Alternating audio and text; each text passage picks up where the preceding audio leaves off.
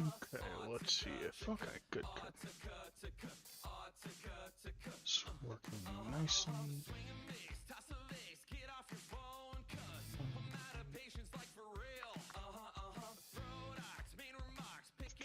Discord headset Kenku.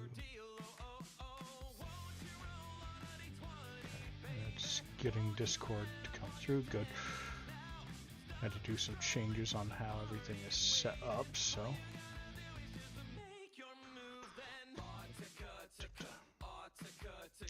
Hello everyone. Today going to be working on some TEPS while possibly playing some games in between everything. It's going to be an interesting one.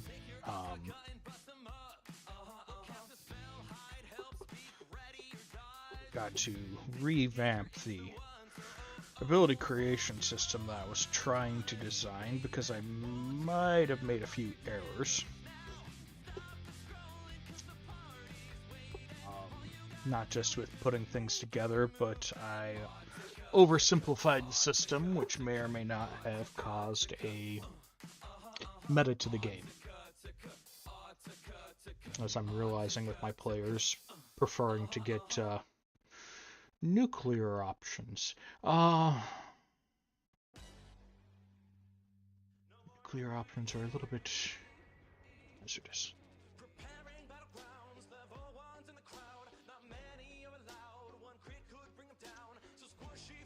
So, what's going to be our generic thing?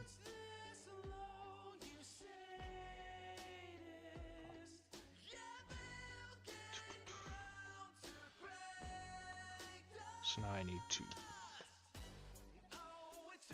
contemplate how I'm going to put this all together.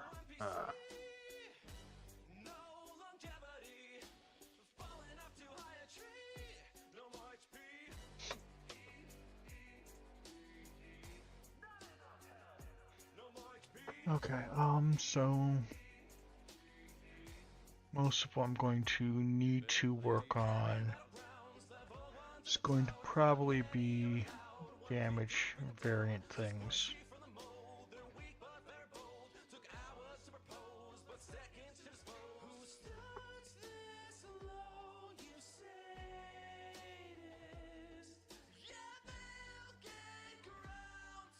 Yeah, there's on hit and everything, but I might be able to actually change a few things about this. Instead of having certain things tied to tiers alone, I can have modifier or attribute be a cost coefficient thing, so it changes the cost. That would actually be an interesting way to handle it, instead of having it attached to the tier of ability and trying to balance it via all that stuff, having to where it costs even more for having that bigger bonus, which mostly is going to apply to damage and healing.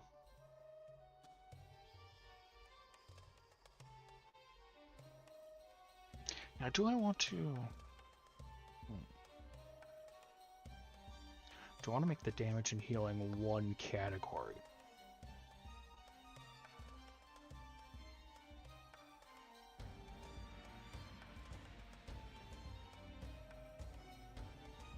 Because I do have anything that's unarmed or touched, technically part of a weapon,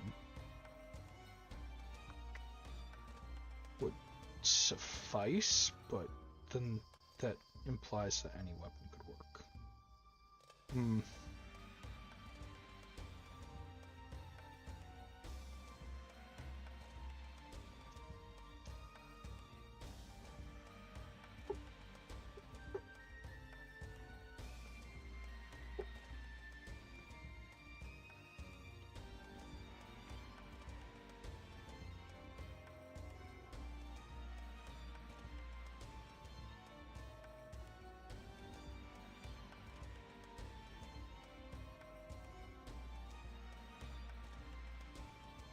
Really, it might just be a requirement to add the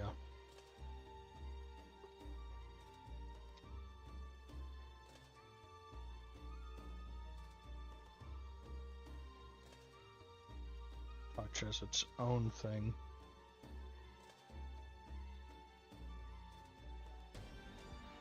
Because either that or have it use the weapon. Could sit here and simplify it by doing touch or weapon, yeah.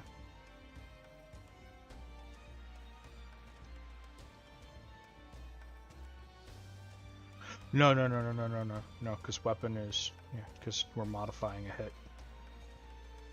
Yes. That would actually...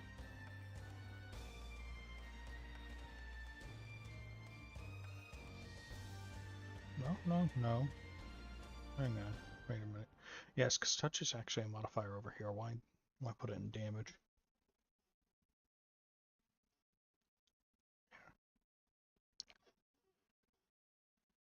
Yeah. So actually how I have it set up right now is fine.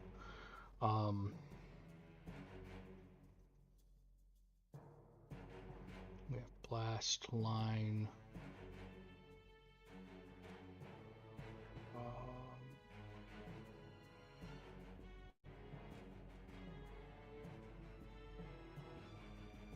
I'm missing one here, ain't I? Yes, I'm missing projectile. Because, projectile spells are going to have different ranges than lines or rays.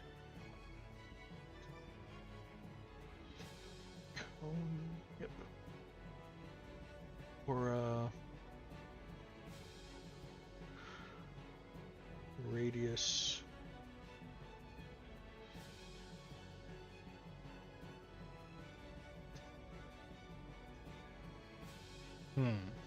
Okay.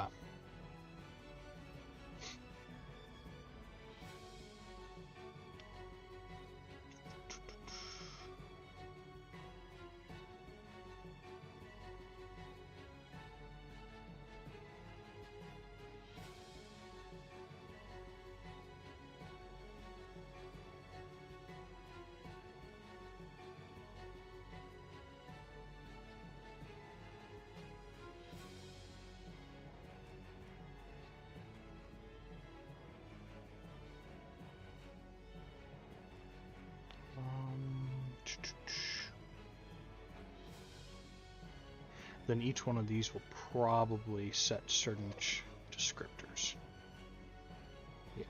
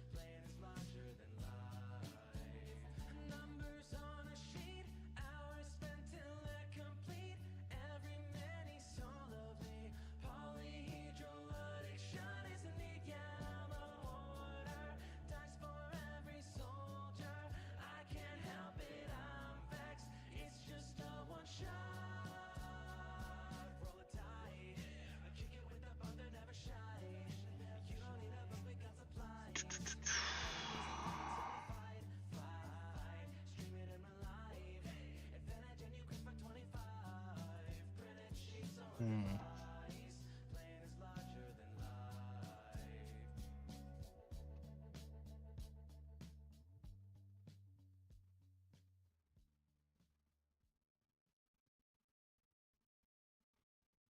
So what do I do?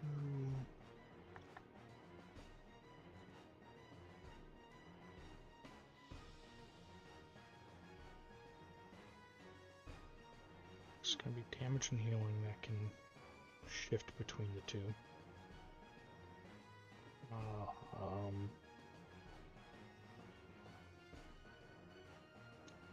Ward would also be one of them.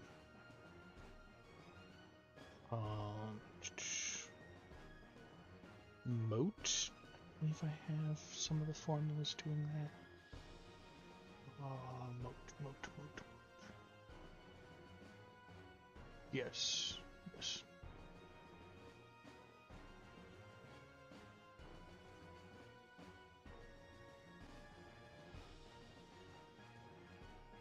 So it would be best to probably detail those in each grouping.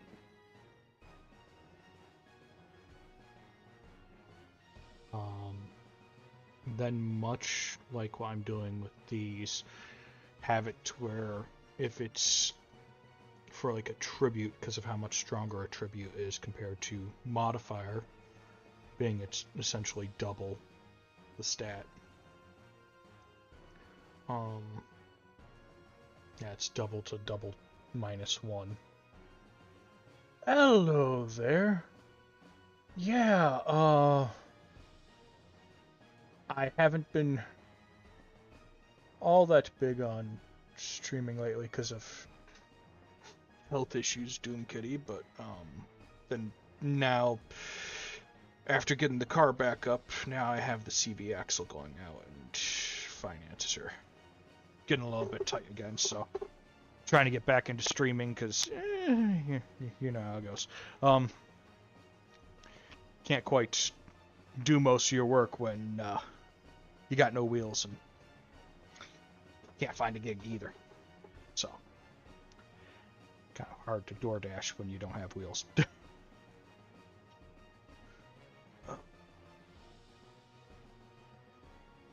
So trying to re-detail out the ability system because I had some balance there, but the balance was being thrown off by players wanting to use large AoE things that hit everything in a radius, as opposed to some of the smaller spells, and it revealed that due to how little the variance in cost is for those abilities, there became less of a requirement for any sort of learning a variety of spells. It meant that people were clinging to essentially the radioactive kind of just throw this effect into the room and let everything melt to the damage kind of effect. Because it was only like 2 or 3 higher than throwing like a fireball.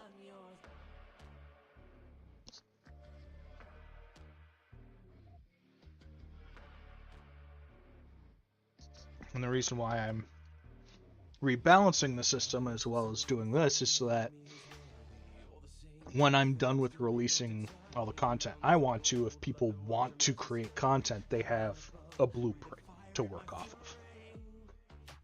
It makes it so much easier for myself and for others at that point. And it means if somebody wants to create a special ability for a boss, they can, instead of having to try to rechange one of these. Also means I might be able to go back through some of the creatures I do have and make custom abilities for them.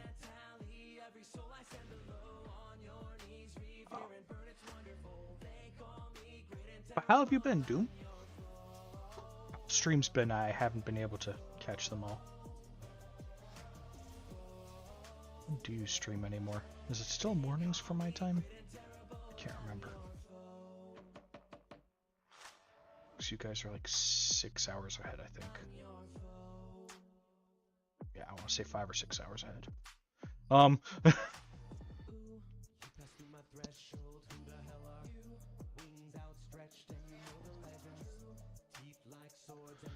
So these are my on hits. Oh yes, yes, yes. I forgot there's one other thing.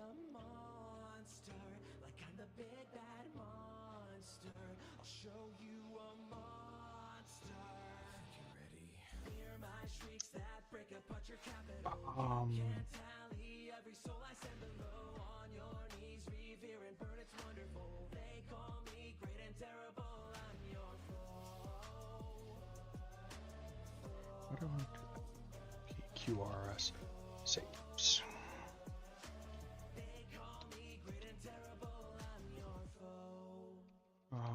Then we're going to have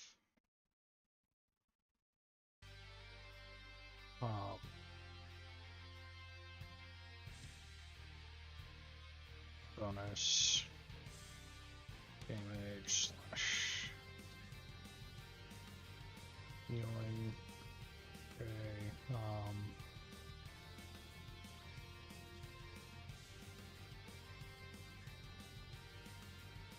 I can put this all in one for this one. Same with this one.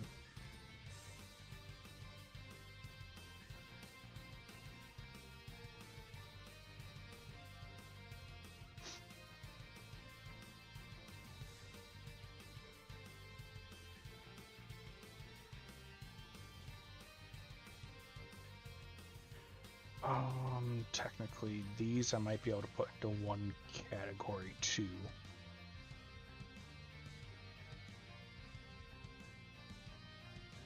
But that means I'm having 2 rows per each one.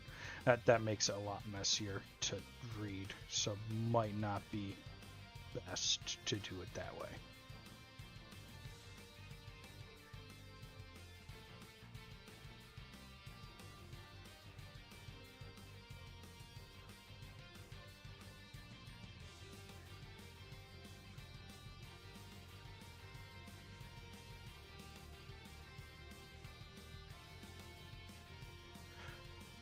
Actually, if I do this,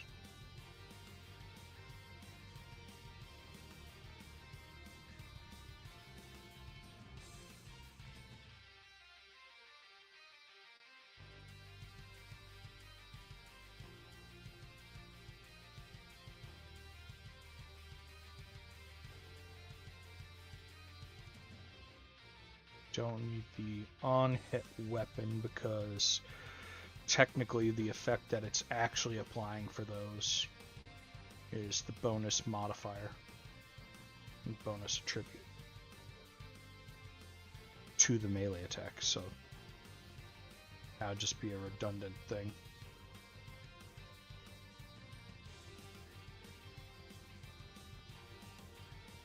So if I remember my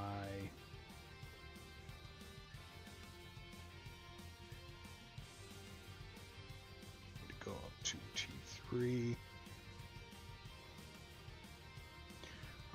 Arcane Smite. That's the attribute with an Amplify 2. Oh, I guess that...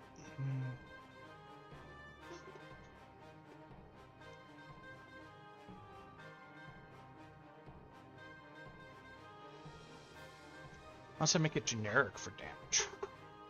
On where, or / healing, on where the Amplify goes.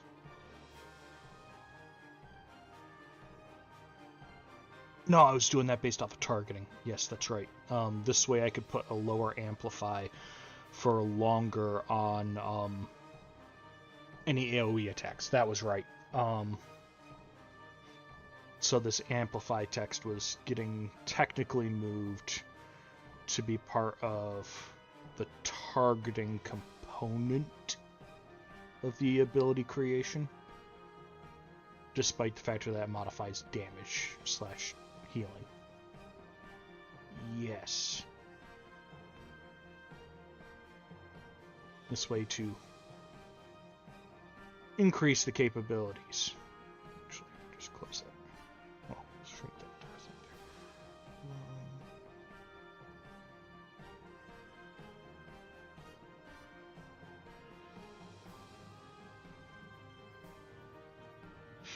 there. Okay.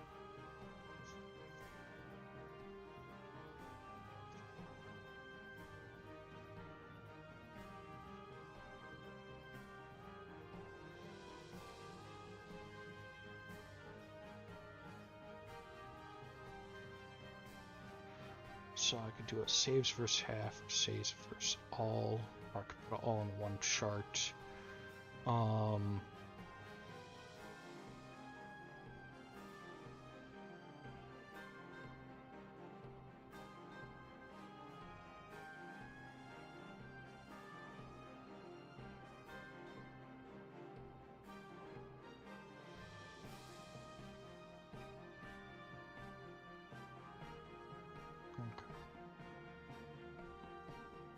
think I'm seeing how I'm going to have to do a lot of these charts. Come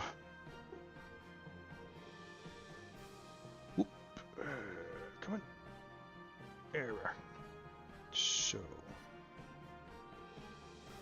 this one is basic, straightforward. I won't need an extra row on.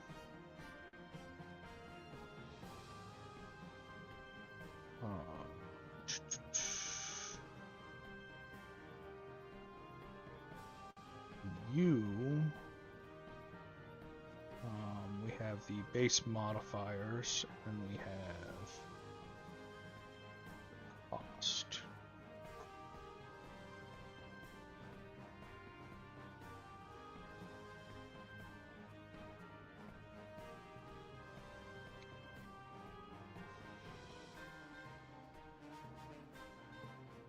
Oops. Oh, we want you centered.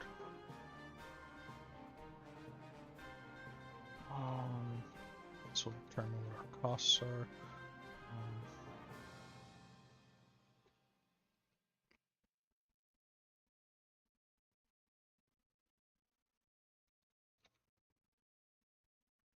Which all costs will have to be notated in a method, which I'll probably put as U to indicate units, because it's a generic unit, since this can apply towards either stamina or magic.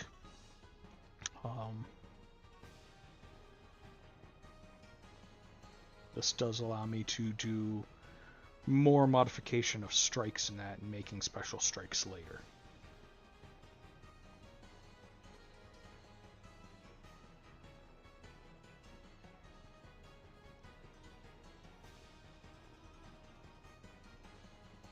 Oh.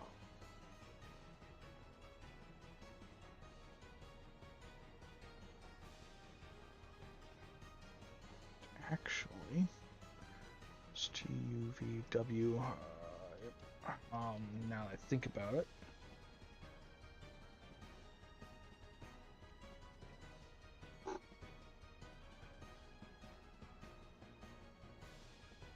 yeah, because that will allow for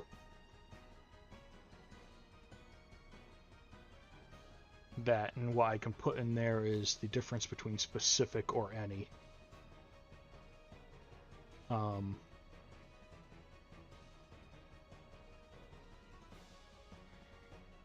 Yeah.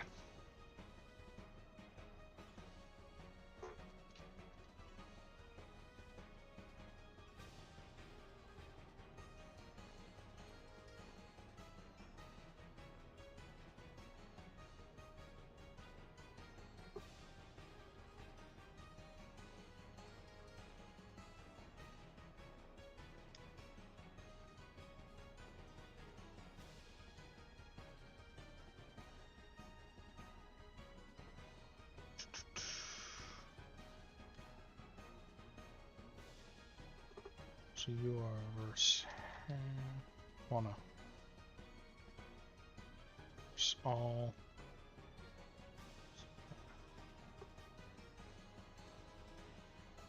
So the verse half is going to be higher, so that because it will hit no matter what. So the difference in cost will also be the difference between suck and save. Well, a suck or save, or a half for save.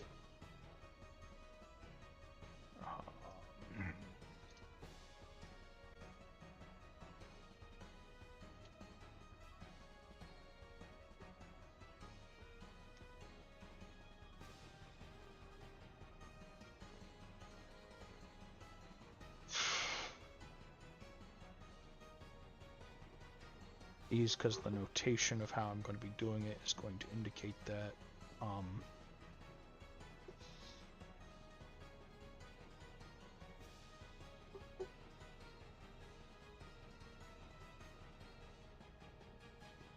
It's going to be the base cost for anything.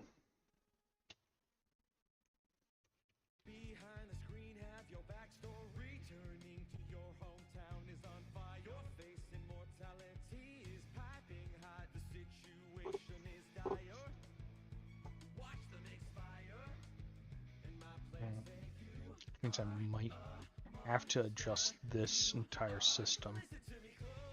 Because it was the tier +1 previously, but now there's going to be more things adding to the cost, so making it actually be the tier itself isn't a bad baseline.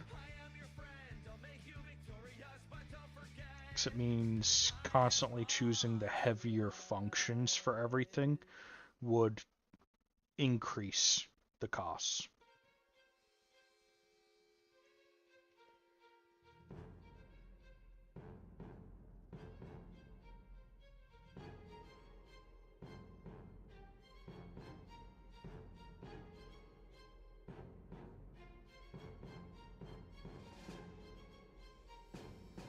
This one I'm going to leave as +1 all the way across.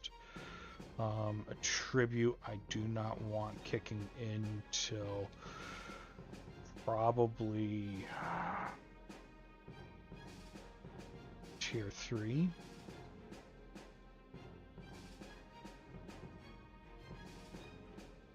Because I believe that's where most of my things were switching to attribute, right? Was it T2?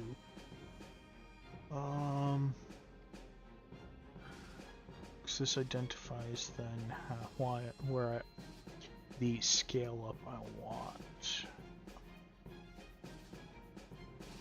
Working breath, you are mod. Okay. Ball, you are mod.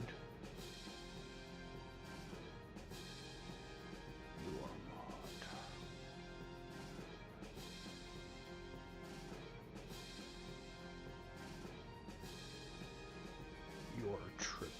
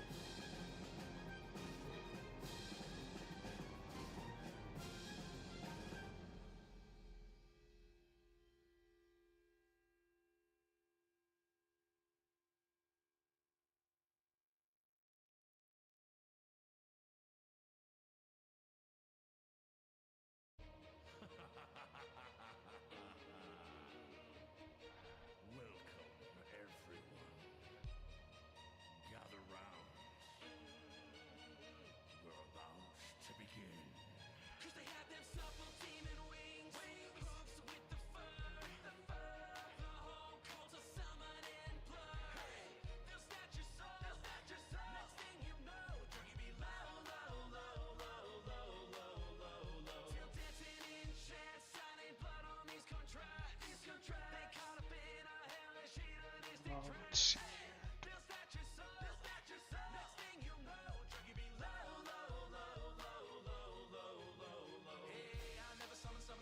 Thing's still going. This thing starts still going.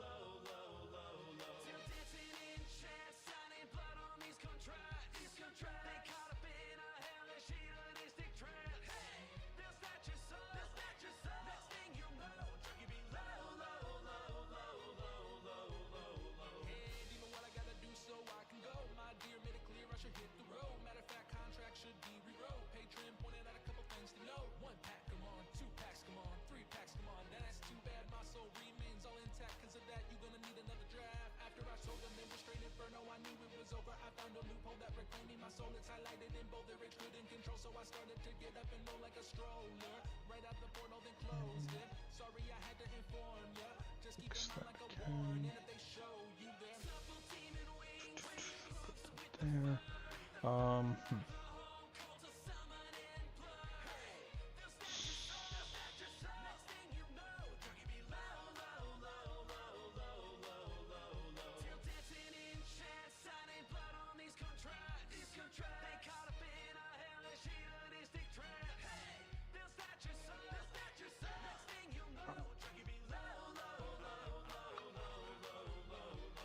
Could make them very much similar to spells. Similar method.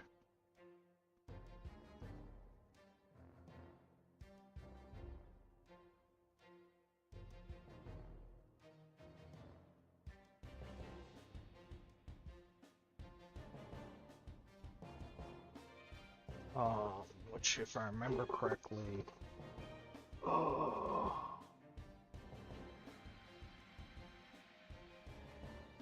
as items and everything. I'm trying to remember.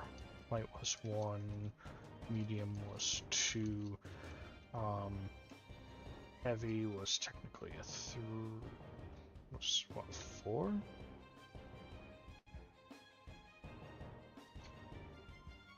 Two-handed was +1. So that was versatile / two-handed.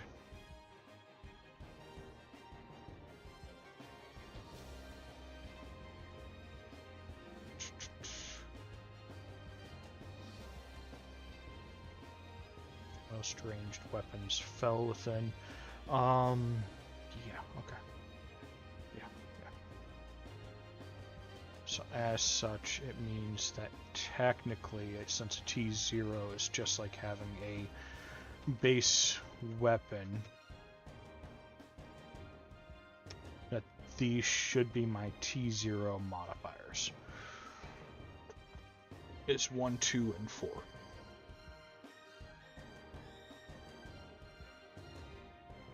Oh!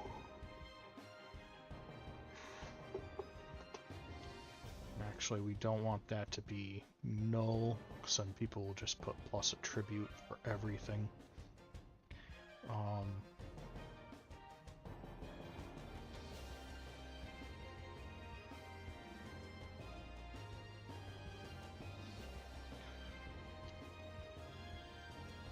So they're not applicable for adding attribute to anything at T0.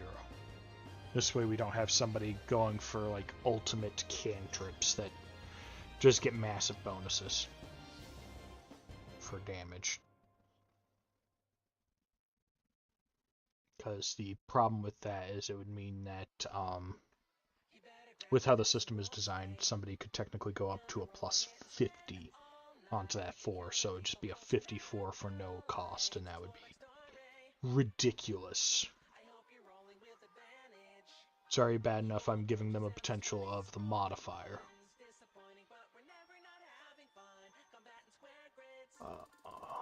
So that'd be a 25, 29.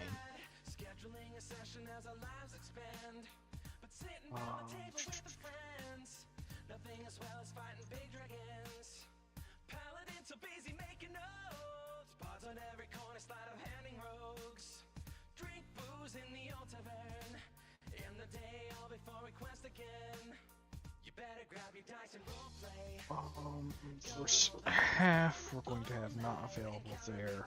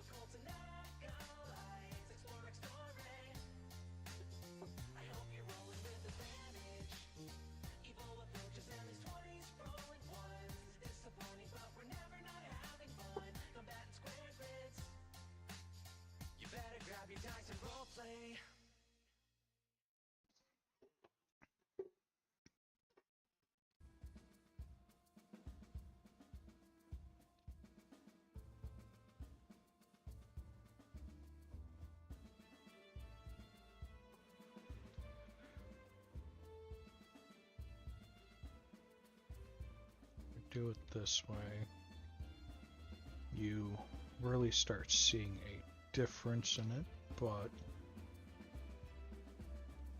means that the balance is going to come in cost-wise.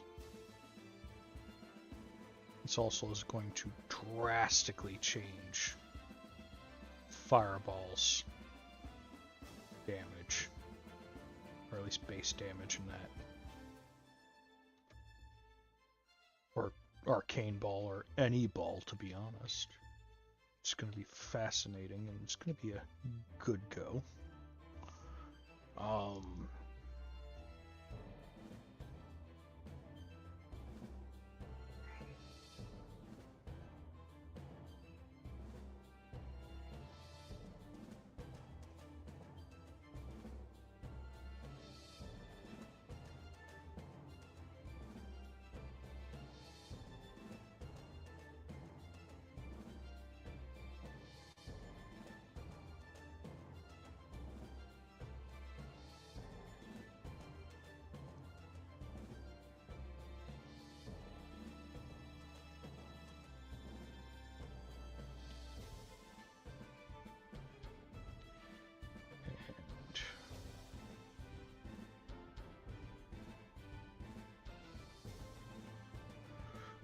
Again, I need to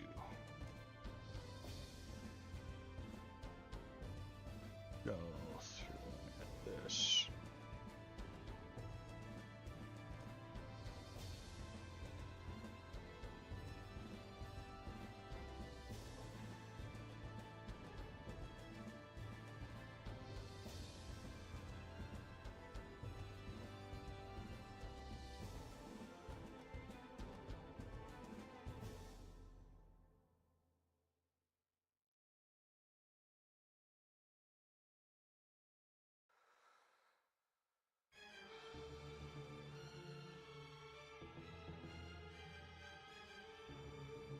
Okay.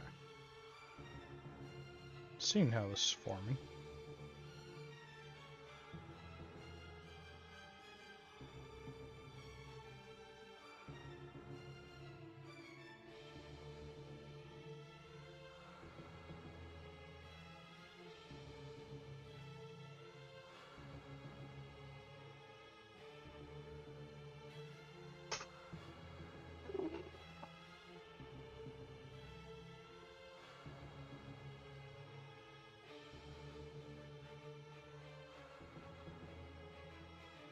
It might actually, saves might have to be in the targeting.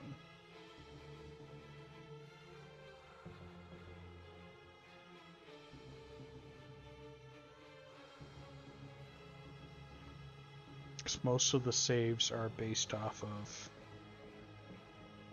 Yeah, okay, yeah, no. This whole thing is going to be unable to be in there. Because it's got to be in, like, the blast, the cone, the aura, that kind of stuff. It's while customizing the method of targeting it.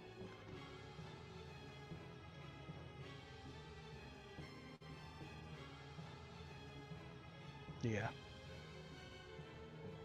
Because technically a save is considered, well, a failed save is considered the hit condition, so to speak.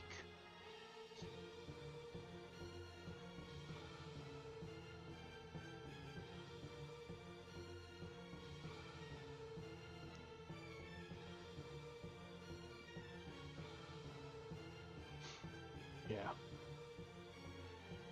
Okay. So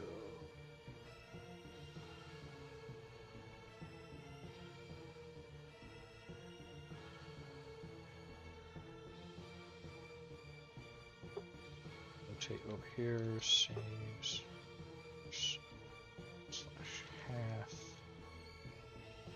the, there it is, weapon, or plus mod, plus tribute, yeah.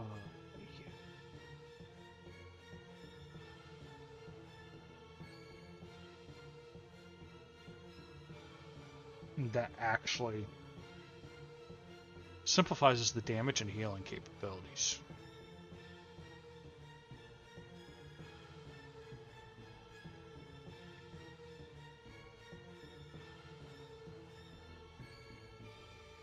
Now for light spells, I actually don't really want to charge them all that much more.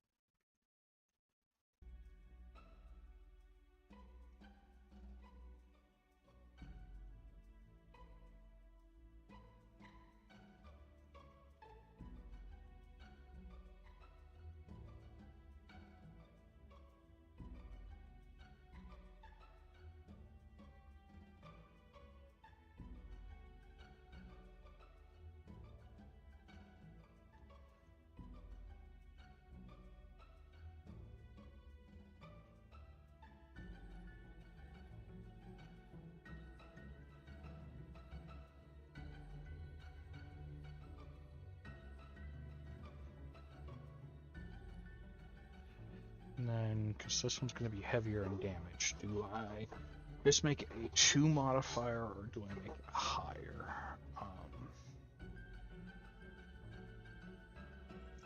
8 base isn't too bad, nor is 12. It also gives me a predetermined on how I want to redo my warding system. Because it means that a light ward would probably share similar principles to the values on a spell, on hit spell light, but it would, but you're doing that because you're trying to do a quick action ward or a reactionary ward to give yourself a buffer from a hit.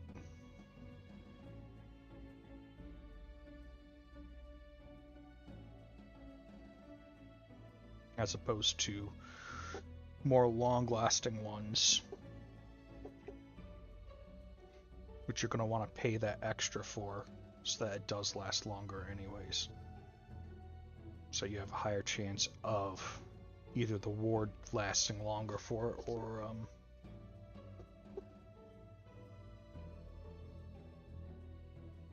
that comes down to less of targeting for ward, more of duration.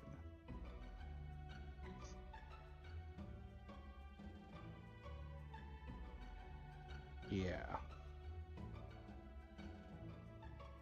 Okay, so it just changes those charts from here to in this part here. That's doable. That's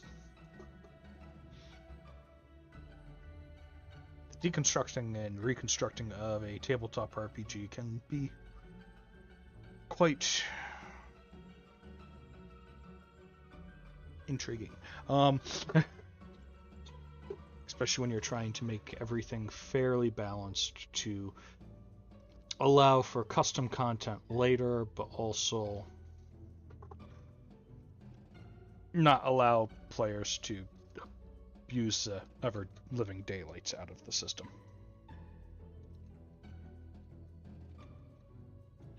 Also means that the more functions one puts onto a spell, the more it's going to cost. So if you have something like this to where it's doing like heavy damage and an aura around you with a large aura, and it's giving weakness to those creatures within that aura, to that damage type, you're going to see a massive cost. And it's going to probably be a what did I call it? An upkeep cost ability instead of one of the others, which would be usually moat or stack. Or ward. Ward is technically also a secondary duration type. Because not only does it count as technically temporary HP in the system. Why you break? Oh, it's because there's a few seconds at the end of the song that doesn't have anything. Gotcha. It's like, why did it go quiet?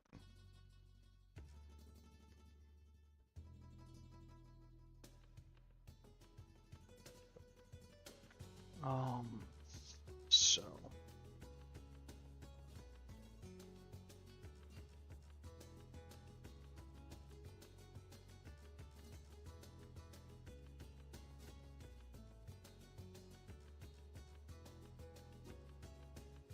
it also means that in duration, I can add in something that would reduce the cost of the ability, by sitting here and making it, or at the end of your next turn or something. That is an interesting concept, because it means that those really heavy-hitting upkeep cost ones could be dropped down a little bit by that, by balancing out some of these features.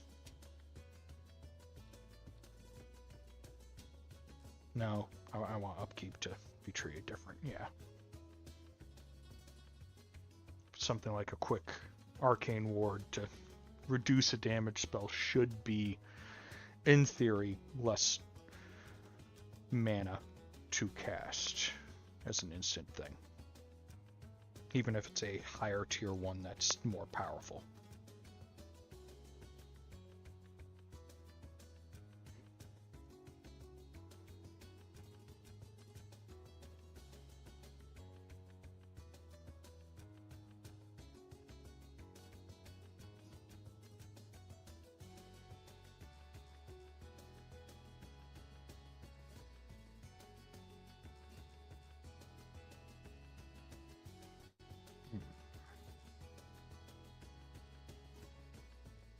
Does also mean that these charts do work for one other thing, in theory.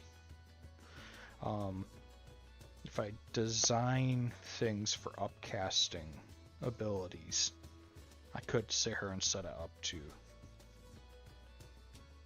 therefore modify the ability cost.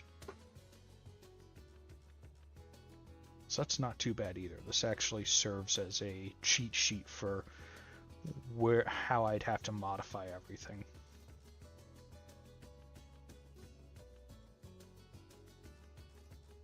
So if somebody learned a meta magic that allowed them to upcast things to a T3, yep, I'll be here, still rambling and working. But that means if it's a T3 ability that allows you to cast any of these upwards, would identify that it would require a cost increase of, say, if it's for a heavy spell, +2 is already calculated in the spell. Oh, you would just do +2 here, +1 here, with a +8 bonus and a +4 bonus for the upcast.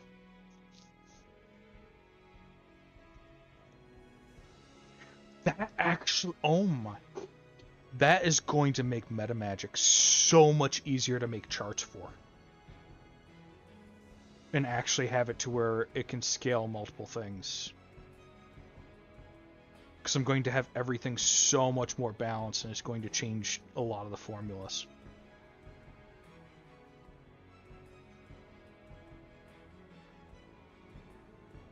Because that means just by looking at this, if you're trying to change a damage spell to use the attribute at T1 instead of the modifier, it's a +3 cost.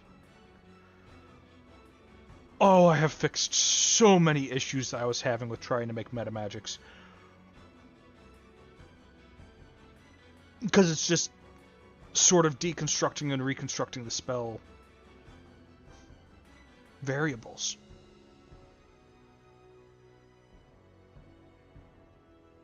Now you just have it attached to tags. So I have to add a few extra tags to a lot of the abilities. So like, biggest example would be for, say, Arcane Bolt. Arcane Bolt would usually be considered an on-hit spell light or a spell medium.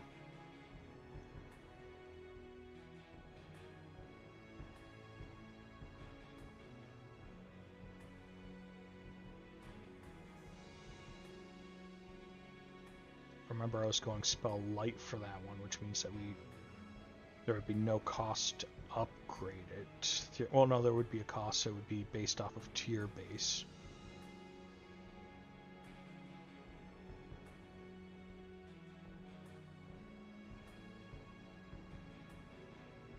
Okay.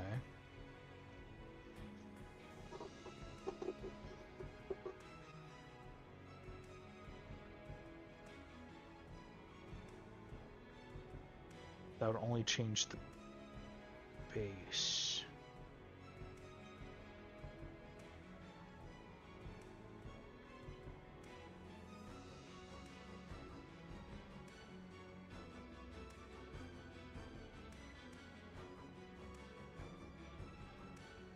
Unless.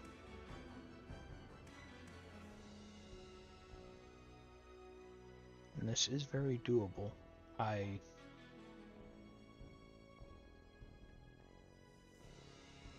This range doesn't change.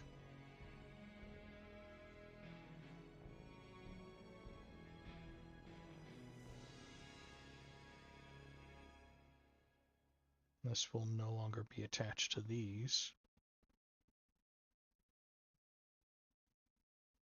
So actually, yeah, it means that technically upcasting it gets you a little bit better of a base. Which for a light spell isn't all that much. But you can also modify it to have the attribute.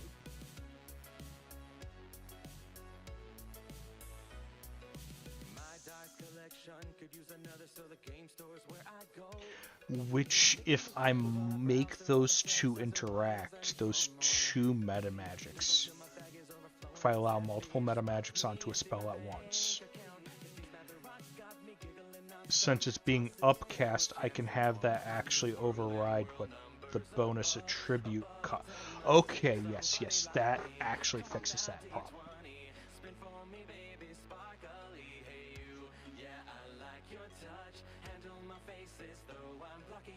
Okay, because that would allow me to theoretically reward somebody for upcasting it at that point by just reducing it to 1 for a T1 ability. Welcome back. Oh.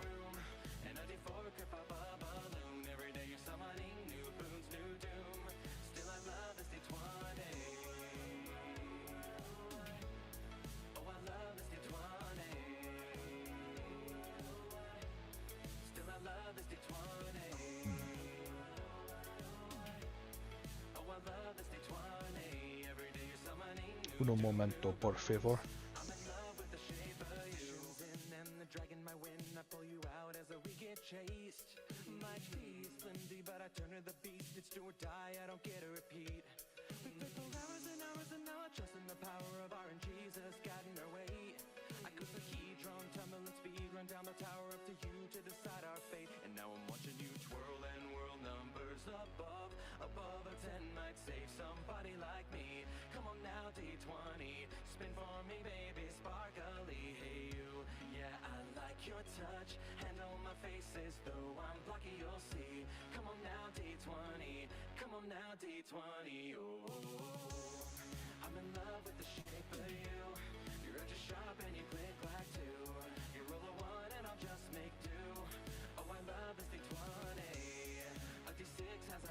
Okay, let's see.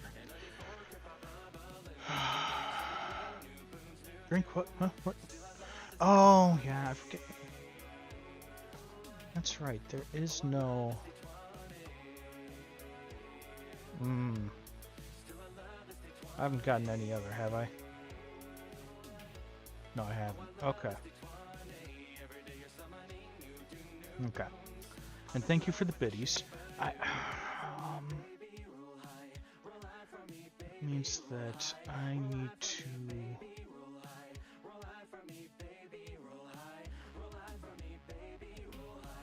Un momento, por favor.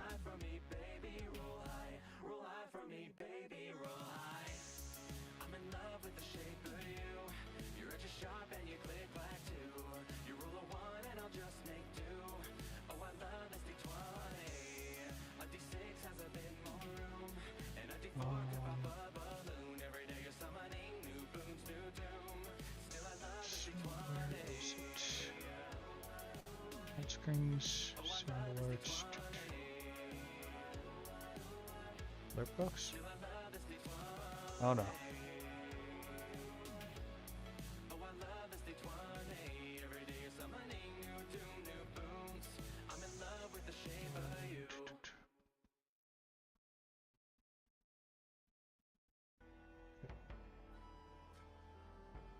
Now, next time somebody does that, it should pop in. Going to check real quick.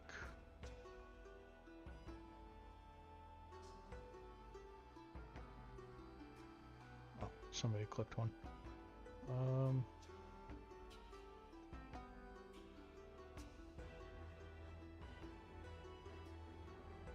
No, it's not working. Why are you not working?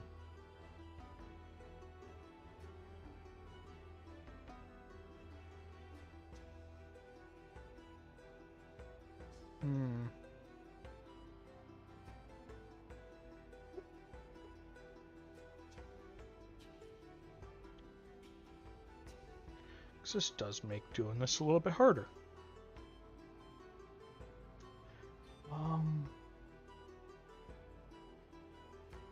So that means the only way I can see redeems is by putting this.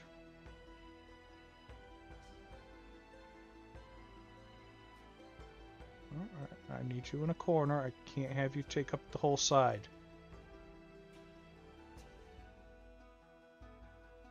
There we are.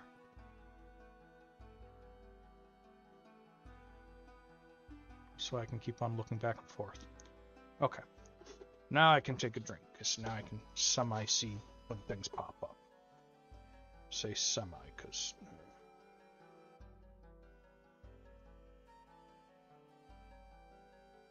I do not have a lot of screen real estate.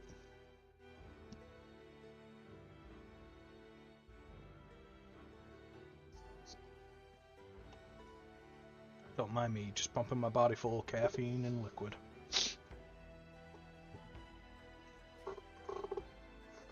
Require my brain to function on 500 extra processes. As you can probably tell by theorizing on multiple things.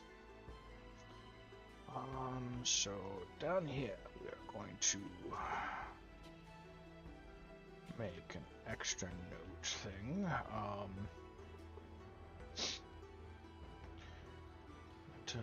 Magics. Cast. Based off eggs.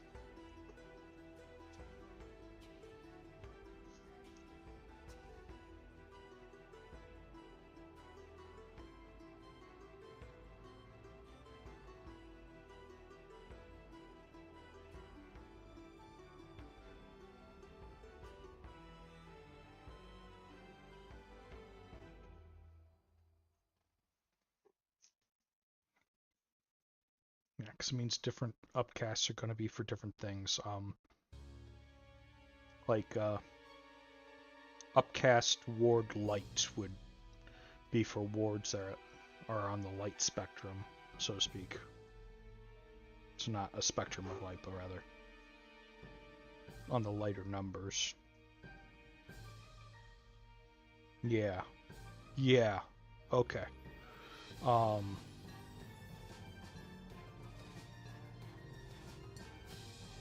Bonus and others based off of what the abilities being is. This also means besides meta magics, technically I could do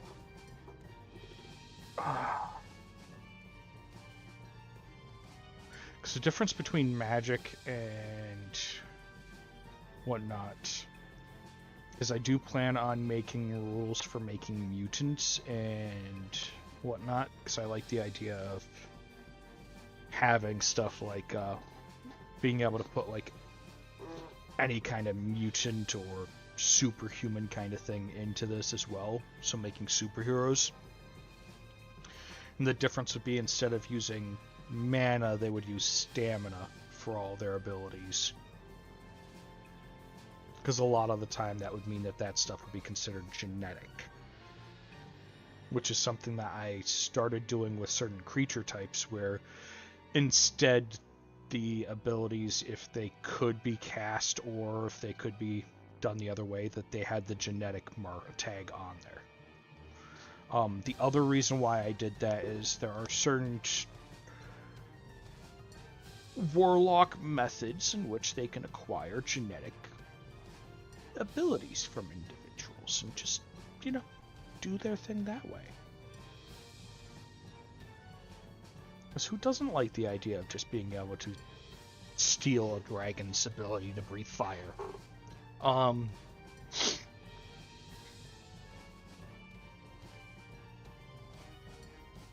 Way different than trying to steal it from a wizard.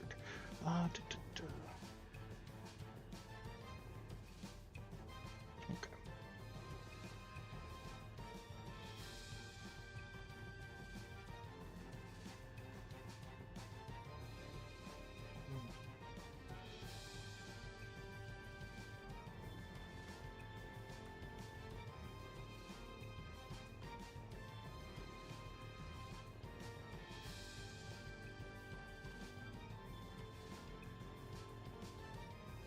Self, I think, is going to be Self and Touch, I think, are going to be no additional costs. Weapon as well, because... No, Weapon any will have a cost. If it's a specialized weapon, probably won't.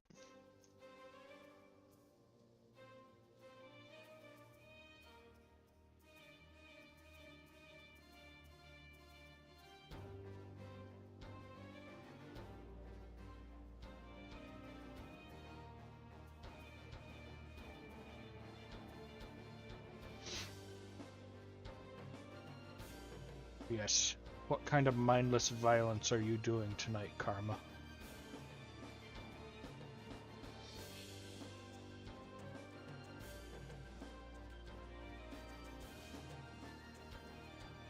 Hopefully nothing too dangerous. Probably. Oh, you're on Rivals? Okay.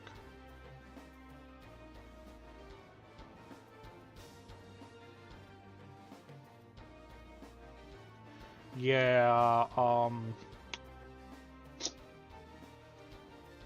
last night I might have went a little overboard with Rivals. I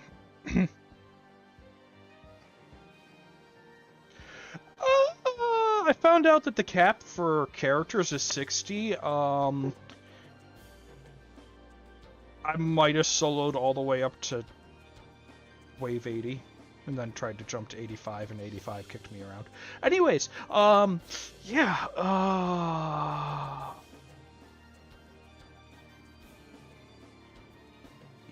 yeah.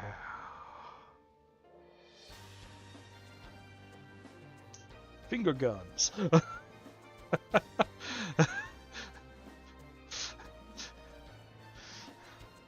I might have jumped too far to the sun.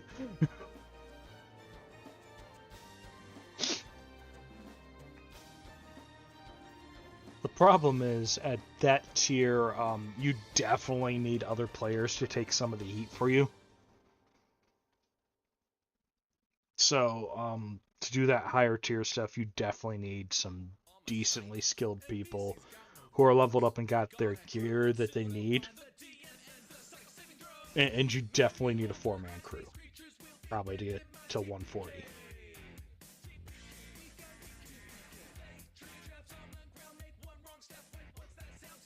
So the next 2 level 1s, or 3, I think it says 100, 120 for a Nightmare.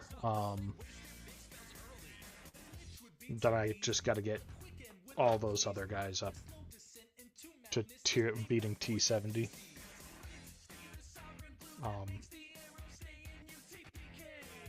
I tried Thor. He seemed very slow at dispatching the enemies. Very slow.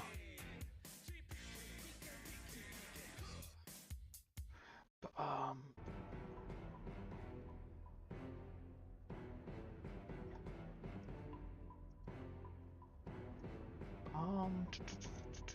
so we got base damage stuff done. We've got that stuff done. Means if you want a heavy attribute spell at 3rd tier, it's a +3 cost.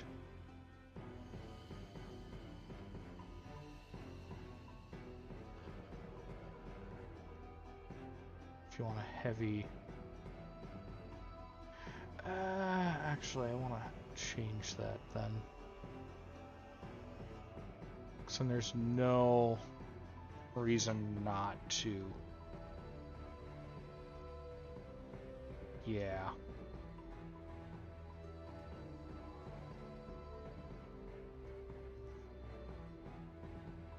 Not to go for the attribute instead.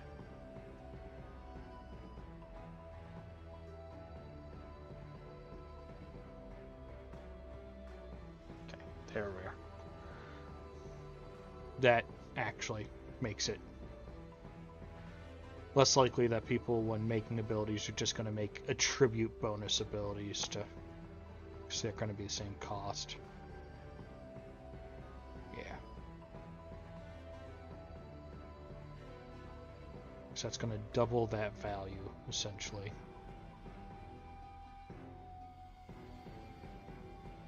This doubles this. Okay. Good, good. Okay. I don't know if DBD is going to be a thing tonight, or if I might be doing some rivals in between everything, because I will need to take breaks here and there because of brain. There's only so much of calculating and pondering that the brain can do before I require a slight brain breather. Especially with everything going on. So let's go look at these real quick. Those are heading to. Let's start fixing that here and there.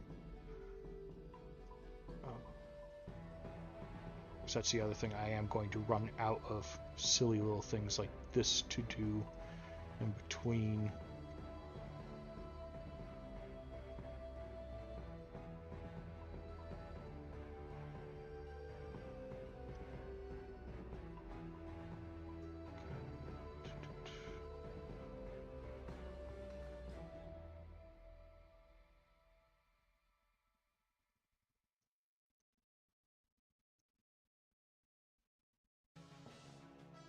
Two, you guys were 3, right? And you were 4, yes.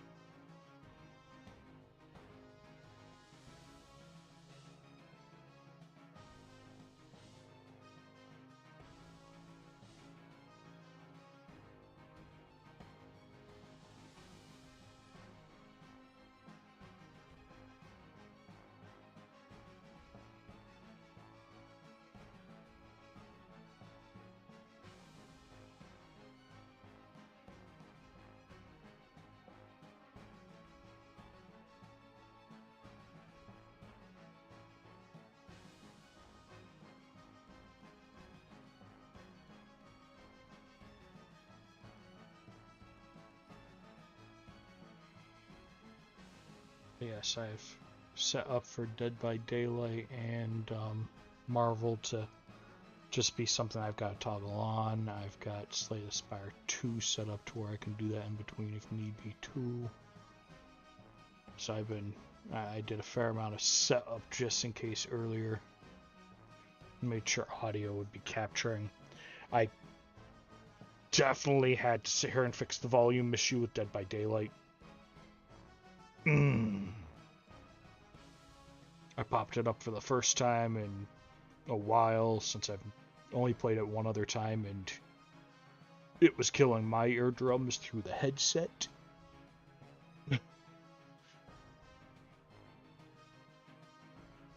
I know how much people have to turn up my volume, That's why I've got a gain filter on my headset and everything, as well as a limiter. This way I'm not blasting people's eardrums, especially if I get too excited or animated about something. It does, however, mean that at a certain point my voice just becomes one registry.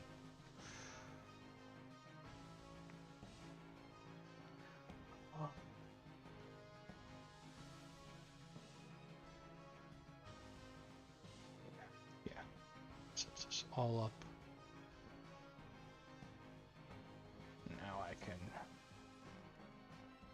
get rid of these extra markers, which was just there. Oops. For denoting the difference in levels of things.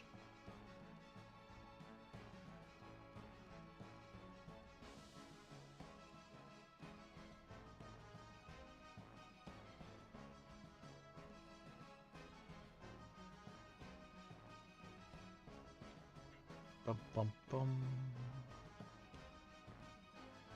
Don't know if people are picking up from the background.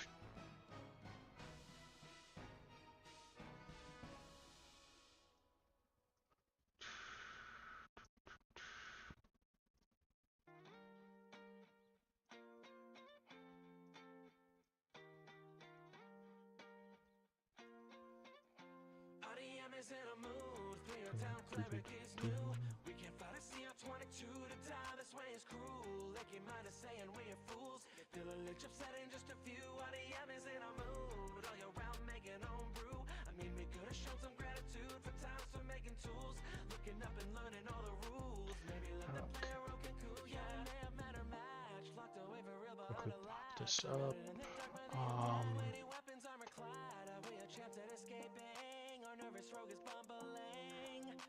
Manage goals.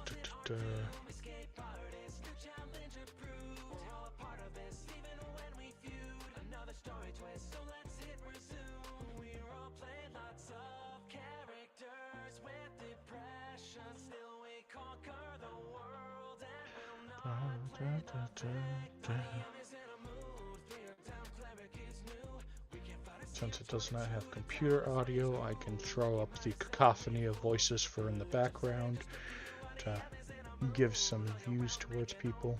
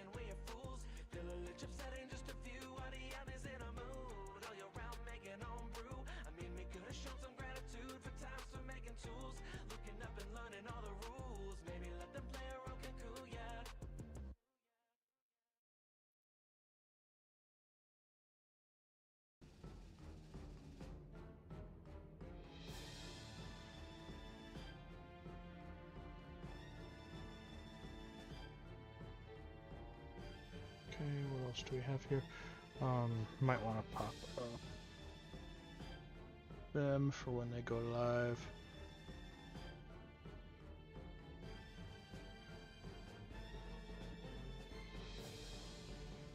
I'll switch back over here so I can see whenever. I wish there was a way to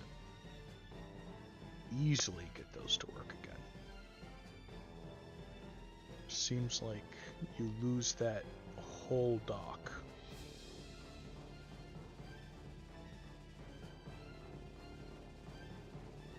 Yeah. Stream information one. Just doesn't do anything properly. Because once you do restream, it just makes it so much harder. half the dock functions don't work anymore.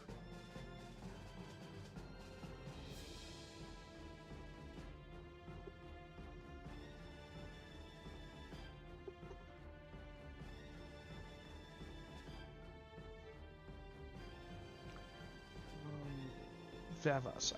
Yes, yes.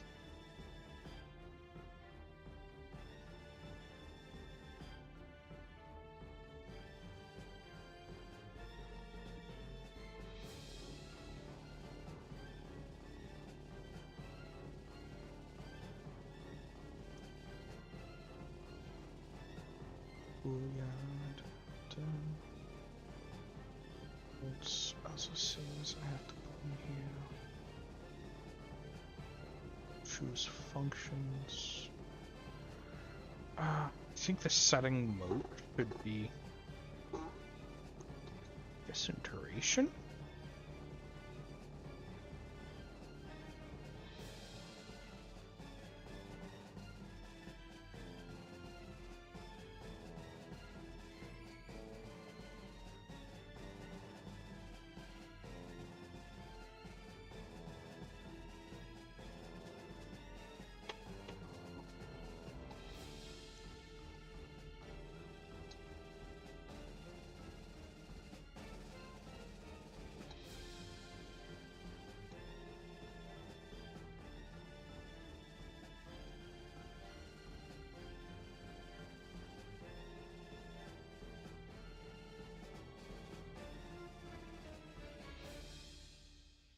Does mean meta magics are going to be harder for upscaling.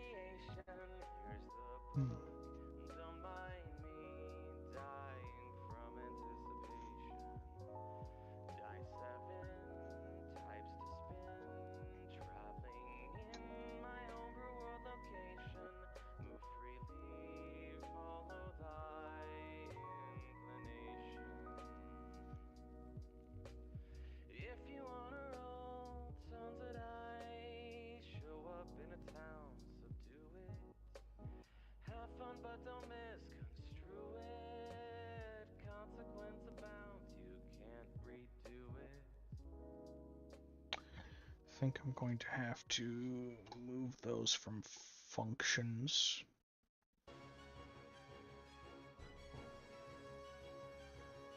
Put them into duration types.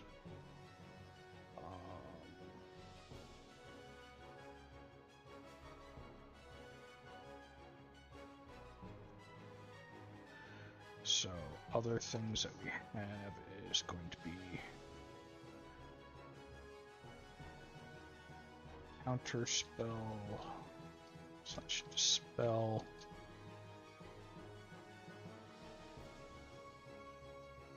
They both use the same feature.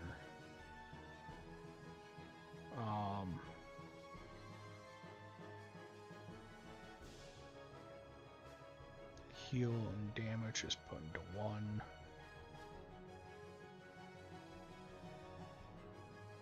Summon is part of moat.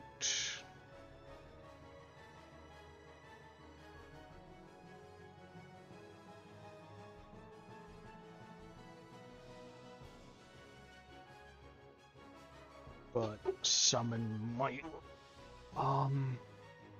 set power values?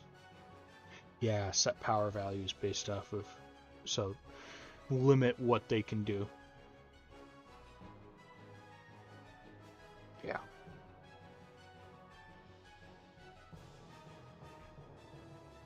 And then you have, well, no, summon I have in there as well because it's a targeting method.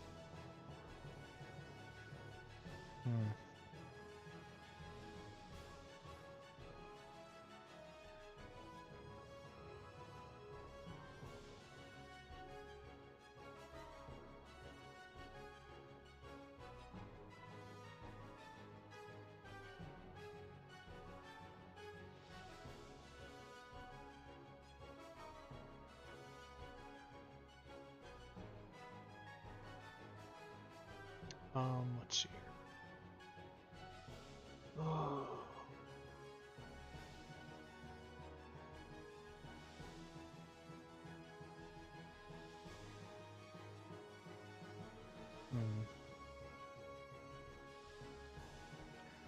Okay, so we've got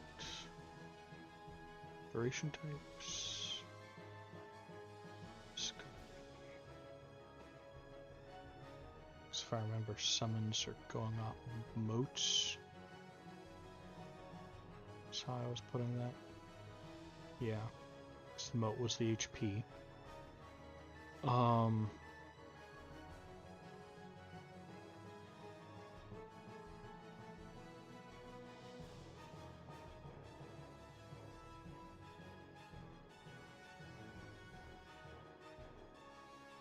So do I remove summon from here?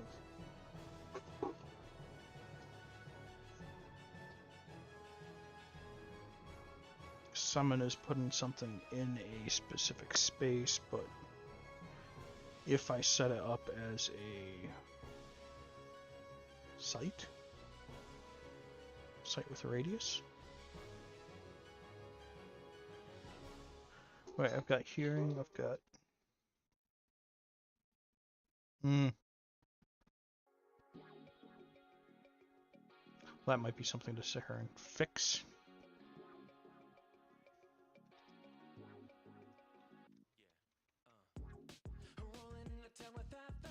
Move summon from here.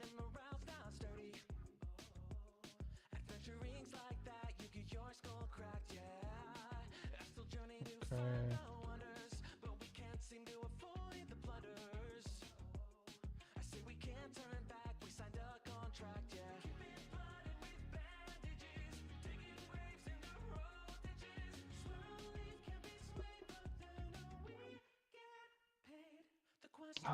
Swarm. It's not going to be targeting technically. I don't think I have any swarm spells, do I?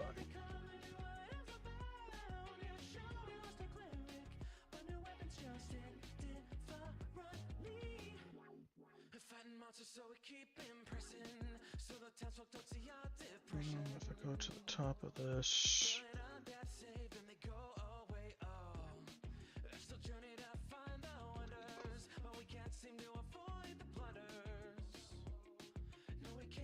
Okay, I do have a couple.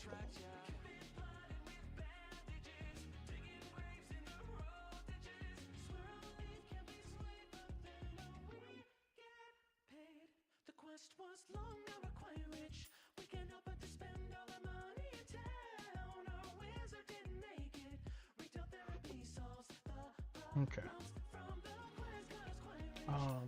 Technically that is a targeting method, because that gives you multiple to put in places.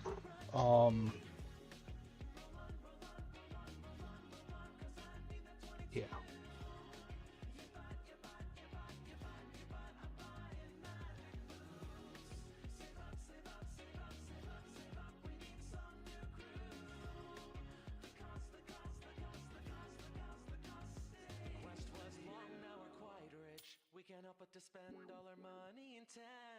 So we're going to be heading 3. We need... Oh.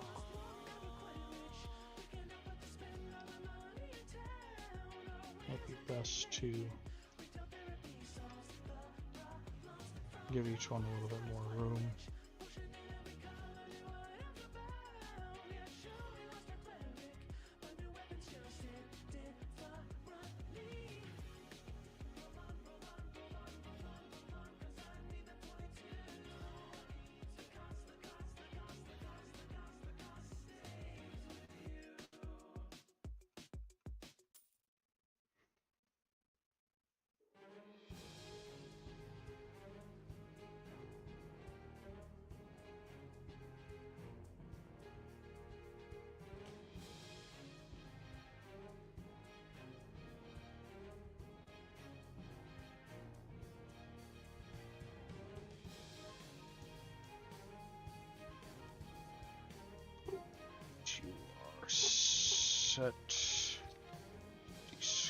Doors.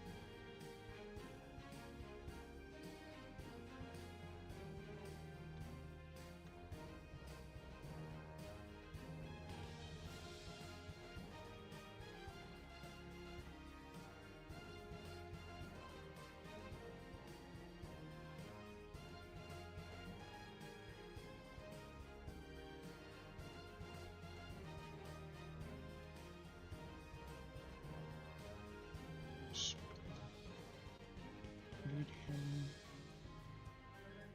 Scripture.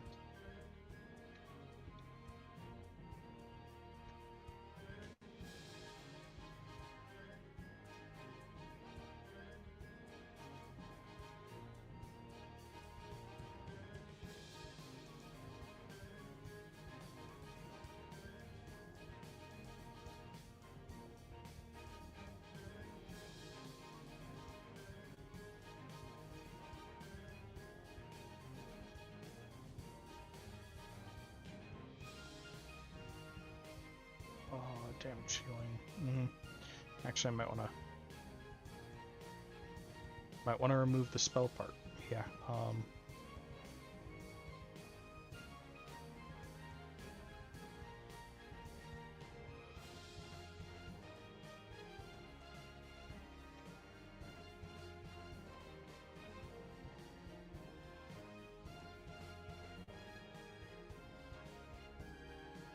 The spell is a different one.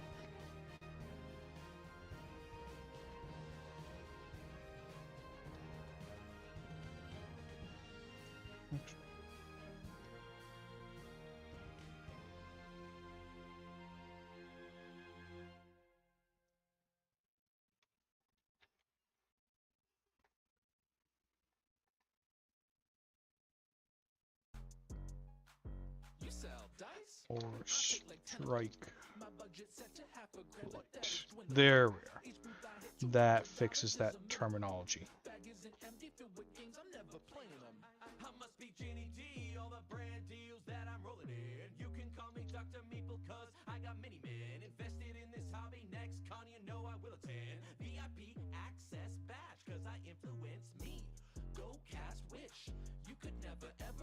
My fingers were really off there.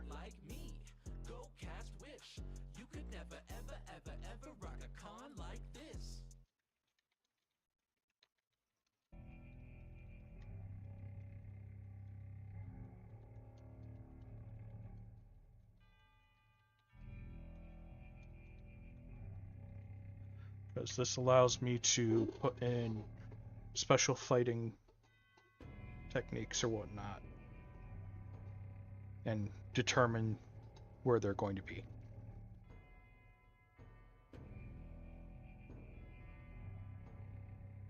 Yeah.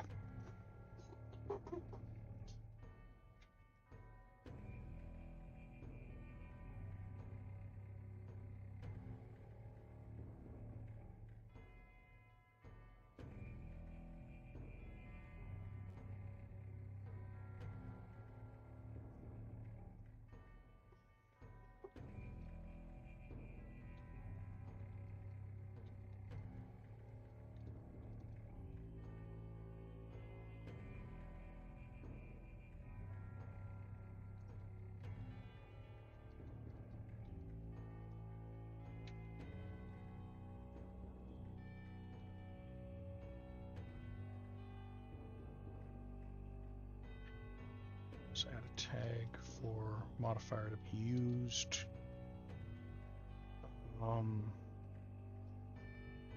So I'll have to put that in this document. Attribute to be used.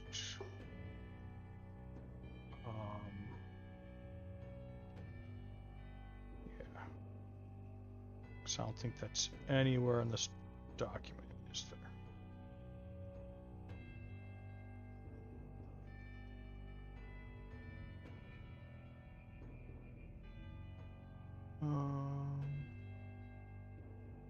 Don't think it is.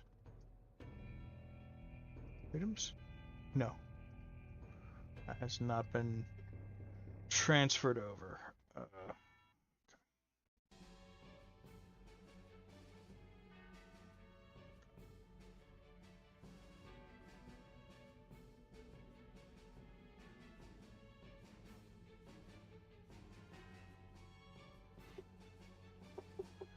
Which means the easiest way to do it would be a 5x2 grid.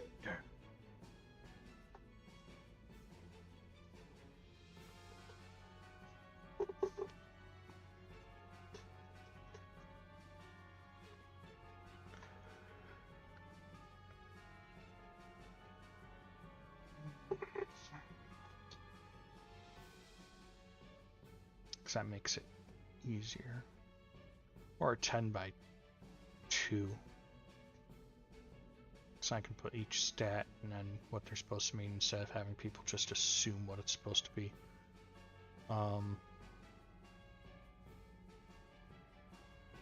Also allows for a few other things. Set descriptors, modifier, and attribute tags.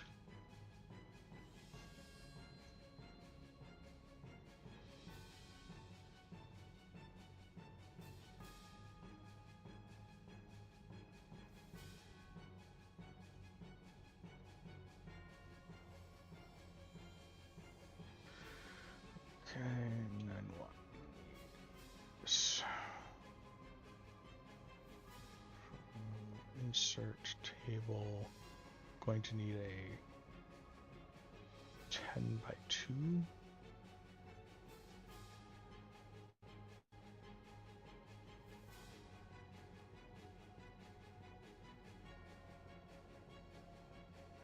Table options, cell. We want to get rid of adding.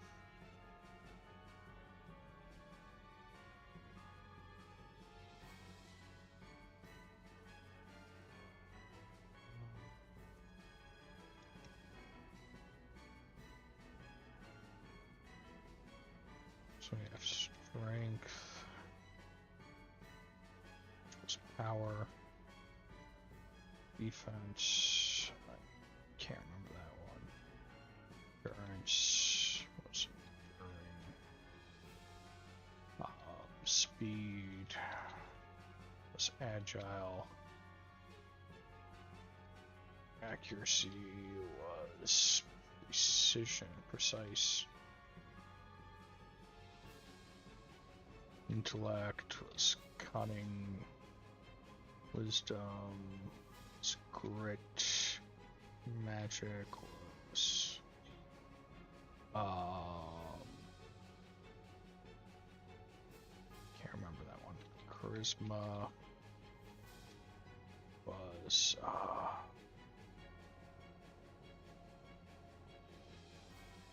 brain is blanking here. And then we had luck. It's just lucky. Yes, charisma was panache. Magic.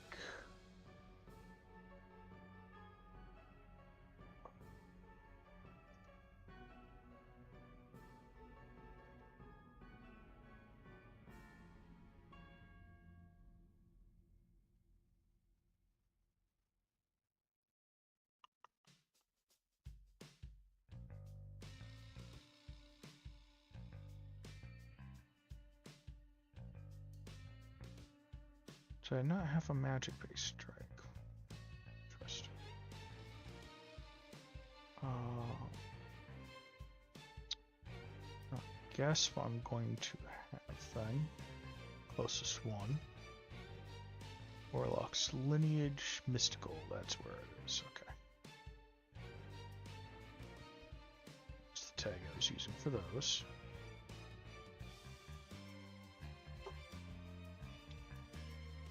then we really have nothing for defense last I knew. I don't even think I had anything for...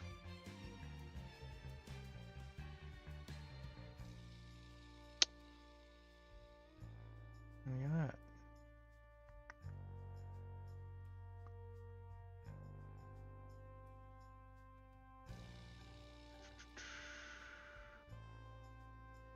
Reading over notes real quick, seeing if I can find if I did have a terminology for this so I don't mess this all up.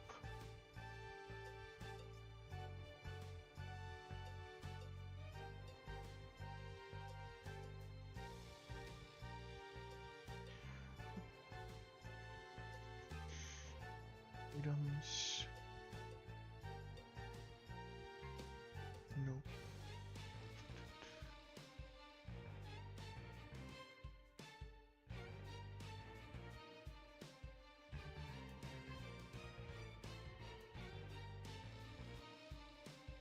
Hey, Mike. Hey there. I forget that does not pop up when somebody pops in. Oh. Yeah, streamer mode. They lied. It allows it to be silent. It's true. I can just join in stealth. I've got one last term because I have to make up a term. I only made 9 terms previously for tags for modifiers and attributes. Why do you need one more? Defense. Just to make around 10? Oh, I see. Yeah. Yeah, I have one for each of the stats, and the reason why is because it was not just for abilities, but also weapons and that as well, so that tag could be used across both of them and identify what modifier or attribute you have to use with it. I see. Understood. It's where daggers are power, agile, precise, allowing you to use strength, speed, or accuracy. Okay. Yeah. So it was a way to allow the system to better be able to be handled, so to speak. Mm-hmm. I get this. Yeah. It made it easier for putting everything together, and it made that the fact that the spell system and the weapon system weren't 2 different tag systems. It's why charisma keeps panache, so a sorcerer and a bard use panache spells. Or they add panache to their spell. One of the fun things, I can't remember, did you go for scholarly knack on your character? I don't think so. Okay. But basically that would make it a cunning. All of your spells to be treated as if they had cunning as well as the other tags they have. So you could choose to override with intellect. It's my way of allowing certain class-like features to override things, and then stuff like fighting styles, like agile style or whatnot, allows you to override with your speed.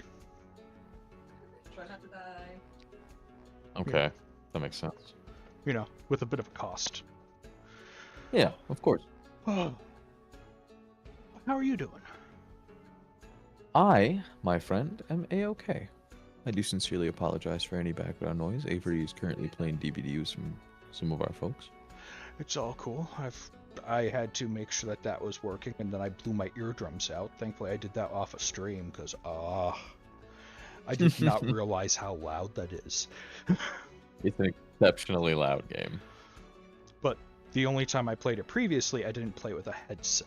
I played it with speakers. Oh, I see.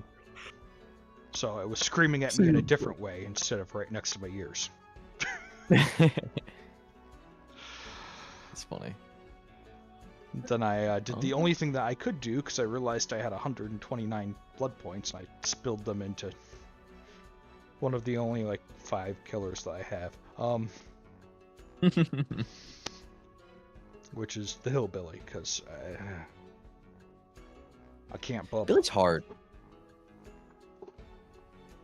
All of them seem Billy like is- they're going to be a learning curve compared to most of the characters I've played. That sounds accurate. Yeah. Like That even sounds because the nurse, I think she's got that blink attack, right? Yes, she does. Yeah, like that one. The distance would be my problem. Mm-hmm. Mr. Bing Bong, he teleports. Well, he Direct. doesn't teleport. He changes forms essentially and stops being corporeal. Yes, that he does. Hillbilly, I don't remember much of anything from the walkthrough for that. I think I played like the basic walkthrough of it all, and I was like, I'm not going to be able to do well without other people, and I was like, yeah. Then nobody wants to play. You charge up your chainsaw, and fly after fully revving it. You go very, very fast. If you charge it up enough times, it begins to overheat and starts spitting out blue flame. And your speed increases, goes kind of crazy. And you start kicking ass, taking names, as it were. Yeah, and it had some sort of overcharge or something like that as well. Yeah, that's what I mean. If you use it enough, even if you're not hitting go, right? Like even if you're not letting it charge to the point that it sends it. Yeah. You will that is tweaking out. You will enter a state of overcharged and it'll start spitting out blue flame. You go faster and your turn speed increases. So it's really strong. I think the only other one that I have access to is the Huntress, which is just throw axes and get axes out of closets. Yeah. Huntress is really fun. I like Huntress. I like the Huntress. Which kind of reminds me more of when I used to play TF2, because Scout was a hilarious thing to sit here and hit people with balls from a distance.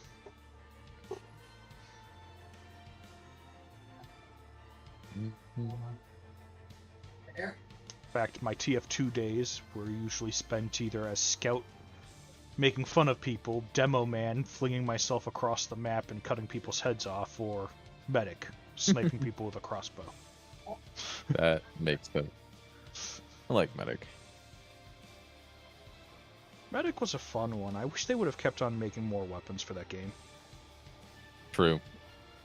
Like, the whole becoming just a hat simulator was like, okay, so nothing really evolves with the gameplay anymore. No.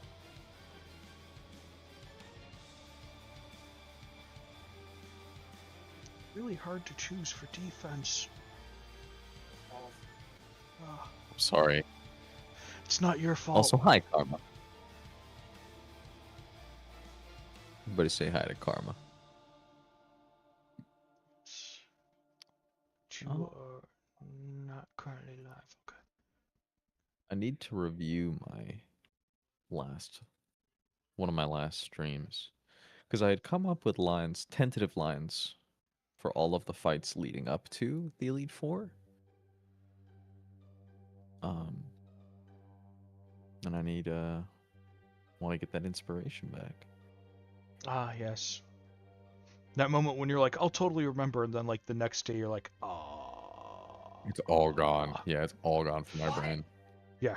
Because it seems so simple at the time that you're remembering it and everything, and then you're just like, Exactly. Yeah, I know. I've been having to take notes at the current time being for things that I'm shifting, and including meta magics, because actually, I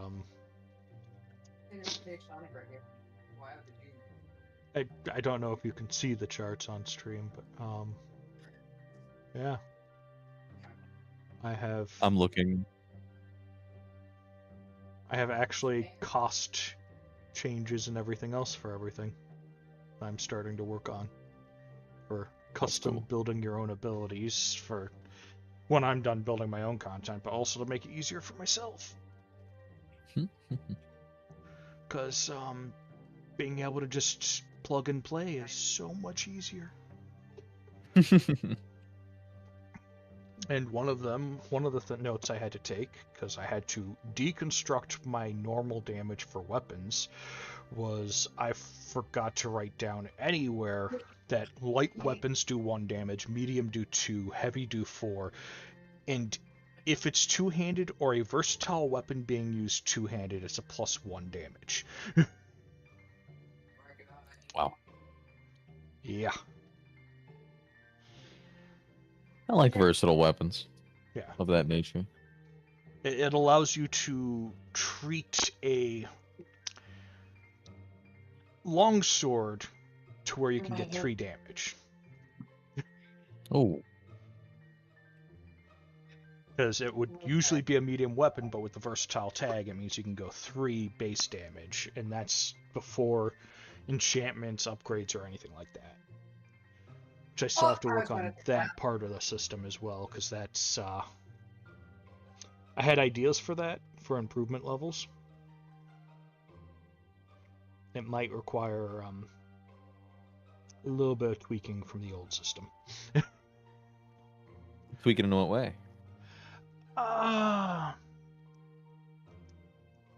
The old system, because some of the parts that I'm having to refit to this stuff, I haven't really fully upgraded or fixed everything since right after or right before I changed from a D100 system to a 2D10 system.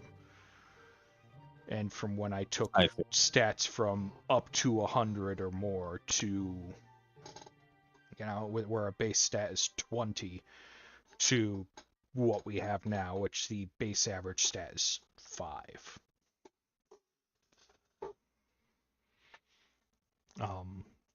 Skills even went up to a maximum of 100 at that point too, so it was insane. Good God. No, the good God is let me see if I can find it before pulling it up on stream. Because there is an old character sheet. And it's why I say I can do just about anything when it comes to calculating stuff with sheets. Let's see.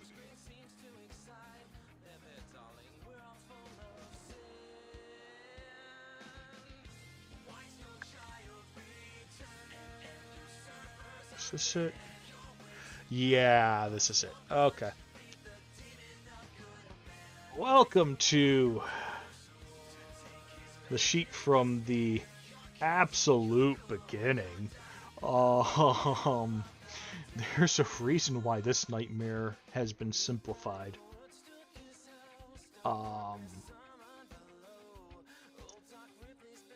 I had auto-calculating levels based off of total experience, which was the experience was actually tracked amongst all of your skills and all of your abilities, which all ranked up based off of the experience that you had in them.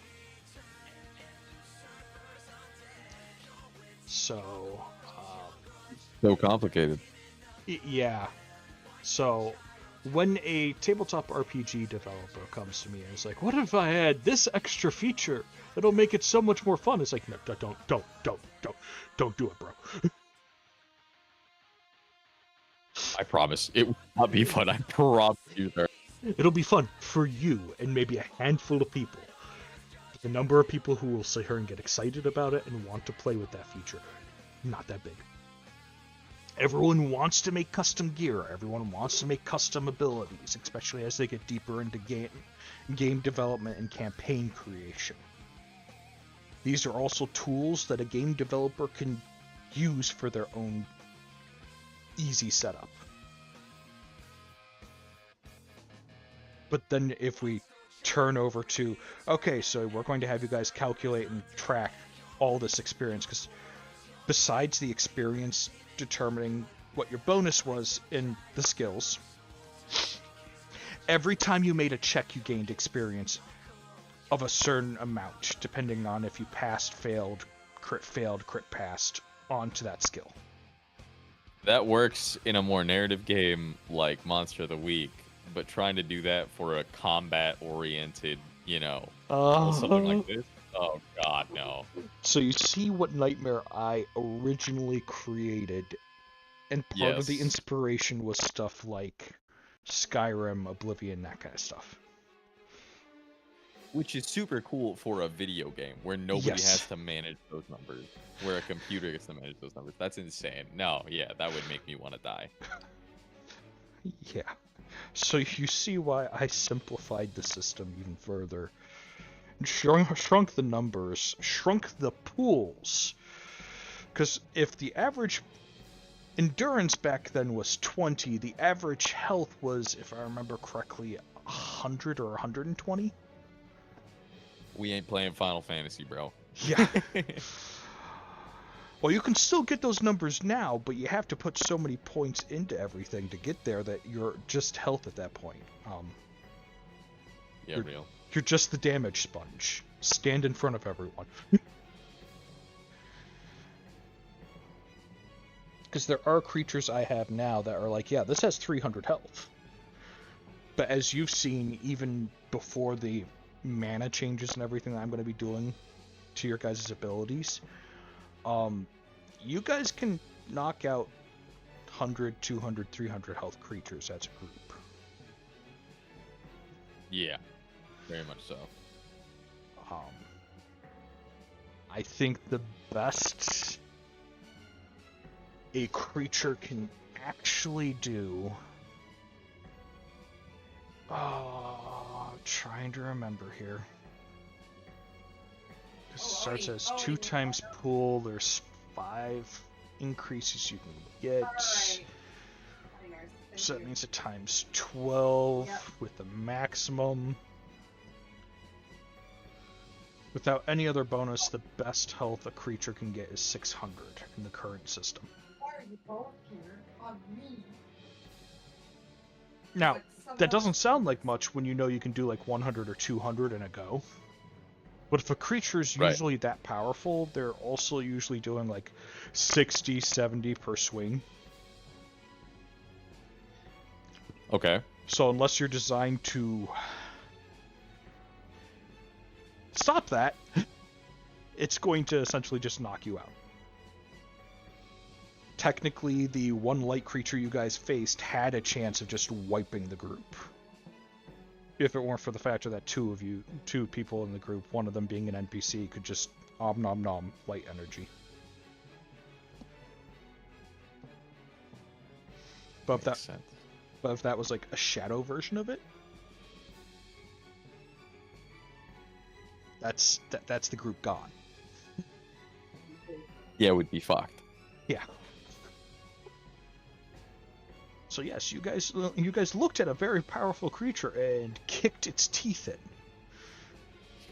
in. But that's as we are wont to do. That's because you guys were designed perfectly to be the opposition of that creature, resistance-wise. Absolutely.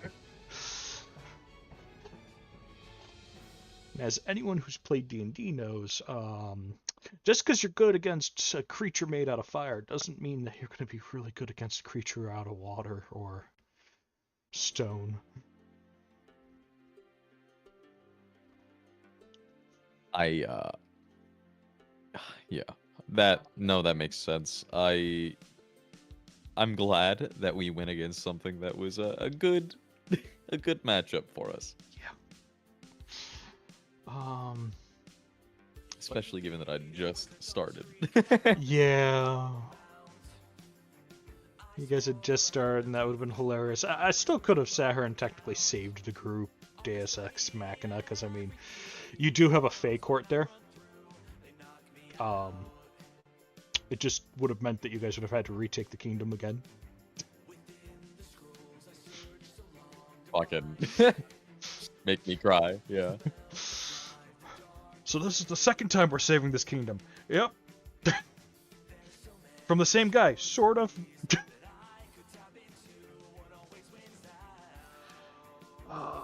But no, so I've been slowly working on this,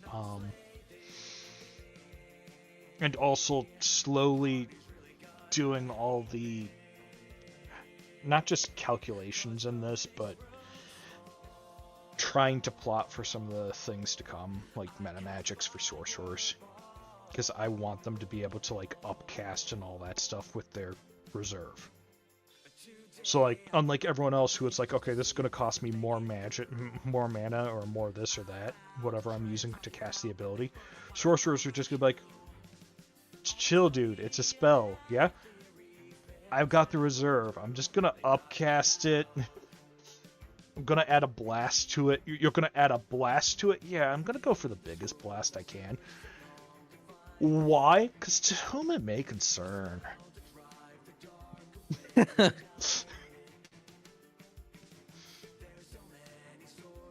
Everyone says the wizards are always about fireballs and whipping them around. Not in this game.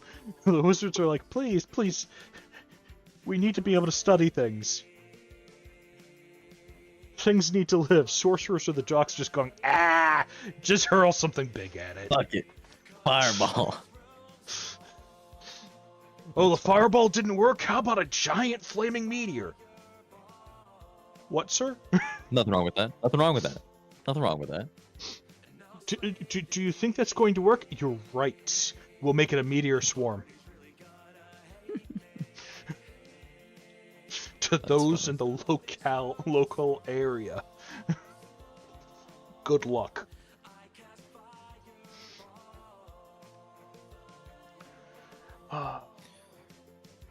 Give me just a second. I'm going to run to the restroom. I'll be right back. Okay. I am still plotting, so defense. Durable? Durable could be good.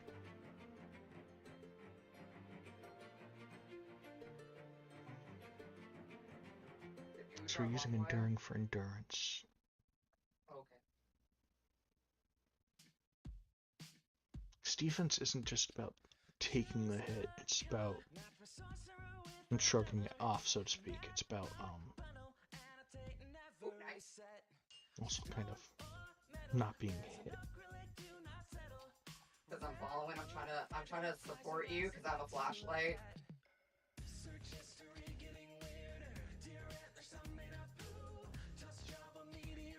You're doing good. I'm gonna check on Alana because she's on death hook. Well, might be the best. Oh no. Okay, hold on. Because weapons don't usually use defense. Damn it. Okay, not an angle. Usually, but I could give punching bucklers and spiked punching bucklers durable. You did. Defend better, punch better with punchy shield. Grab you. Yeah, and Oni's going towards that way.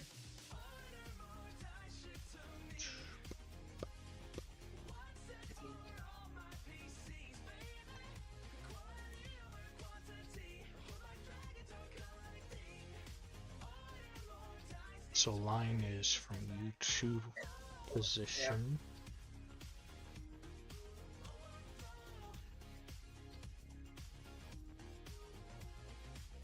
So a lot of these are actually going to be projectiles. Wait, Ryan.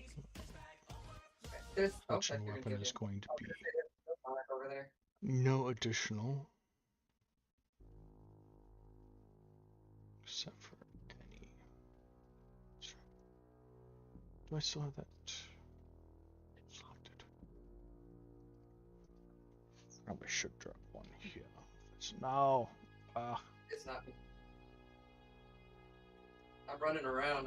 I'm actually gonna grab. C, Control V. I forgot. I need a blank one. You.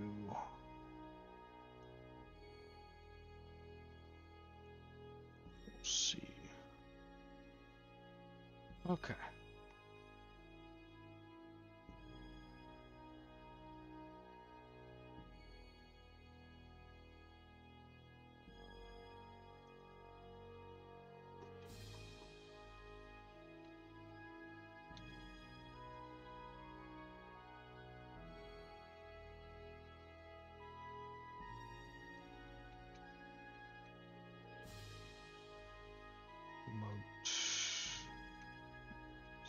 Max.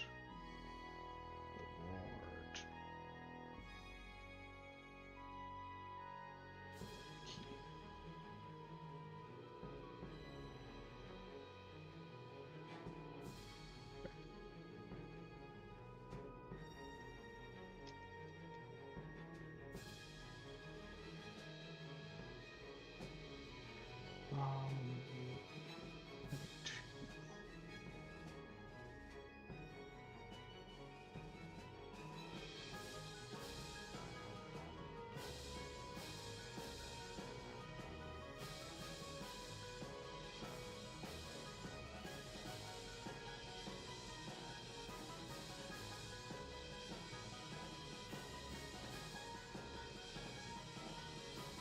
Moat is...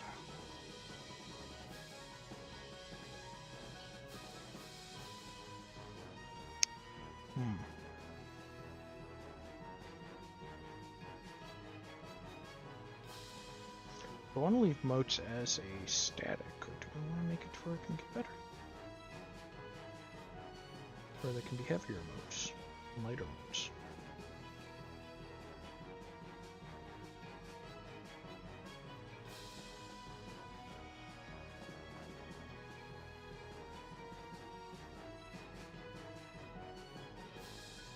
Or do I want the moats to have different depletion levels?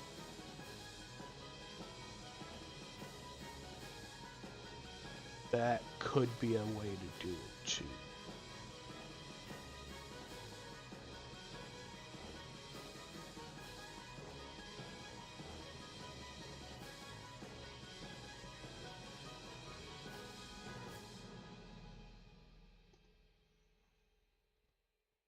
Oh yes, and we added summon in here.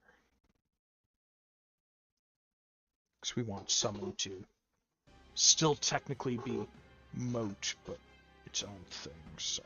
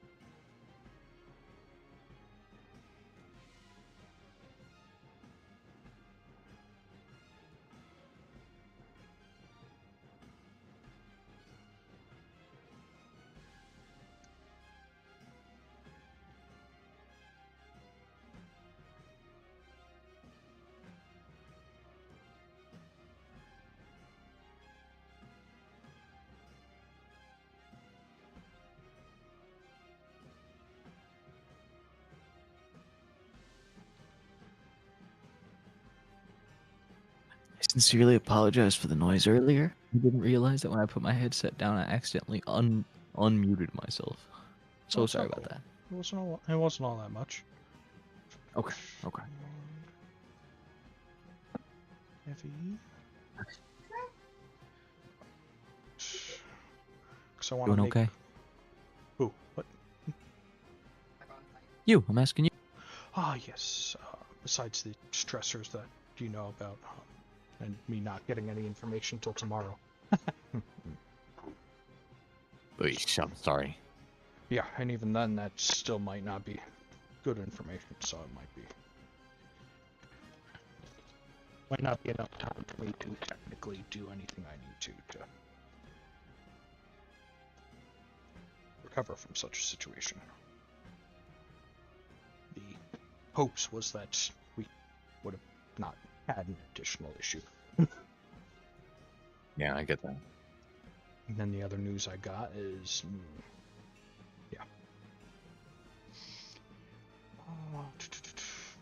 But beyond that, so I'm trying to work on this, and then still applied to a bunch of places today while doing what I can without focusing on that mess, since I can't begin to plan until tomorrow. I heard that. So I moved summon into duration types, which was under moat, because it technically uses the moat system. I need to think on if I want to sit here and make just different types of moat, or if I want...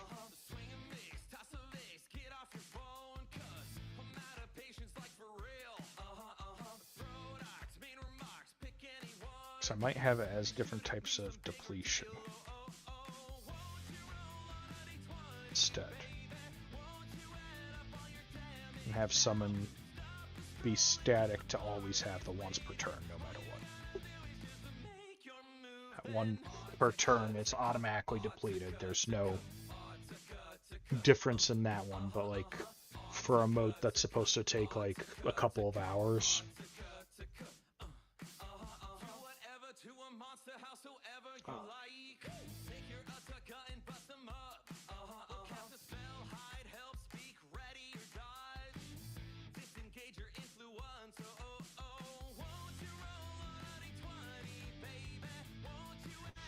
Duration's always that tricky one for balancing in any tabletop RPG where you have things that you can enchant onto your characters. Or summon.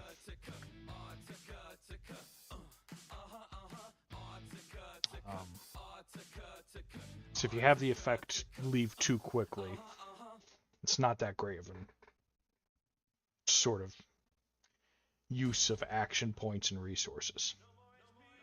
If you have it last too long, it becomes a meta, and it becomes just having to wait till somebody's defense is down. Classic action economy debacle.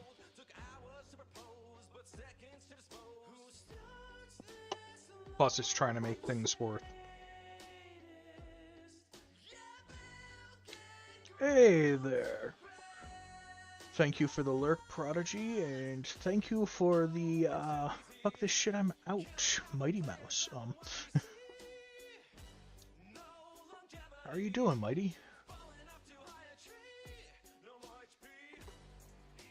Yeah, I'm trying to get back into the streaming, because if I can try to get everything going better, I can... Oh, there was hydrate, yes, and I just hydrated when I had put my mic up. Okay, that's cool, that's cool, good. Yeah, Restream does not tell us when that stuff comes through. You know a way to fix that? I typically just have my Twitch stream manager open at any given time. That way I can see the alerts come in there. Additionally, you know, I create custom alerts for each individual, or at least the point rewards that I get often. You know what I mean? That might be something I need to do. I'm living mighty. A lot going on. A lot going on. But hanging out with Nyx, might play some games in a little bit. They're calking their vintage Nuzlocke for Platinum Kaizo. Right? No, I wish it were PK. Right now, it's still Vintage White. Yes, Vintage White, yes. Platinum Kaizo is the PK one you're doing the Soul Link with. With Fear. Yeah. That's all. That's its own beast, but it's kind of been on hiatus since Sphere has been out of the office. Yeah, I get that. I've been out of sorts as well, especially health-wise, so it's been hard for me to get back into streaming. And then I was supposed to be doing the DoorDash a lot more often, and yeah.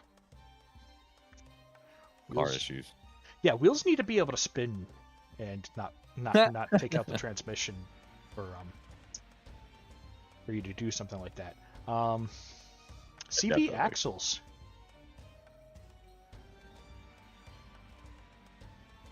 Went from a ball joint being broken, having to replace the control arm, and push the CV axle back in on the inner part. And a stabilizer, well, not stabilizer, a sway bar linkage repair, and the other control arm. Get a tire balance and everything, and then the CV axle and alignment, which fixed a lot of the issues, and then the CV axle outer started going out on that same one that I had to repair. That's like, are you just going to be a problem, driver's side? Or...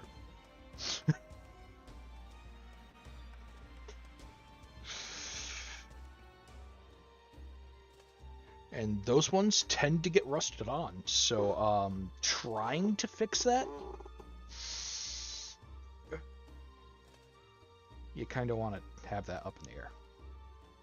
That's horrifying. Yeah.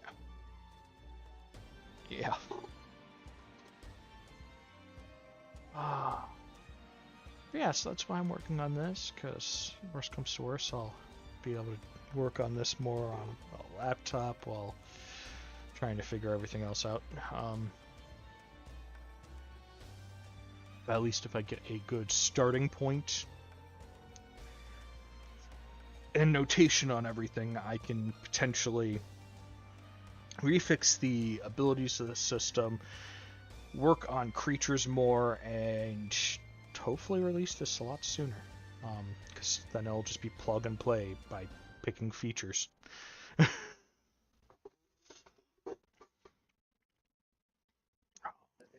I'm a believer, my friend. I am a believer. Wouldn't leave her. You have an old song go through your head. How are you doing, Mighty? Not getting in too much trouble, I hope. How are all the animals too? Yeah, I know you have many animals.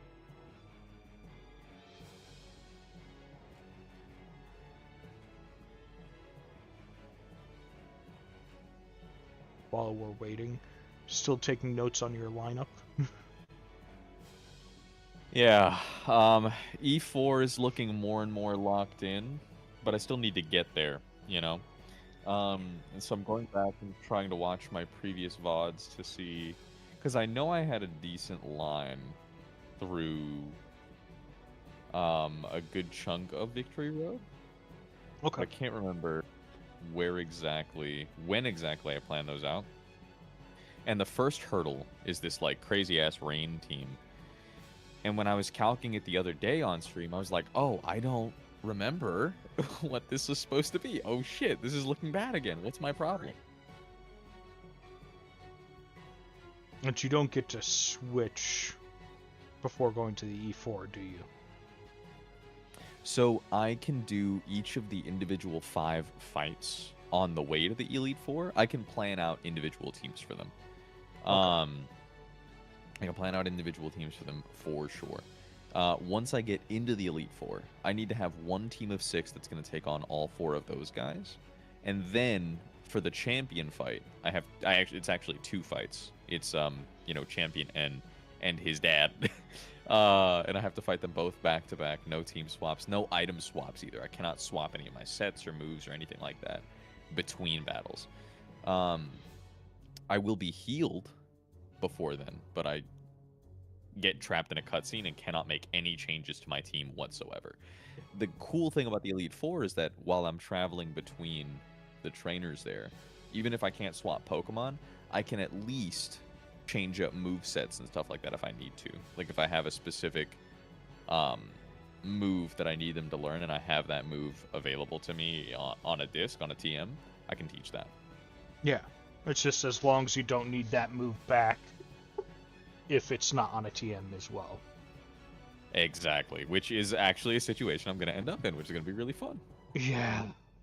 That requires a lot of... Oof. It's going to be okay. It's going to be okay. I've been running my line by some friends. By another runner who has completed Vintage White in the past. I've been running my line by famed Nuzlocker El Bamzuka, who is I mean, he's like Mr. Vintage White, frankly. Like he's Yeah. played this game a bunch of times. To the point where he was able to like vibes calc. He did not need the calculator in front of him to say like, oh yeah, if you have this XYZ Pokemon, it probably has a really good matchup. I told him what my team was. He was like, don't you struggle against this Pokemon, that Pokemon, and that Pokemon? I was like, those are the exact ones I'm having trouble with in the calc. Wow, how'd you know? And that's For the even entire with the Elite Four. changes? Yeah. So he's an insane human being. I've asked him not to give me like too much. You know, I don't want to be led, Yeah. right? But he's given me two major pointers. You know, I've like talked through the line and he's made suggestions based on the line. He's like, well, what if you did this instead of that? And I was like, okay, that's actually a good idea. That solves XYZ. Or, you know, I'll tell him like, no, that doesn't actually help. He's given me two major ideas, things I didn't know or hadn't considered, that completely blew my plan out of the water and have caused me to switch up my team. And I'm really excited about them. So he's definitely getting a shout out in the eventual video. But basically, I'm going to be... I think I've told you about the team before. I'm not going to be bringing Armaldo anymore. I don't think. Armaldo was doing some good stuff here and there. It was taking a couple of good 1v1s, and it was enabling me to relatively safely, but not 100% safely, get a 6k, like all 6 kills on the last fight of the Elite Four. Okay. I was going to have to sacrifice it. I was going to have to sacrifice Armaldo for that. But instead I will be bringing Electrode, which is like a completely different role on the team than what Armaldo is doing. And that's because the new lines that I'm going to be capable of, with these two new things that Bam has introduced me to, are gonna, you know, I'm able to fill Armaldo's role with different Pokemon, and so Electrode is able to come in and make the rest of the Elite Four safer. Yeah. Okay. Which is really cool. Basically, we're gonna be teaching this gentleman Metal Sound. Metal Sound is a status ability that is able to lower special defense by 2 stages, effectively doubling my attacking power on that very same Pokemon.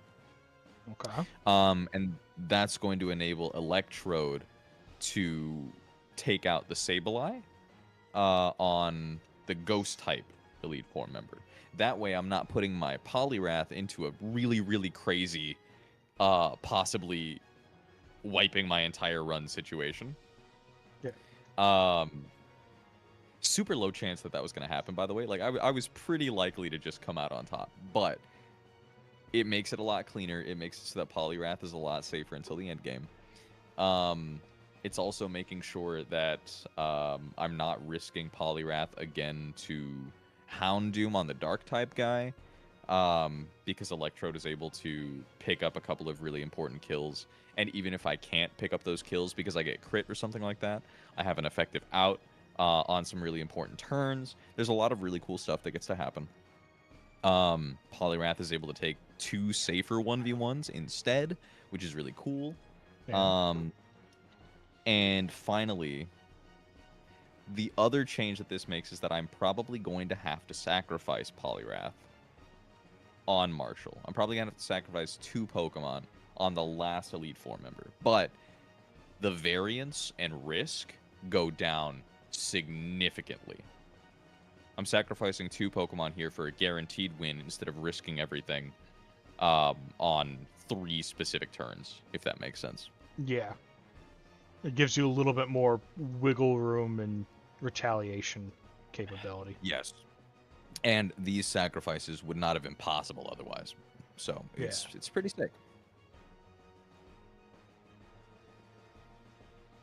Because I think that's the one thing that's always scared me about Nuzlocke is the factor that there is an end game of it all, and that part of the end game is just you might just get there and have absolutely nothing to try again. Yeah, exactly. Well, that's the thing, right? Fully wiping, if you lose one battle, a blackout is considered a fail state. Yeah. If your trainer cannot continue to battle, doesn't matter what else you have in the box. That's considered a loss. Those are the rules I play with anyway. Yeah. And what a lot of people play with. So even if I lost all 6 Pokemon that I challenged the Elite Four with, and I died, I would not go back to my PC and grab a new team of 6 and try again. I would just reset the save. Hmm. And anyway, playing through it with these 6 mons, if I can't win it with these 6 mons, that represents my best effort. You know what I mean? Yeah, So. and that's why you're spending all this time planning it as well, because it's like, It has been, I think, 2 weeks since I've played Vintage White. yeah. 2 weeks. And I feel insane. I feel actively insane, but this is all really good prep work, in my opinion. So I'm not I'm happy about it, frankly. But you're also balancing, I think it was, 11 or 12 fights? 11. Yeah. Yes. It's 5 mandatory battles. There's a few optionals in there. But since I'm so far up the mountain, I'm using the rules that some other runners use. I'm just not counting the optionals. If I run into an optional by accident, I'm just gonna quietly restart my game and we're just gonna pretend it didn't happen. Optionals clause. I was for a long time playing with the if I lose the fight, I can retry it, come back with a plan, but it becomes a mandatory. But that has quickly become far too risky. Far too punishing. Yes, and far too punishing. Sorry. Yeah, so I've put that rule to bed. I'm having enough trouble, and I'm having enough gameplay. You know what I mean? There's enough going on, even with being nice to myself. So yeah, right now I'm trying to find the VOD out of the 12 or so streams that I've done where I actually was able to plan through the Victory Road fights, so that I can have that solid plan and I can focus more on the Elite Four. Yeah. Because then you can actually calculate how you're hopefully going to be able to just try to one-shot everything. Hopefully. We know how Pokemon goes. All it takes is something to have, one ability or one item, and it's like, oh, did you think you were one-shotting me? You thought you were safe. Oh, you thought you were safe. Actually, no, you're dead. Just something where it's just like, I should easily got this. I should easily have this. I have the speed, and it still has 1 HP, and it suplexed me. I am dead. Or there's some crazy AI manipulation thing that I didn't realize happened, and it does something completely different, and I end up dead. And Yeah. Yeah, but this one isn't as bad as Platinum Kaizo is on that stuff. Not on the randomness factor. I am definitely able to see what the AI is doing. I'm taking a big swing based on previous AI knowledge for one of these Pokemon. If the AI works differently than I think it does for one Pokemon on the Dark-type guy, I might just fight. I'm super confident. I'm incredibly confident that it works exactly the way I think it does. So I'm not worried. But if I got it wrong, there's a gun to the back of my head, and I'm the one holding it. That's one of those, whoopsies! I'm my own enemy. Yeah. There were two Nixes the entire time. Show you this one? Sure. Okay. This will be super duper fast. So this is during the Elite Four. During Grimsley's battle, with the new lineup, with these new guys, right? Same 5 guys, but adding Electrode. I will be throwing in Poliwrath. Poliwrath will be 1v1ing this guy. It's crazy easy. I'm going to Drain Punch to recover all the damage it's going to do, and then I'm going to hit Mach Punch to break its Focus Sash. It's going to be super easy. After that, it's going to send in Grumpig. And Grumpig will be at a pretty decent... It'll have a decent chance to just hit me with a move, or it's going to want to hit Trick. In all the AI study I've done, if it has if it has an item that would be negative to him, but it would be beneficial for him to give it to me because it would hurt me, right? In this case, it wants to give me this Flame Orb so that my Poliwrath becomes burned and doesn't do as much damage. If it has a high chance to fuck me over by giving me the item, it's just going to hit Trick. It's a +5 to the calculation. This doesn't see a kill, so it's probably not going to do that. We're going to be going into Banette, and Banette is going to be holding Mail. Now, this is actually a really funny cheese that I used earlier in my run, all the way back on the second gym. If a Pokemon is holding Mail, Mail cannot be taken off the Pokemon. It is permanently stuck to your guy. It cannot be affected by battle moves. So Trick is just going to fail. However, Grumpig will not see that Banette is holding Mail because there's no check in the AI for Mail. So it's just going to repeatedly hit Trick while until I it beat runs the brakes out of. off Oh no! until I kick its fucking teeth in. Yeah. Or until it runs So- out of Pokemon power and has to choose something else. Exactly. But I kill it in 2 moves with Night Daze. Also, Night Daze is a recoil move, which will damage me. This is really important because the next Pokemon coming in is going to be Tyranitar, and I need to be at least a bit damaged so that it uses Stone Edge. I want to guarantee Stone Edge Okay. because we're going to swap this guy in. Stone Edge is the lowest damage it can do, and then I just beat the brakes off him. I'm faster than him. I can hit Drain Punch. That removes his Chople Berry. So I kill him with a second Drain Punch, and I'm getting all my HP back. Okay. That's insane. It's pretty awesome, man. I'm really excited. Also, if he ends up... I'm actually going to be going into this with a... I could just go in with Choice Band, I think. Hang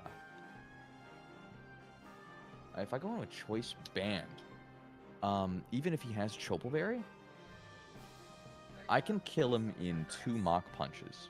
Because this does, let's see, 37 to 44. And then 75. Yeah, I can just kill him with 2 basically fighting type quick attacks. But it might be better to use the Drain Punch if you need to heal up too. So you got that versatility. Only thing I'm afraid of is this. He does have Dragon Dance, which boosts his attack and his speed. If he does boost his attack and his speed, he outspeeds me on the second turn, and then I could possibly die to a crit from Earthquake. Oh. Does Mach Punch flinch or something? No, but it goes at quick attack speed. It happens. Oh, so twice yeah, a it's minute. priority. Mm-hmm, Okay. mm-hmm. So, I mean, probably what it is I just hit Drain Punch, get a little healing back, and then Mach Punch to For the finish it second off. one to make sure that you don't risk it. Yeah. Yeah, Yeah. that's a good way, especially if you've already taken some damage on Poliwrath, to kind of heal yourself up. And even then, if you don't have any damage on him, just doing 2 Mach Punches is enough to deal with him too. It's true. It's true. Okay. So, we'll figure it out. And also, like, even if worst case scenario, this motherfucker does hit the D-Dance and it goes up and Earthquake could kill on a crit, I can always run this. And then I can just kind of dance around it. If it uses, like, Stone Edge here, I can swap into the Man. There's a whole bunch of stuff I can do to get around, his scary moves. I have really good type immunities on this team. So I would be able to just kind of dance around him. So yeah, Poliwrath probably just wins this. It's gonna be great. Oh, maybe a Life Orb. Hold on. What does Life Orb do? Life Orb. Life Orb. So Choice Band is an item that boosts my attack by 1.5 times, but it locks me into 1 move. Life Orb, on the other hand, boosts by 1.3 times, but I lose a little bit of HP for every attack. This could be really good on my swap-in. So it wants to kill Banette with Stone Edge before the attack boosts. This is really important again because I want to make sure it doesn't Dragon Dance on the turn that Poliwrath is switching in. So I swap it in. It goes for Stone Edge. Even if Stone Edge crits, I'm healing a fuck ton off of one Drain Punch. Yeah. So I should always be pretty safe coming into this. If I'm Life Orb, that goes up significantly. I get through the Choppleberry, and then my Mach Punch kills afterwards, even if he does hit Dragon Dance on the turn that I'm smacking him. Yeah, which is so pretty great. It guarantees the KO at that point. And I end up just at a really high HP. And from here, this is great. This is great, right? Because this is the Pokemon that Poliwrath and Crobat were originally going to tag team, and it was going to be really scary. I don't have to worry about it. Because I can come in on the move that Poliwrath is baiting, Energy Ball, and I can just kill it in one. That's insane. And then this motherfucker comes in, and I can just kill it in one. And Electrode's just like, I heard there was a problem. I'm here to solve it. Oh, and what's awesome about this as well, I don't even need to go Choice Specs. I was originally going to go Choice Specs so that I could just, like, slap Zap Cannon twice. But Zap Cannon has crazy recoil. So I was afraid that, you know, I would come in on this Energy Ball, I would hit Zap Cannon, and then if I ended up in front of this guy, I would be forced to Zap Cannon again. But I don't need it. I don't need it. I don't need the Choice Specs.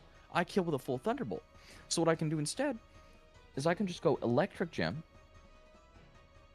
which boosts Zap Cannon to Choice Specs type damage, but it's a single-use item. And then I'm not locked into it. I use up the Electric Gem after killing this Houndoom, and then this guy comes in, I just hit T-Bolt. I outspeed, I kill, it's beautiful. It's so nice. And then this motherfucker comes in, the last guy on the team, he just wants to kick my teeth in. It's probably going to use Fire Fang because it'll see a kill with Fire Fang. I can Volt Switch, and then Probopass just eats that shit up. Okay. And it's easy. And originally, this was such a struggle because I was going to have to do all these crazy things where Crobat was going to need to have like a Choice Scarf, and I was constantly like U-turning out, and I was, you know, using the fact that it's dead to Flamethrower, and Poliwrath is dead to Energy Ball, and I was like hot swapping them back and forth while chipping it for damage.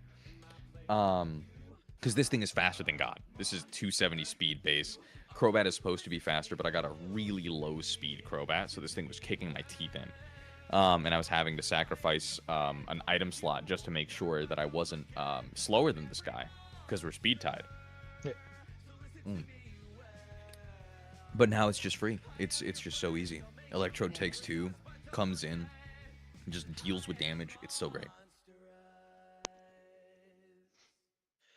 Not to mention, it solves this really easily, because instead of Protect, we'll have Metal Sound. I lower the defenses here. I can kill it in one, or I can Volt Switch out and let Probopass do it, just in case I get unlucky and it knocks off my item, and Probopass can just eat this guy right the fuck up.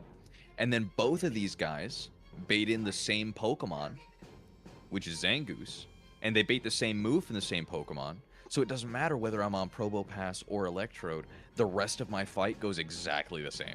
I'm so excited about it. It's so cool. Oh yeah, that just means that it becomes a plug and play that makes it safer. Oh.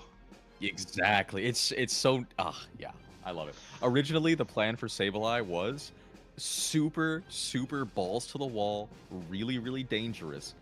I was going to put a Lumberry on Poliwrath, because this guy can either... First turn out, he can either hit Will-O-Wisp to burn me, he can hit Knockoff to take my item off, or he can just do damage with Shadow Punch. And the only way that I had to kill this thing was turn 1 Belly Drum.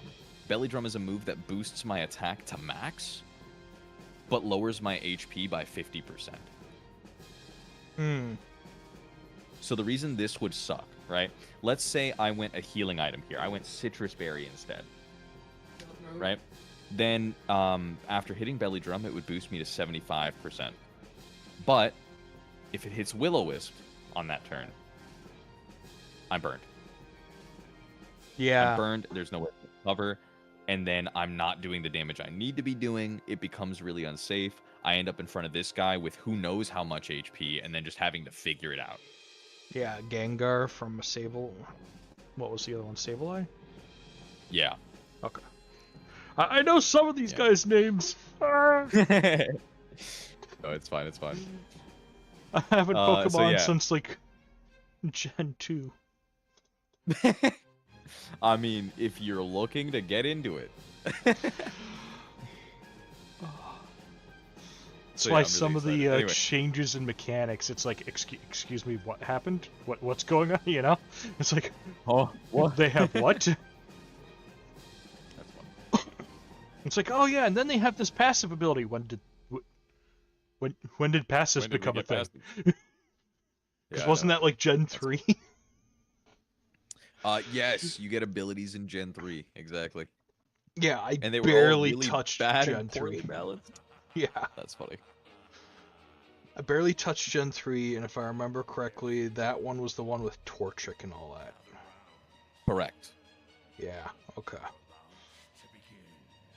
And I always went for Torchic in that set because I was a big fan of Hitmonlee, and the fact that Blaziken can kick things was just like, it's Hitmonlee, but with only one style.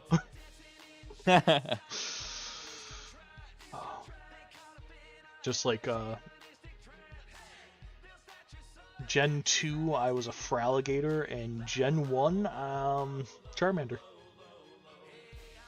Charmander. Oh man, that is my least favorite starter. Am I crazy for that? Not really, but I was always like a big fan of dragons because of mythology and everything. Oh, so. real. Yeah, that makes sense. That makes sense. And it was one of the closest ones, especially in Gen 1, let alone that you could get in the beginning. Because trying to get a Dratini and getting them up to a Dragonite was just like pulling teeth. So yeah, no, it's so hard. Absolutely. And then like the only other dragon-like one you got was Gyarados.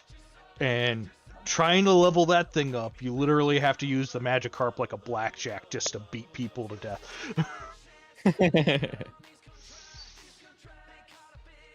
Which But I love Gyarados though.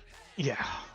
But when you look at this, just when you look at the actual stats and how they should be for a Magikarp, because the amount of force they have to put in to launch themselves as far as they do and as high as they do, those things should be able to tackle and take out like everything. Oh man. I mean, it does get some good move. It gets tackle early on, and then later on it gets flail, which is really funny. If you're familiar with what that move does. It's a normal type physical attack that does more damage the lower your HP is. And then there's you were at struggle when you literally run out one- of moves. Yeah. If you're literally at 1 HP, flail can take out a lot of things. It can destroy a lot. Why are you carrying around that near-dead fish? Because it's going to kill your entire team. This is God. I've nicknamed him God. Why do you think he's still alive? Like the danger that they put people in with that Pokemon alone. Like some of the Pokemons, when you look at their entries in that, you start to question how anyone is still alive. Very much so, yes. Pokedex entries are terrifying. Because what was it, Madagascar or something like that? The lava snail. It's like literally being near this thing should melt your flesh from your body. But he's my favorite little guy. I love Mad Cargo. But existing within a mile of him should be enough to sit here and heat up your body. I give him pets on the daily. And you see, this is where you shouldn't be existing at that point. That's like going and See, petting a volcano. It's like, good oh no, there goes my hand. Oh no. Whenever I read those, I'm like, okay, this is if the Pokemon wanted to, right? Like, this is the Pokemon potential, surely. Because if I'm next to Mad Cargo, I've seen Mad Cargos in the anime, and you know what they do? Nothing, they just chill. They give you a warm hug.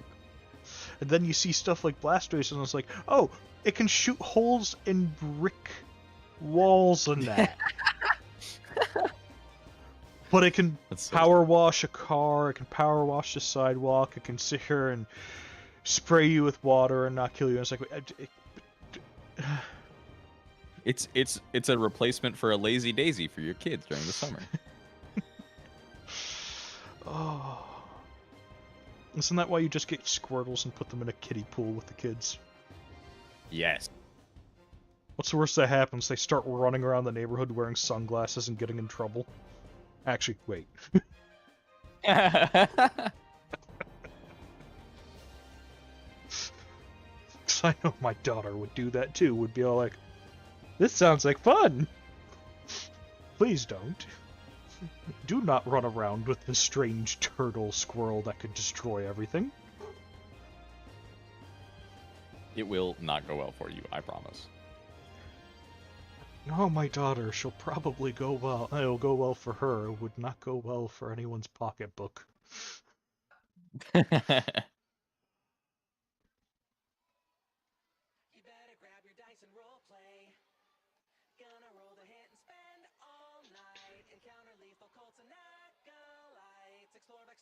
Ah, yes, skill designations would be a good thing too.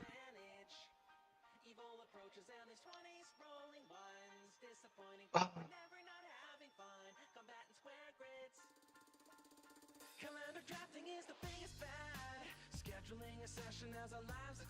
Oh, yes, another tag thing that I require to do is very simple.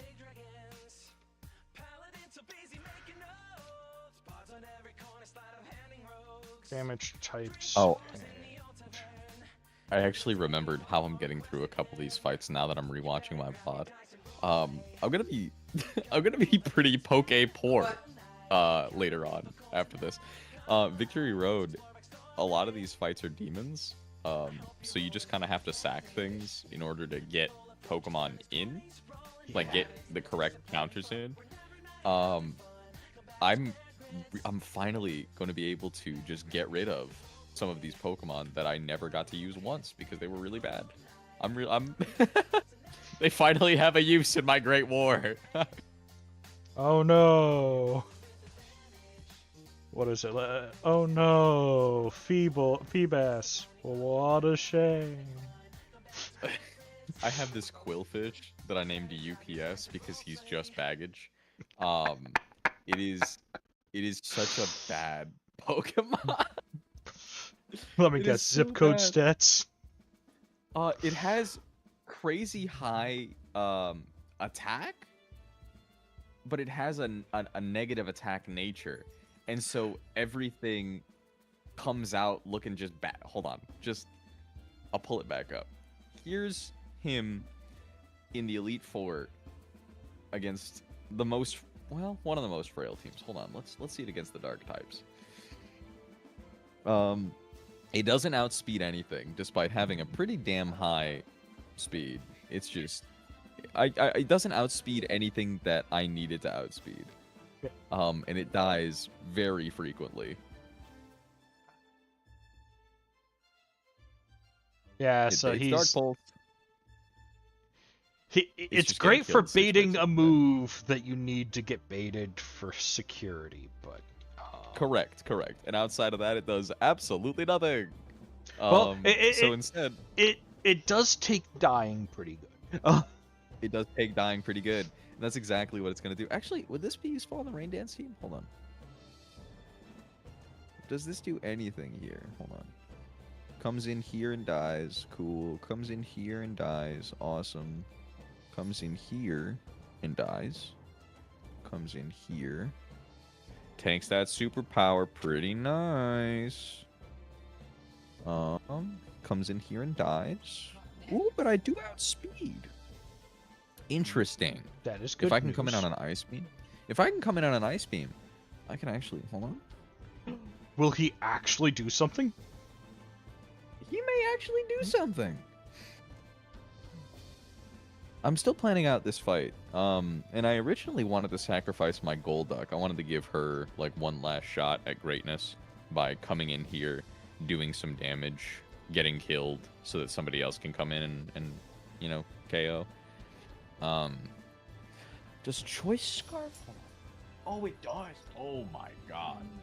If I'm able to get Choice Scarf before this battle, I actually kind of go off. Hold on. No, I missed that. I do kill that. I do kill that. But I would have to get in on this somehow, which is impossible. I don't kill this, which is sad. God, I wish I killed this. Still, pretty funny. Yes, my plan for Quillfish when I was watching my VOD back, I'm having to fight these two legendary Pokemon from Gen 3. They're both faster than almost anything I've got. I literally have 10 Pokemon in my box that outspeed this particular guy, and I get owned by all of them, or Wait, on all of them. It's got both of them? Oh no. Yeah, he's got both of them, and this one is just better. It's faster and bulkier, somehow. So the question is Doesn't that a double battle too?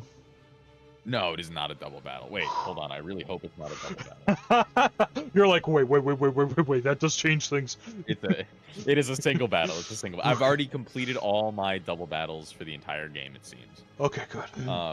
So they're all singles from here on out, which is really nice because Jesus Christ. So the idea here is, Houndoom is one of the only Pokemon I have that outspeeds this. I just barely don't get a kill with any of my moves here, but with a little bit of a damage boost, I'm able to one-shot KO this thing, which is really nice, right? Yeah. I outspeed, I barely KO, and then this comes in, and it's looking at me, and I won't have this Dark Gem anymore. And I definitely don't outspeed it.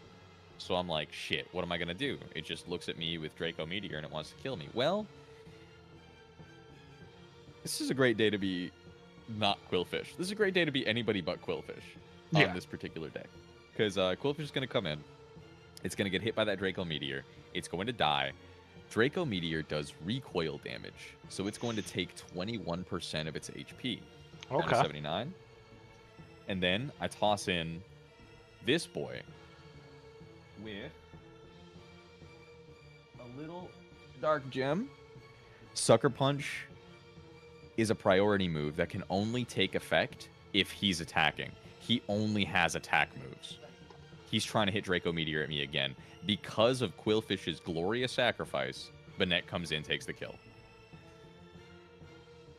It's so easy. It's so free. I just need to sacrifice one guy that never even saw the field once. He just, he has one purpose. And he's gonna fill it. The purpose may or may not be squish. But for this one, I actually forget what my original plan was, but I really like leading this guy. I really love Jimmy Dean, my Mammo Swine. He's just all pork. And if I just go an Ice Gem, I just kind of kill this thing, and it's great. Then I come in. This thing just wants to hit Leaf Storm, so I just need to go something that can kill this after Leaf Storm recoil damage. Which is just going to be my little man's Salamence. Pretty good. And then this comes in, and I don't outspeed it, but if I have the Choice Scarf, then I do. And I just win, which is pretty great. Then this comes in, and I will have to swap out, because I don't kill it. What does it want to hit on me? Foul play? Does anybody tank this? Oh, you know who tanks this? Bam. And then I can go bam. And then it's energy ball. So I go bam. And then I can U-turn out of foul play. Oh. Oh. Yeah, this. And then I get outsped.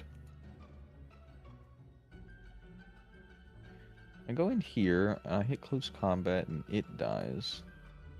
Then it wants to come in and kill me. I don't know. I'm figuring it out. You know, we'll get there. Just Yeah. gotta take a little bit of time. Gengar's always a rough one. He's a bastard. He's also got the shadow tag ability, which means that whatever he comes in on, he traps. Yeah. So I'll have to make sure. It sucks. Oh, and this thing's a fucking demon. This thing does so much damage. Thank God Kong is faster. I bet I'll be able to do something here. But he's got his own guy. Yeah. That's why I'm reviewing the VOD. I'm just trying to figure out what I had figured out before. Yeah. I just have so many options. Yeah, and there's a lot of data to go over. That's the other problem. So much data to go over. Mm-hmm. You're right about that, my friend. Ooh, great news. MLB can solo any one Pokemon here. Okay. So, at least got that answer. Well, except for Venusaur, but I don't think we expected MLB to beat Venusaur.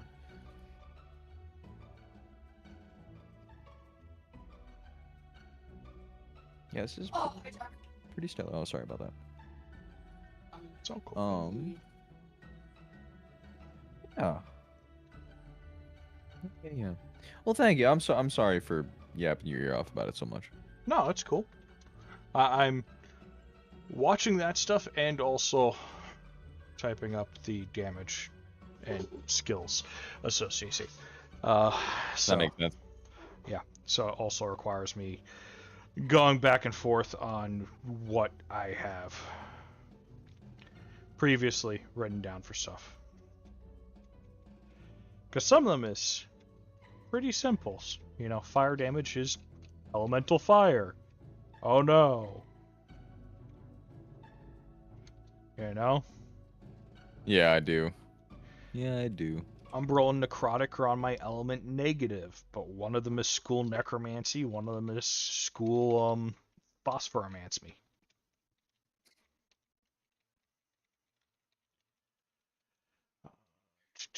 Let's see here.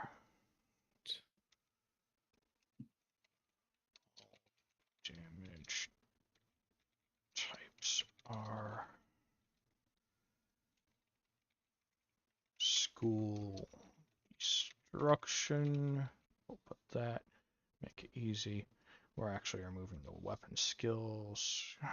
So this is notation right now before I start doing anything specific, because some of these do have, again, certain extra schools that they get to apply.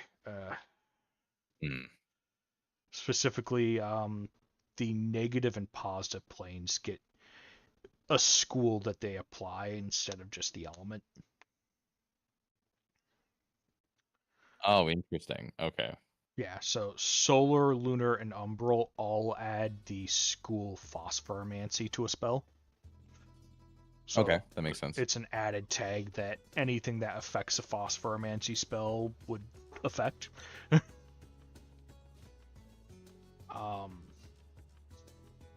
Necrotic gets necromancy, which is all the withering part of the negative plane. So while the how I designed it and the way I designed it was there's kind of this reflection in both the negative and the positive plane. So where the positive plane you have solar and lunar, and lunar is lunar energy in magic is just a thing that goes back to even stuff in our world. But it's a matter of using the scientific principle of it being the reflection of light. We then look at what is necrosis besides a reflection of life. So there's not a lot to reflect off of in the negative plane. Yeah. So the reflection itself has to be of what is available and easy to reflect in that plane, and the easiest thing to reflect on that plane is the fact that there is living creatures and shadow creatures. So it's okay. How do we make the opposite of this? Undead. That makes sense. Which is where you also get the negative and positive being destructive and or necromantic in some essences, and versus healing in a lot of aspects.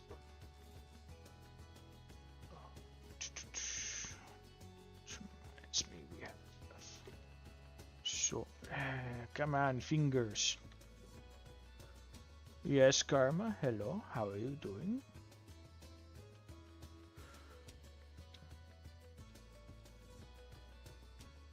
Hi, Karma. Steve School. Phosphorency.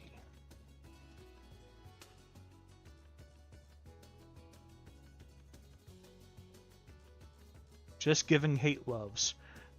No, I see what you mean. The loves. Hate loves. What? I thought it was all love. I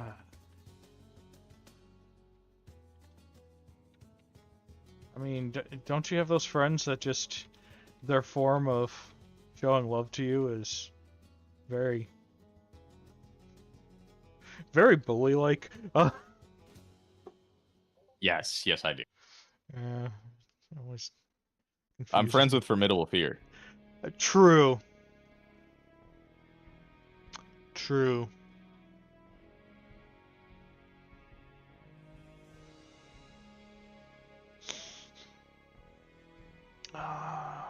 Do I also want to sit here and denote in this stacks? To be frank, I'm a bully too, but I do it with love.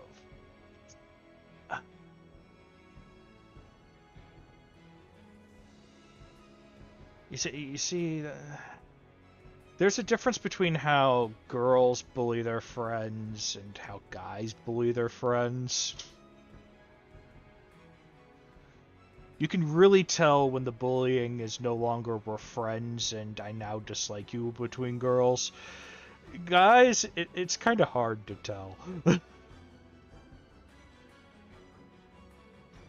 It genuinely is. It's like, do you hate me or do you not? I cannot tell. Want to fight and find out? I don't know if that's going to answer the question, bro. You put me through a door 2 days ago.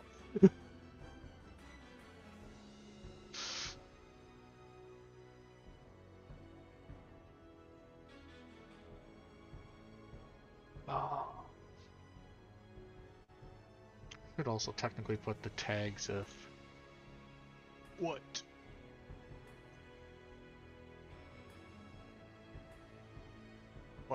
stacks they get to.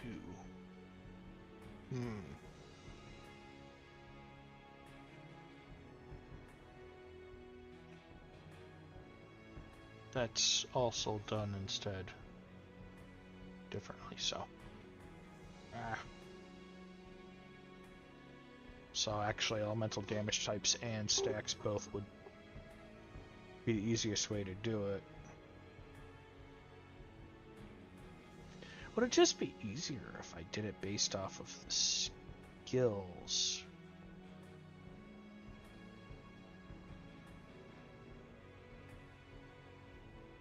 Then put the damage types in like a separate row. Make it like a chart.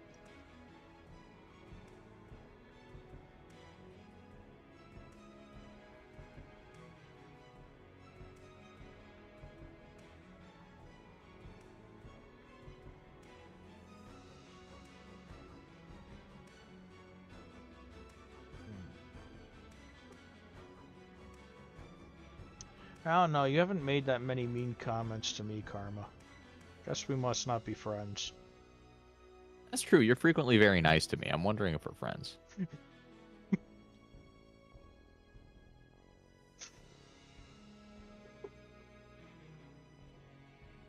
Like, I'll be honest, I don't often sit here and get mean to people. If I'm mean to people, there's usually a reason. I tend to be one of those overly golden retriever / giant ape that's like, no, leave the puppy alone.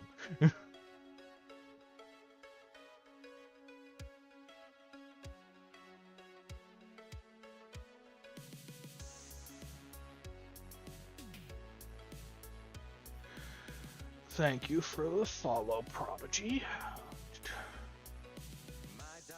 So, the main thing that's going to make this part harder. And this is the problem with designing your own tabletop RPG. So when you're trying to sit here and set up something like this, and not trying to take up 4 paragraphs and 4 pages for one thing, but it's something that interacts with like multiple parts of your system.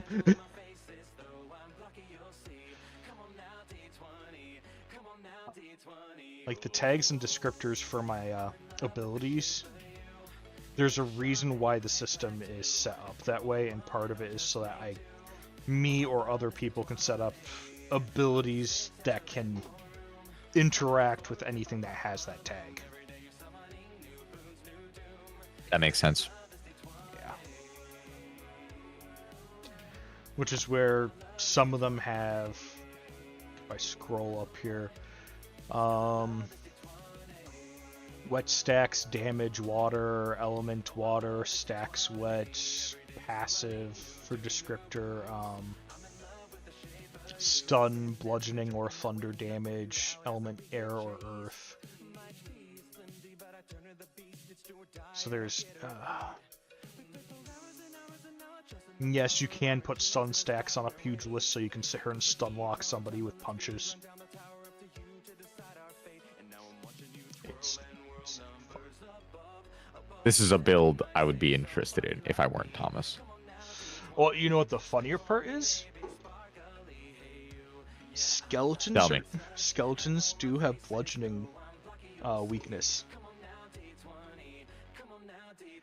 So I have this thing called the Skelly Arena. So the scariest thing that I threw in there, instead of a 4-man team, was actually a custom-built berserker that I built called Bob the Pugilist. And the only reason why he went down is he couldn't kill the skeletons quick enough.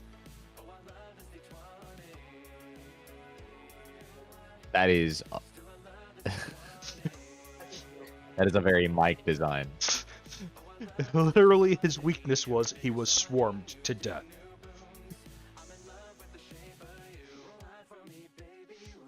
And it would have lasted longer than what it did once the champion came in if the champion didn't critical him in the test, leaving him with 3 HP with, like, I think it was, I want to say it was like 17 skeletons, and it's like, if 3 of these guys hit him, he is done. He does not get to his turn to burn a quick action to sit here and restore his health. He just gets to fall over.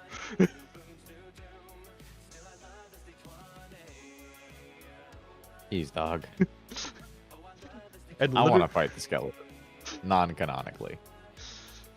Well, you can. The thing is you don't die in the skeleton arena. This is actually an arena that's themed and designed. That was also originally designed a little bit for 5e content for a group that I was playing with.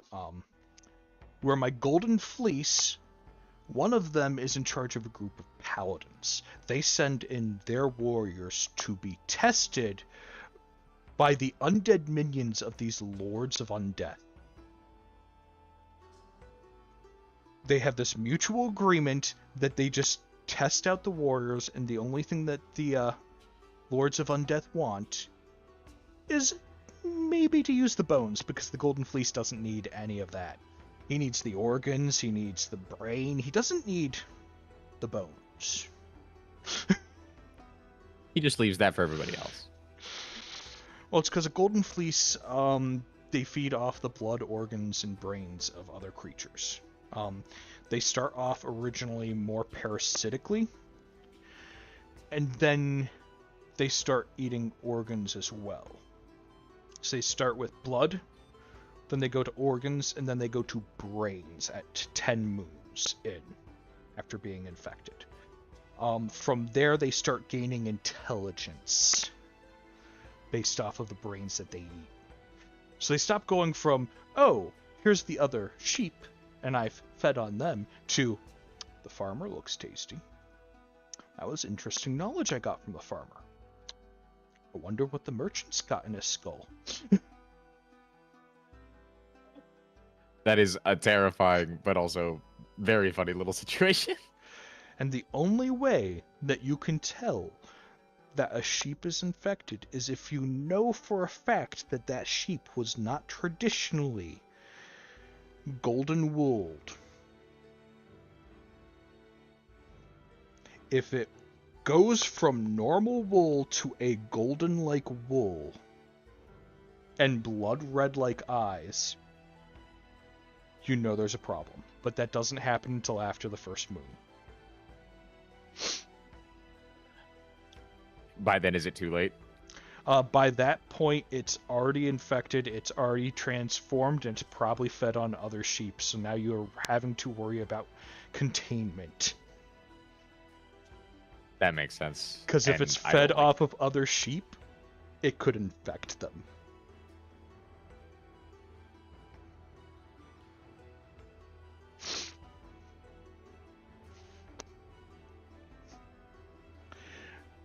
Now, I will say, the Fell Plains are where these golden fleece are from.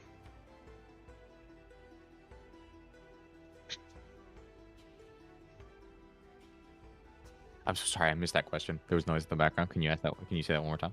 I said, now the fun part about the golden fleece is they're from the Fell Plains.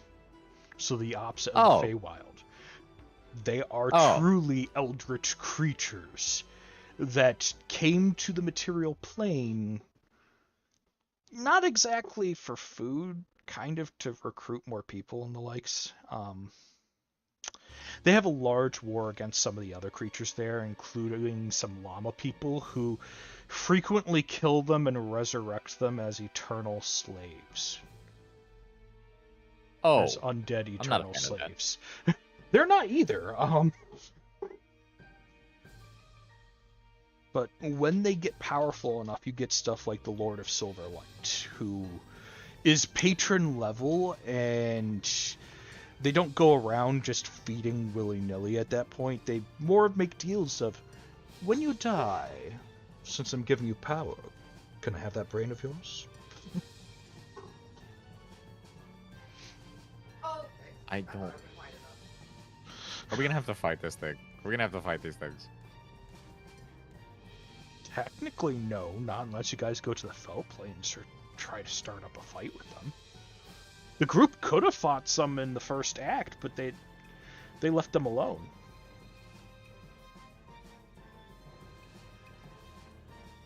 The intelligence, the bravery to make the right decision. Thank you, Axe. Actually, they were off doing something else. I had to sit here and choose to either have Echo try to 1v1 a golden fleece on it, their own, or that they trapped it in the barn. And I rolled, and they trapped it in the barn. Because the problem is that would have been a face-off of somebody who's a gunslinger with elemental shots versus something with paralytic gas. And oh, did I mention they do barf up a paralytic gas that helps, is part of their venom that numbs their targets when they're feeding on them in the middle of the night? I don't think that you mentioned that. I'm gonna ask. Can you unmention that? Actually, So I shouldn't mention that their tongue has barbs on it to attach for feeding. I would appreciate it. I would appreciate it if you didn't. I would appreciate it if you go back. Could you go back on that one? Okay, we'll go talk about some more fun, better creatures. I have little scare dolls. They're like voodoo dolls meet scarecrows, but they're animated and they're alive. Okay. Are you familiar with Are you familiar with the Magnus Archives? I am not.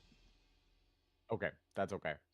I have an abject and very deep fear of the uncanny. And mannequins, dolls, and the like. So that's actually gonna be the one. I'll take the barb. I'll take the barb tongue. I'll take that. Oh, so like scarecrow people and the voodoo doll people are actually okay.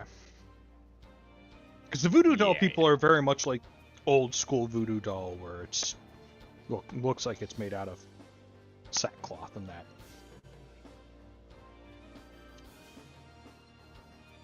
So it looks like a very. It looks like a puppet, and it's because they're not just designed to be small, humanoid like golems. They're designed to also be a catalyst for voodoo magic by the scarecrow people.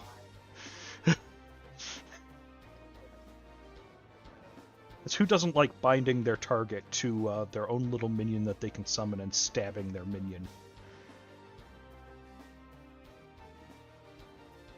Mike, I don't want to fight any of these guys. Yeah.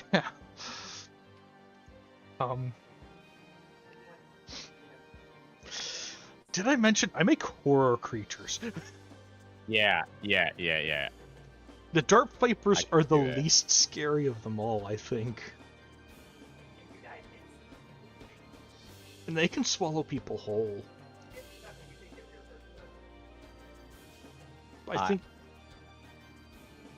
I think being swallowed whole by a giant snake is a little bit more acceptable than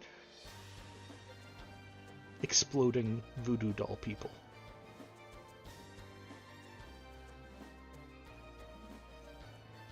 I still don't like the voodoo doll. I still don't like that. I still really don't like that the most, I think. Yeah. Then there's the weird dragons. The ink dragons are going to be fun. Ink dragons? Yeah, they're from the plane of law. Okay. That makes more sense. They're I thought this was going to be more fell shit, and I was like, come on. no. Ink dragons are the reason why they're called ink dragons is because their blood can be used as ink. Their feathers are used for quills often, and they often are known for helping make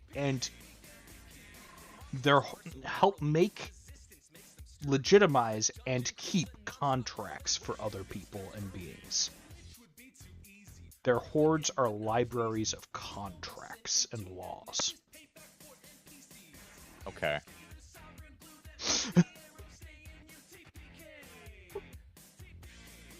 They are a form of bookworm, so to speak. So am I. We'd get along. Surely we'd get along, right? Yeah, being that they're just lawful beings, so I mean Yeah. They're just gentlemen. That's all they are. they're just businessmen doing business Yeah. things. Yeah. And that is a song reference. He's totally a cop. I'm not a cop. I'm a businessman doing business things.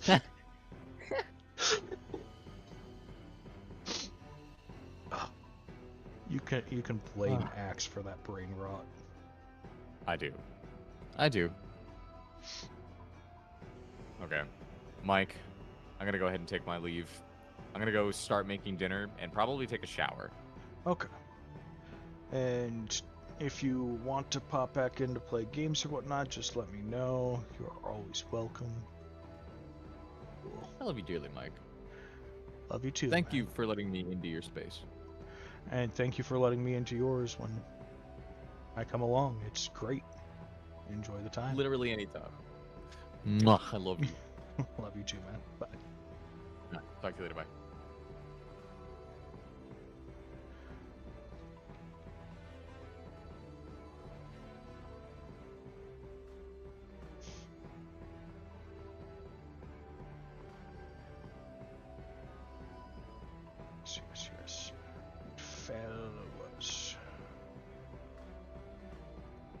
just fell damage. Yes, right. Correct, yes.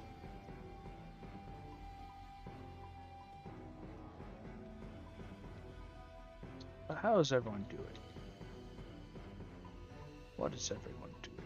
Are we getting into trouble? Hope not.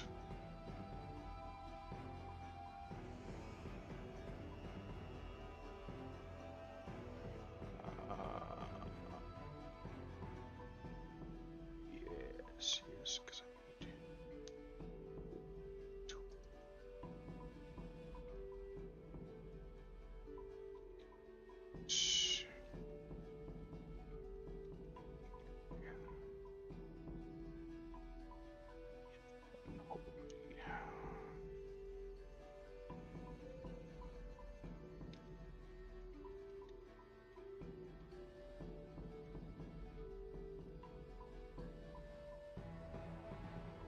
Okay, was there a school? No, there wasn't a school at any of those. I think even the felon Faye didn't get a school correct. Yes, no. Correct. Excellent. Wunderbar.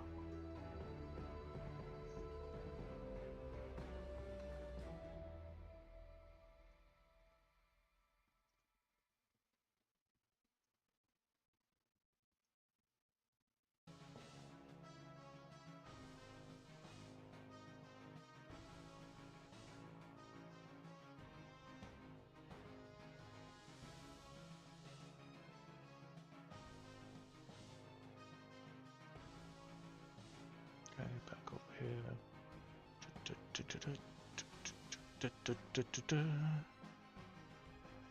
Let's see. Quickly go up to the screen just in case. Okay, get that going. Here does not appear to be anyone.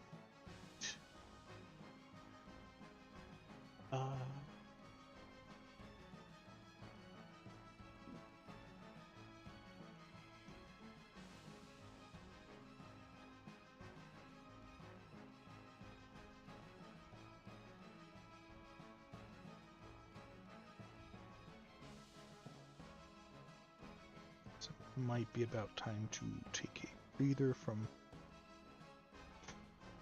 all of this.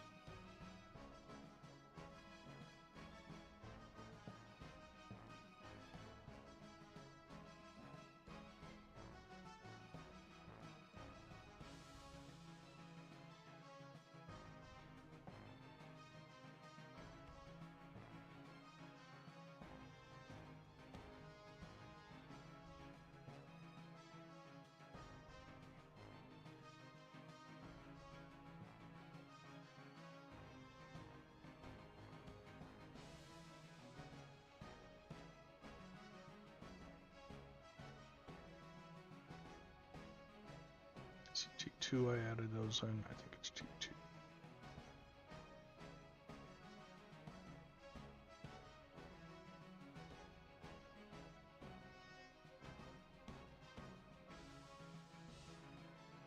Okay, Battlefront 2. Okay. Okay. So I was going to see if you wanted to jump on. But okay. So you're going to be playing Battlefront 2. Okay.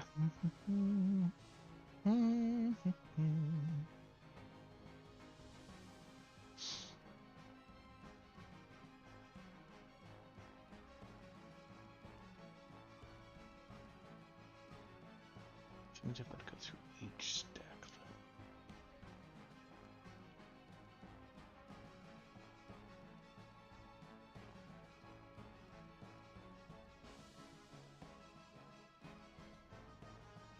Oh yes, I added that. I forgot about that. How could I forget about that?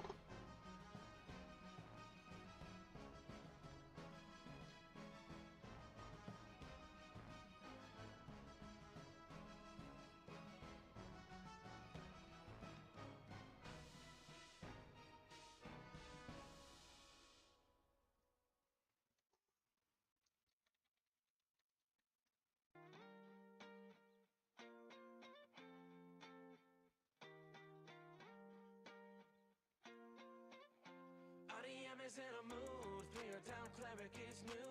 We can't fight a CR22 to die. This way is cruel. Like your mind is saying we're fools. Feel a little upsetting, just a few. DM is in a mood. All year round making home brew. I mean, we could have shown some gratitude for times for making tools. Looking up and learning all the rules. Maybe let them play a broken cool. Yeah, we may have met our match. Locked away for real behind a latch. Surrounded in the dark by the undead. Waiting weapons, armor clad. Are we a chance at escaping? Our nervous rogue is bumbling. Now it's obvious, the plan wasn't our doom. Escape artist, new challenge approved. We're all a part of this, even when we feud. Another story twist, so let's hit resume. We all played lots of characters with depression. Still we conquer the world and will not play the victim. IDM is in a mood, 3 or down, cleric is new. We can't fight a CR22 to die, this way is cruel. Like your mind is saying we are fools. Feel a little upsetting, just a few. IDM is in a mood. All year round making home brew. I mean, we could have shown some gratitude for time. Plus stacks. Looking up and learning all the rules. Maybe let them play a broken cool, yeah. Now it's obvious, the plan wasn't our doom. Escape artist, new challenge approved. We're all a part of this, even when we feud. Another story twist, so let's hit resume. We all played lots of characters with depression. Still we conquer the world and will not play the victim. IDM is in a mood, 3 or down, cleric is new. We can't fight a CR22 to die, this way is cruel. Like your mind is saying we are fools. Feel a little upsetting, just a few. IDM is in a mood. All year round making home brew. I mean, we could have shown some gratitude for times for making It's charm stacks. learning all the rules. Maybe let them play a broken cool, yeah.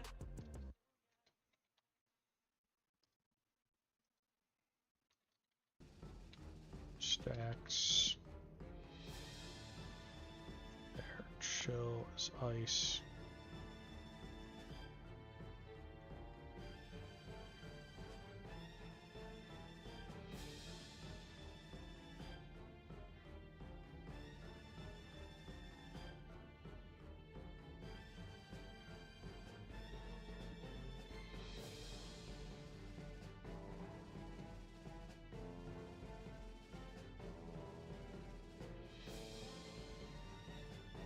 Yeah, because I actually took away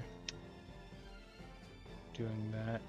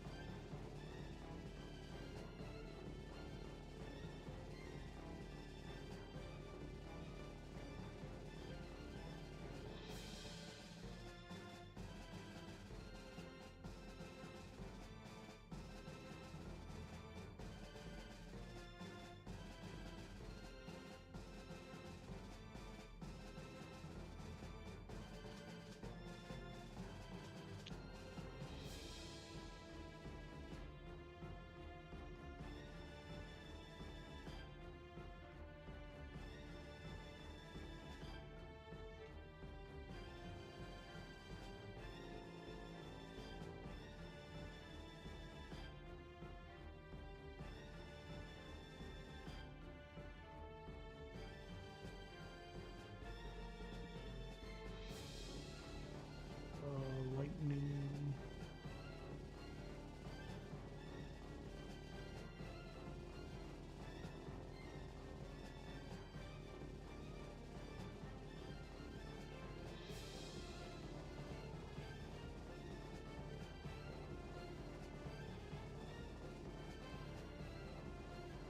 Ocean.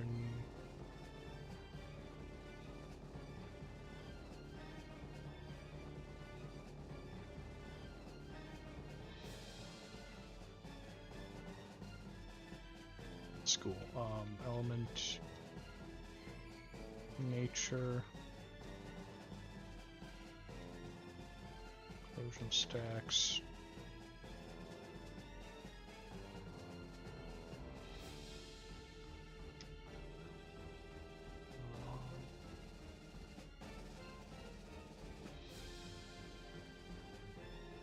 Magma damage, element,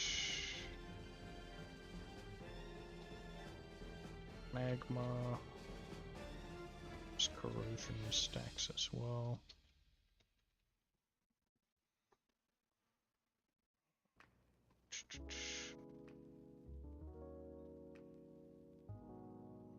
Holy is cursed stacks.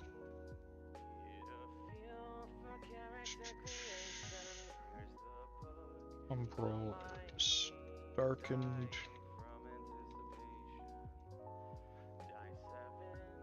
Bludgeoning also has bludgeoning has demolished stacks. And then we have force also has demolished stacks.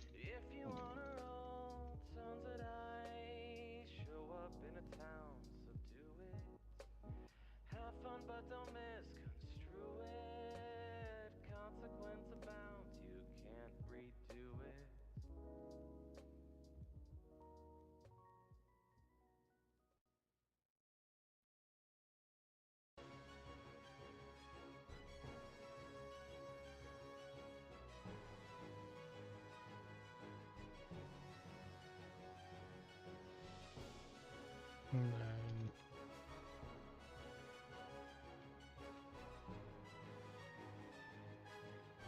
mining stacks.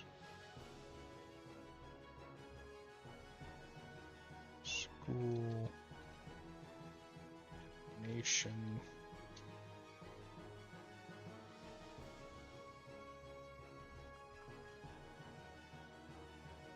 Yeah, fear stacks was fell.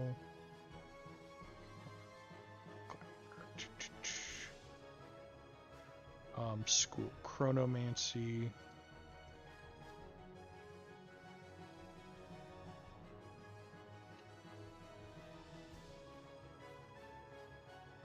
Base stacks. Slow stacks.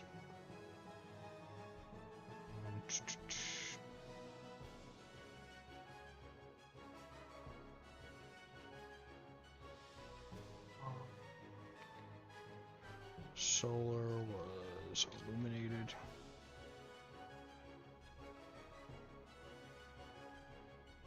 Lunar is illuminated.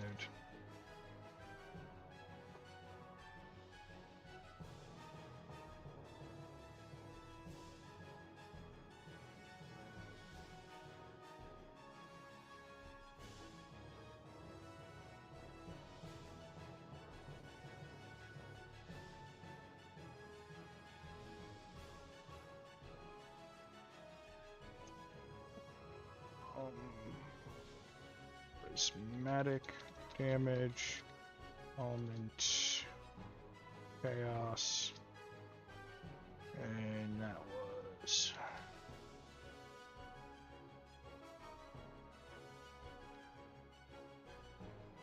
specs.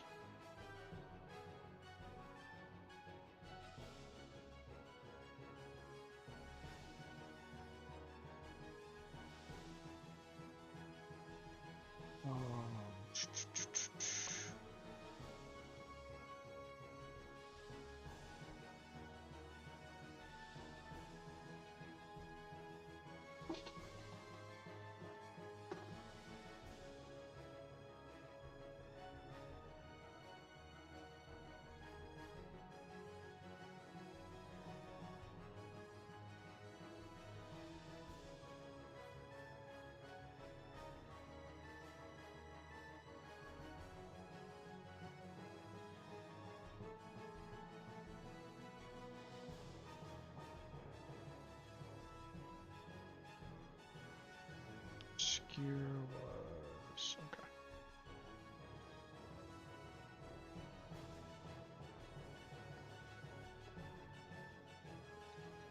Smoke damage. That was element smoke. Obscure stacks.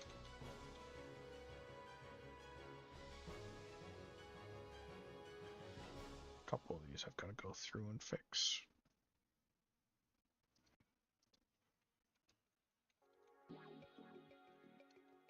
Poison damage is element nature. Poison stacks.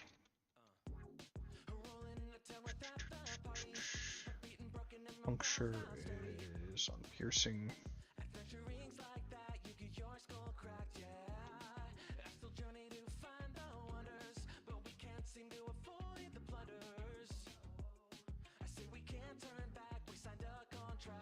School restoration. Regen stacks. Lightning. Shock.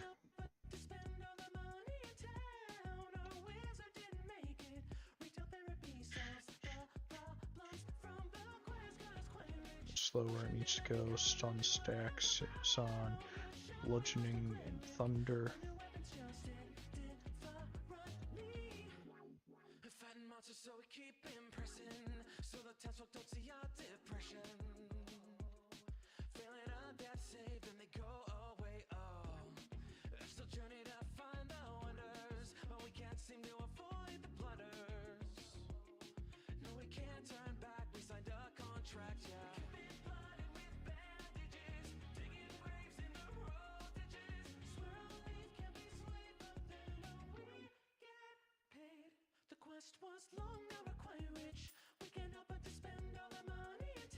Necrotic wither stacks.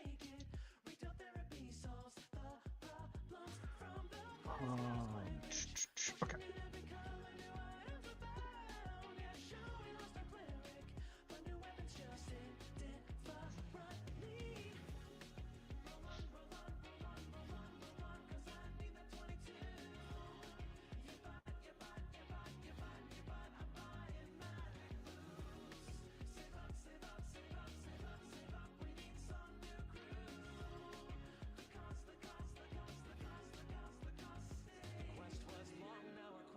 So if I do it as only a 2-row one, it's still going to be a lot of data to be done. It would have to be 3 for most of this, except for these ones. So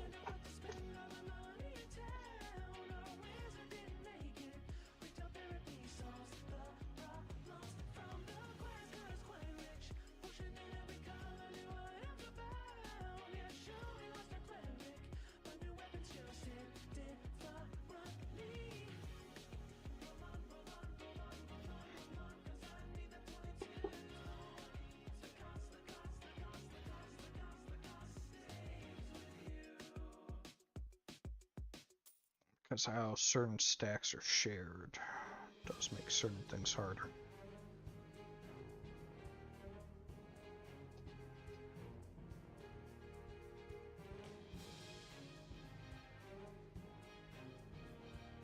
It would be better to go by skill.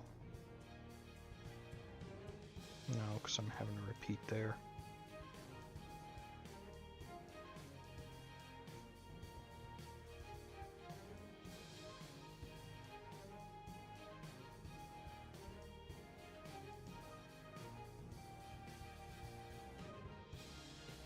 So it might just be best to actually go based off of damage type.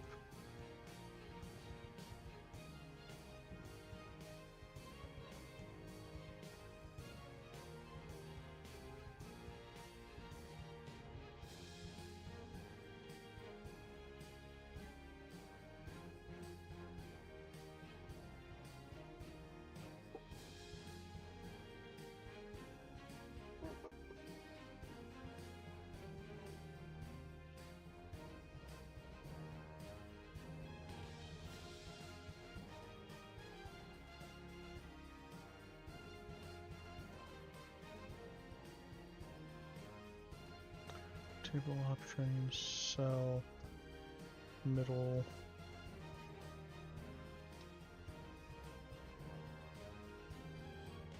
Come on. There we are, we do that, we do that.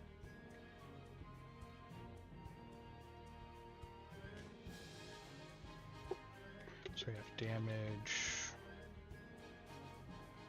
skill, stacks.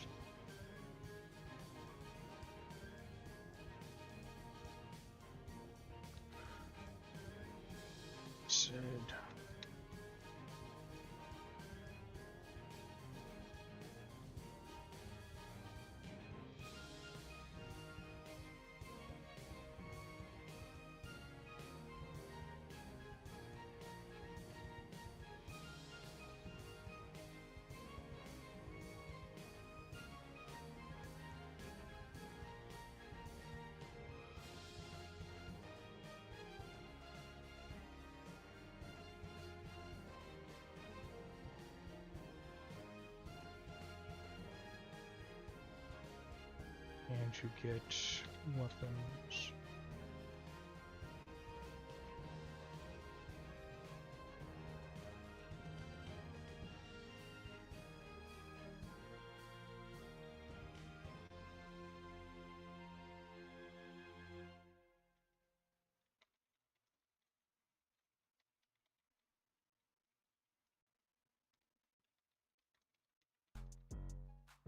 You sell dice?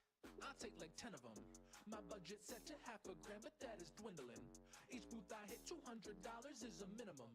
Bag isn't empty, filled with games, I'm never playing them. I must be Jenny D, all the brand deals that I'm rolling in. You can call me Dr. Meeple, cause I got many men invested in this hobby. Next con, you know I will attend. VIP access badge, cause I influence me. Go cast wish. You could never ever rock a con like this. Crit like me. Go cast wish. You could never ever ever ever rock a con like this.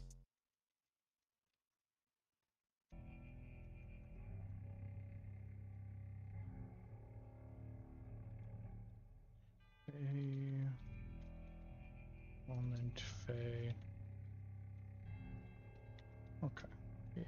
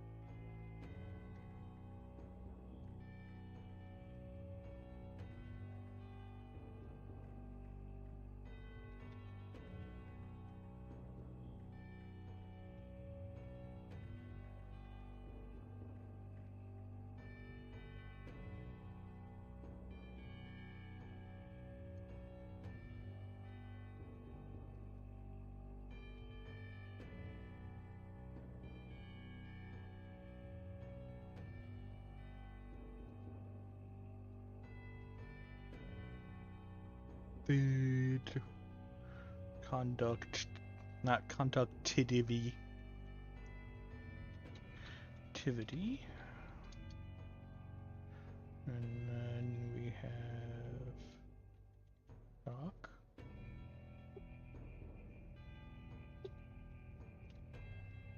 Lunar.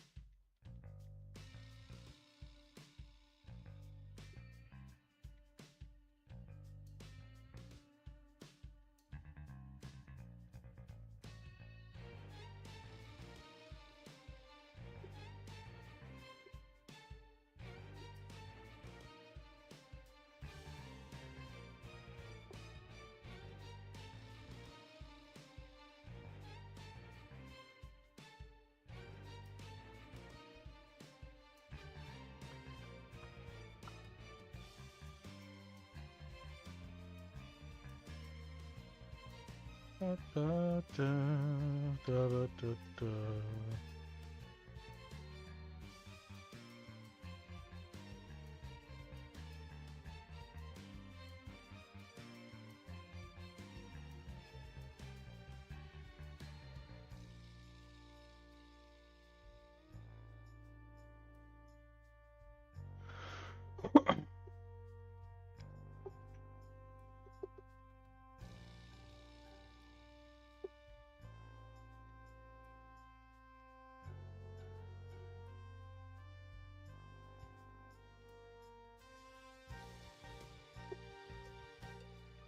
Ornamency, haste, haste,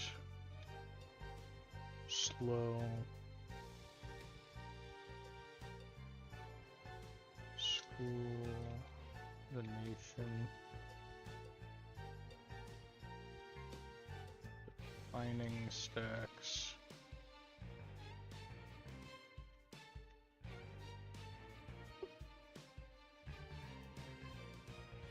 Inspiration, agent stacks.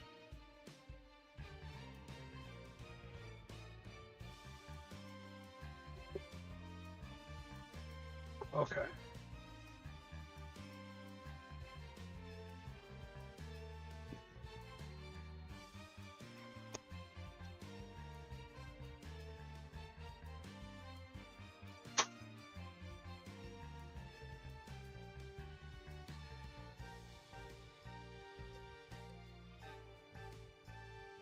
I will be right back. I've got to quickly use the bathroom.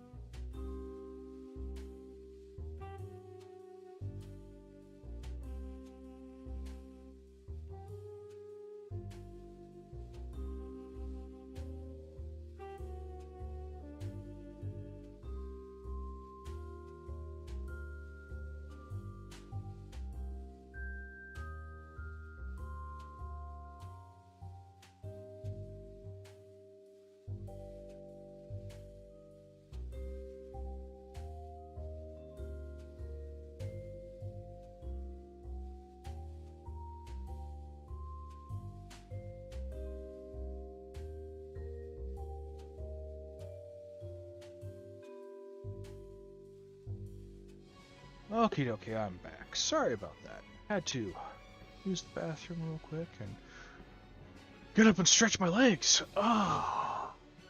So, tabletop game creation at its finest. Okay.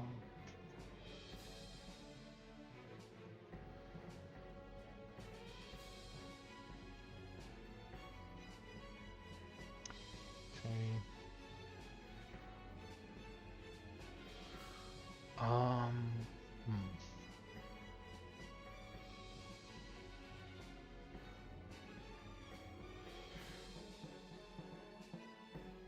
Oh.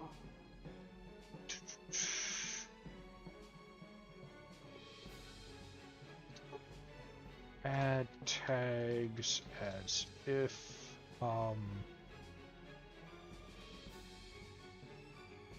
as if the immunity, resistance, or weakness is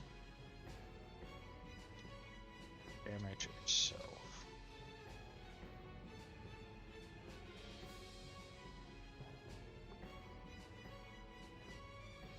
Damage or stacks.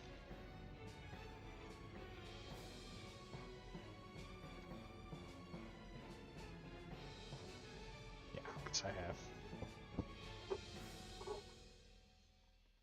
Yeah. Because I have that whole chart down here to help people find it based off of that stuff.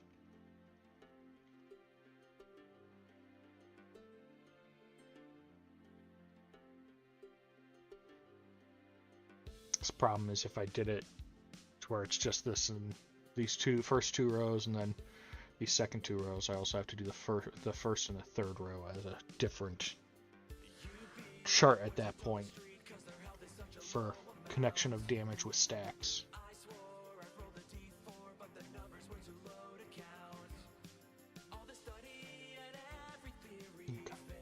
Okay. Still figuring out how I want to handle this stuff.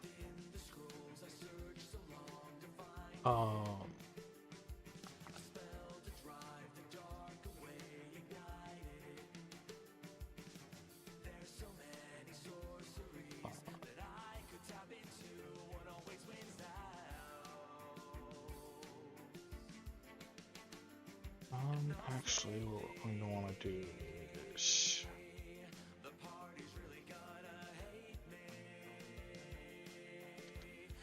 enemy, friend,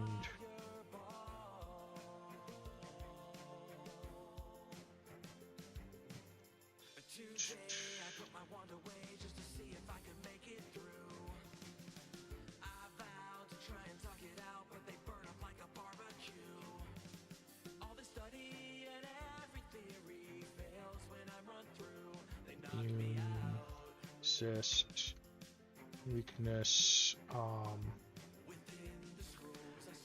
actually go down one on self, because we want to make these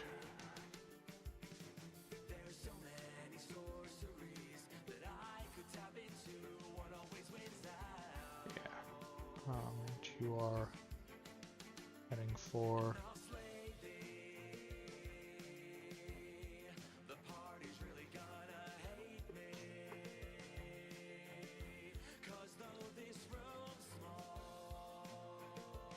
okay.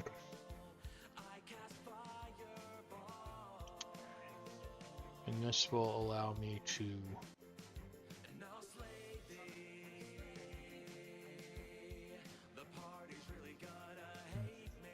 this will give me a few other things to play with, because if it's on an enemy,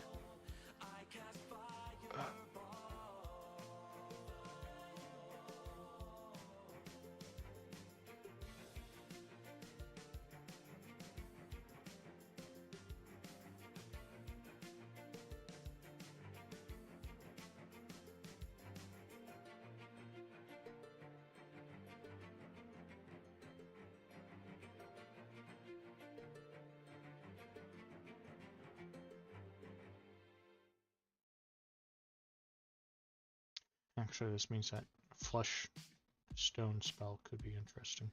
Choose a color, match my sorcerer with another. Math, rock, bundle, and a So you're adding weaknesses and immunities, resistances, so that does make sense. do not settle. Rare wood, fragile, nice and glass are good to look at. Search history getting weirder. Deer antler, some made of poo. Dust Java, meteor, pharaoh. I'll count the fire like iron or die shit to me. One set for all my PCs, baby. Quality over quantity. Hold like dragons or collecting. Order more dice, D20s. Dice back overflow.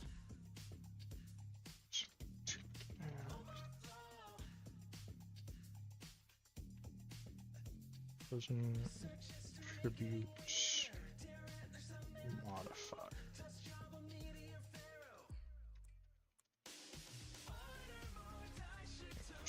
Healing.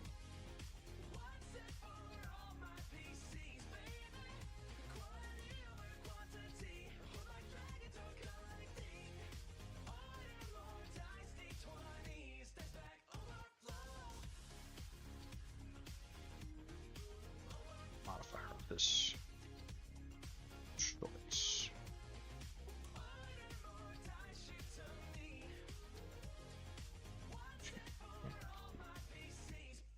Doesn't tribute to damage or heal.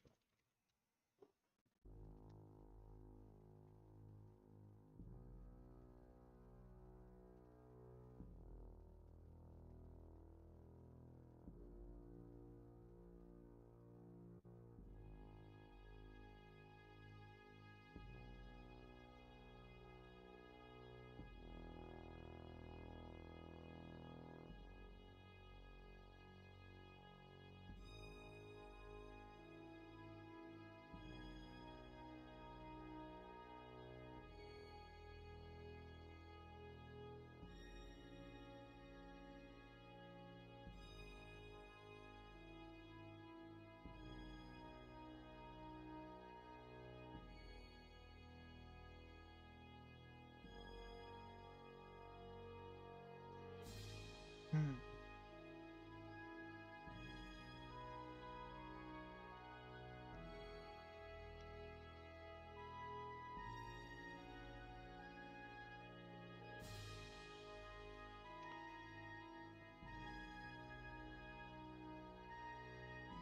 Hmm.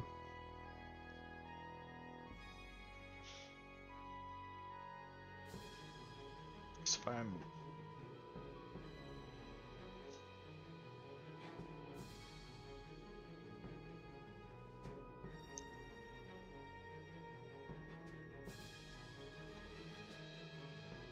so I might want to make immunity super expensive on lower tier things.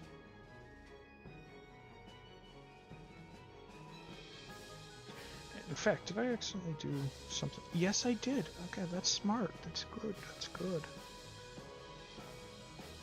So if I want something to not kick in until later, I want it to have the additional price that the choose a tier thing would have as a penalty of trying to squeeze it in on an easier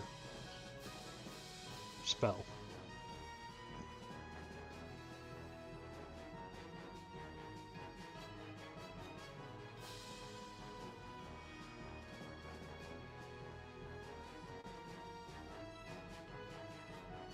Okay.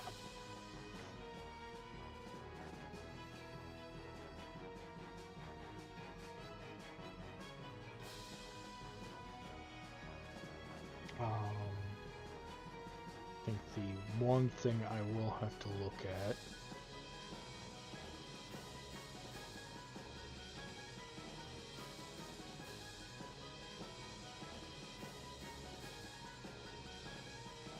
is I'm going to have to quickly look at my wards.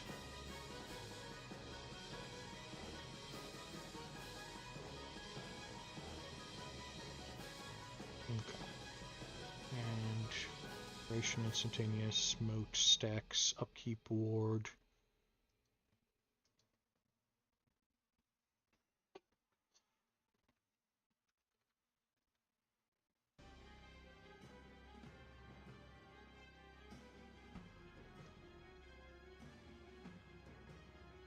End of turn.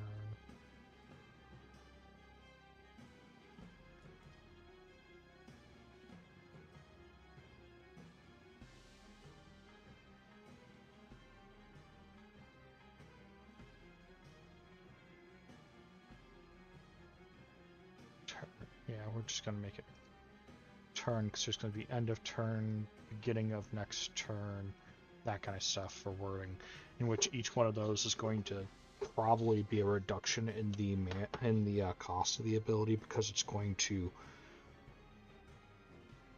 be something that reduces it to a one-turn effect. It also means when I'm going back through and rebalancing these, it's going to make it slightly better. To technically add resistance and whatnot to T0, I'm probably going to have to say is a plus and minus on self.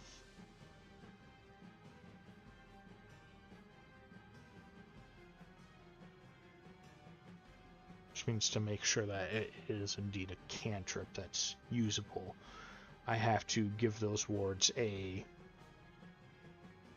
decrease in resistance against the opposing damage type.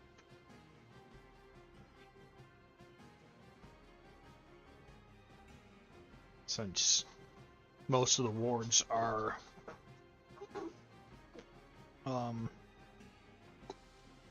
elemental in nature, that works. I don't think Arcane Ward gives resist against magic, does it?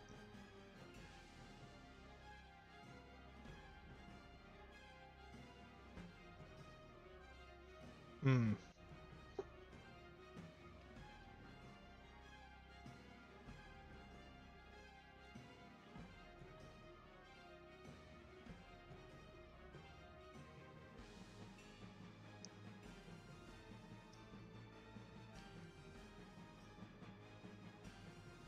Do I remove these resistances from the wards? Because the wards are T0 and they're free.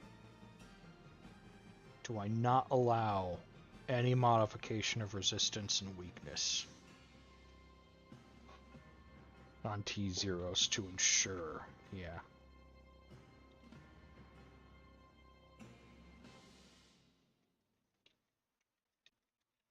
So we don't want them modifying things with just cantrips every turn. We want them to have to cost something.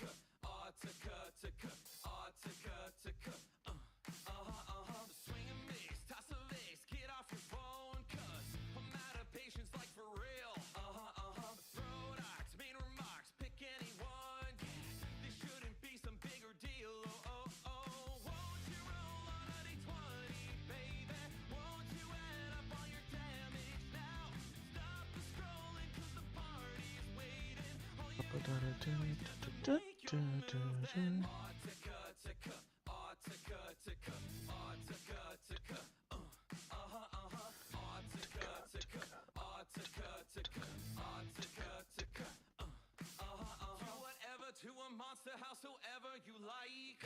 Take your Uttaka and bust them up. Cast a spell, hide, help, speak, ready or dodge. Disengage your influence. Won't you roll on a d20, baby? Won't you add up all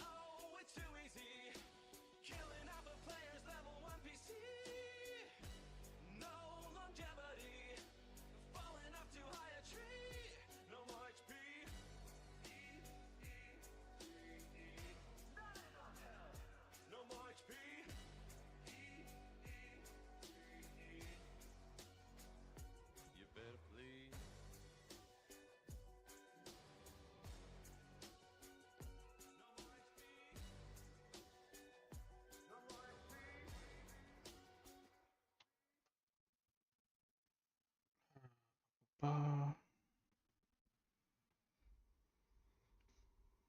plotting games.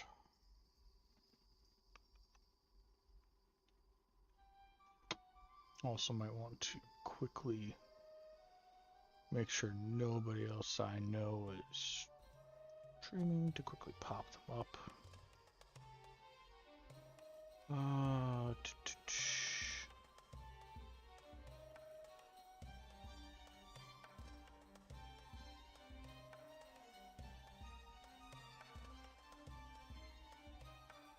Geesh, it's Monday.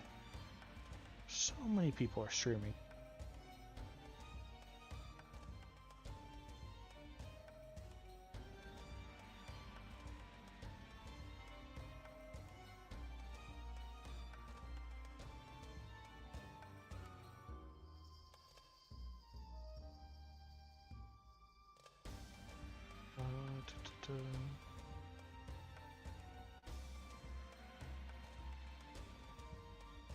Certain people not into lives. Now I got both those back up again. Okay. Now I have full vision of the stream once more. I have full power. Unlimited power.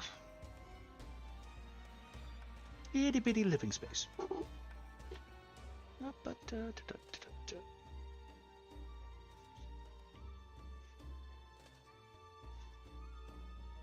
So on an enemy, we could.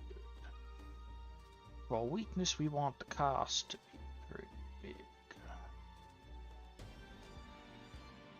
On self.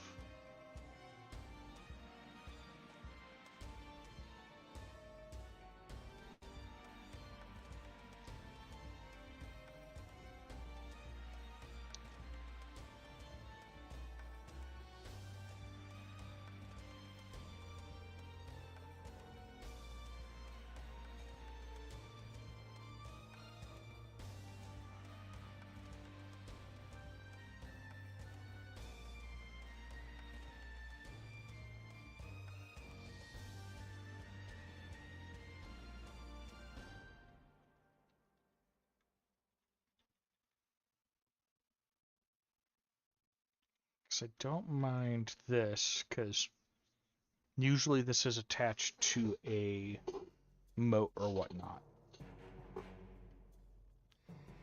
I mean,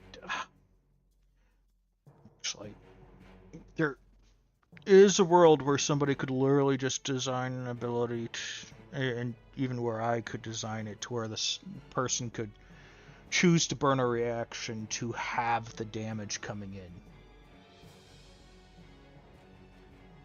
So they just burn an action point and 2 energy to, for that instance of damage, just shrug off half the damage. So that is... Since it's only for that attack, and it's also taking up an action point that you had to hold for that, that's not bad. That's actually a great trade-off.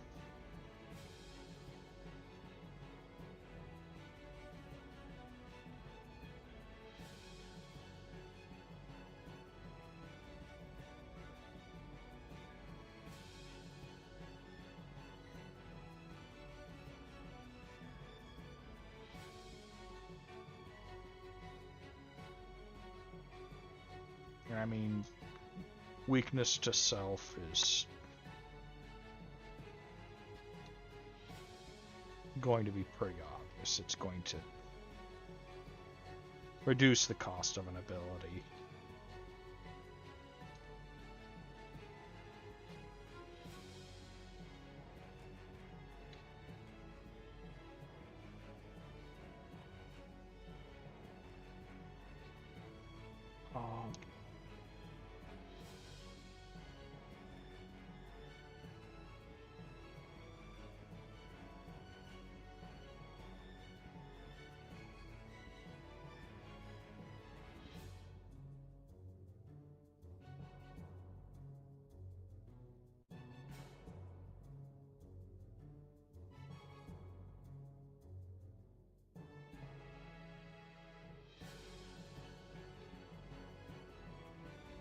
That means when doing anything that attemptively forces a weakness on something for an instantaneous damage, one has to word it to where a weakness would be applied first, and as such it's usually a versus save.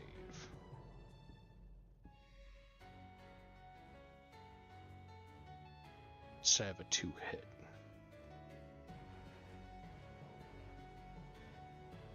Means they could still do it as a 2-hit, and they're only weak to that shot.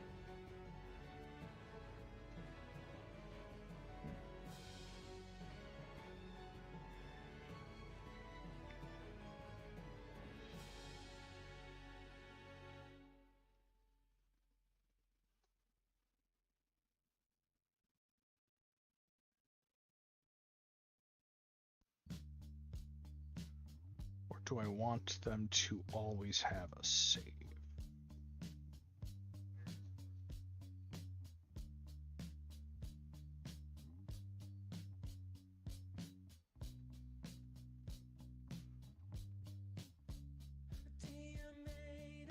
Because I could make saves for friends and enemies for that stuff. That would be viable.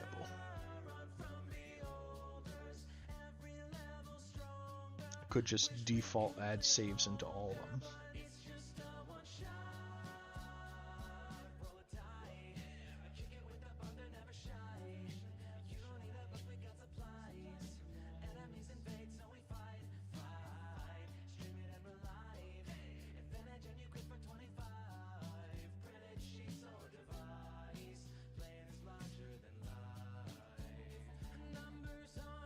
Immunity I don't want to kick be a possibility until at least T5.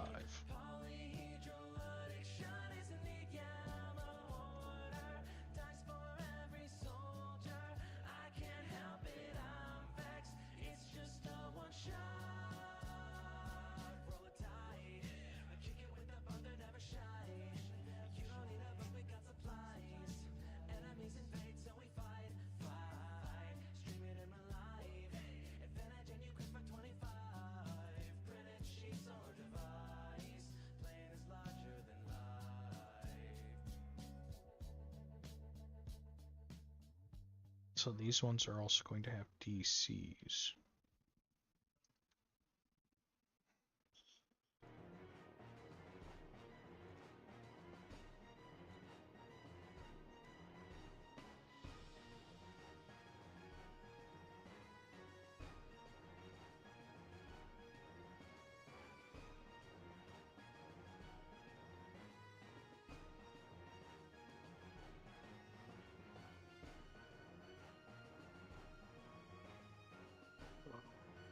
DC base.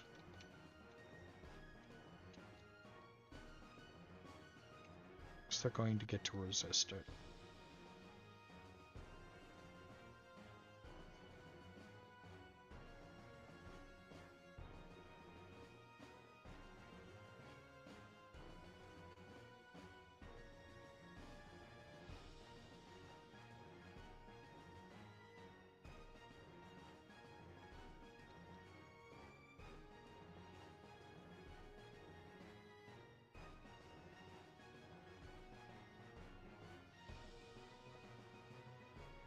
Immunity.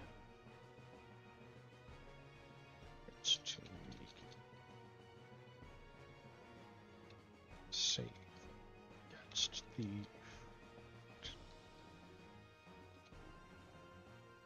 sure choose to face. Let me just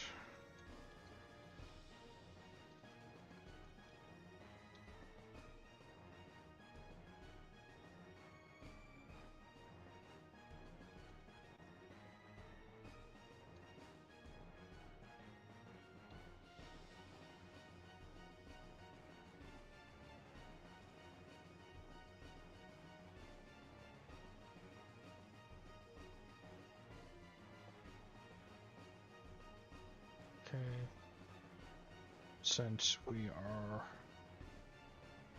not giving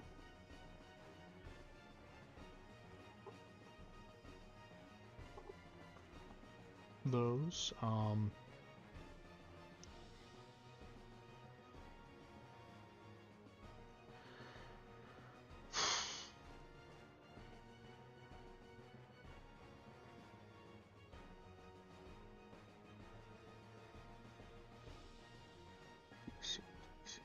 I've got a TC somewhere.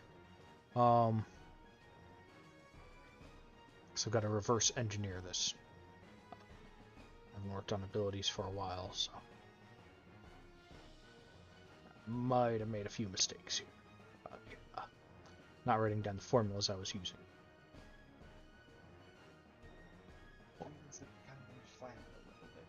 It's okay, thank you.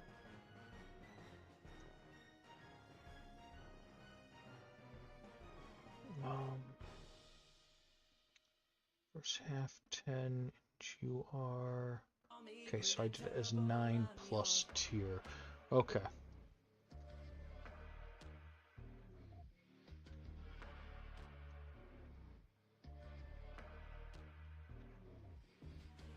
is it so hard to find an enemy who's worthy? All the same want the fame, still they don't deter me. Mountains of gold, love to watch them as they scurry. Flying above, breathing fire in my fury.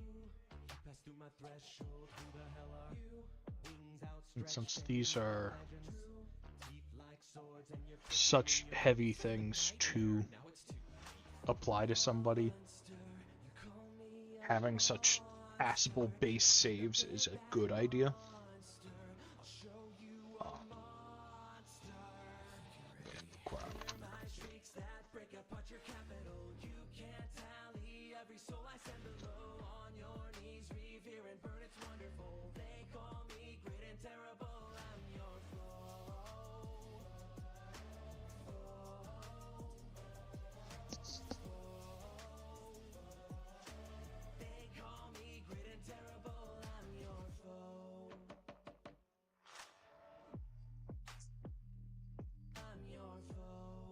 Okay.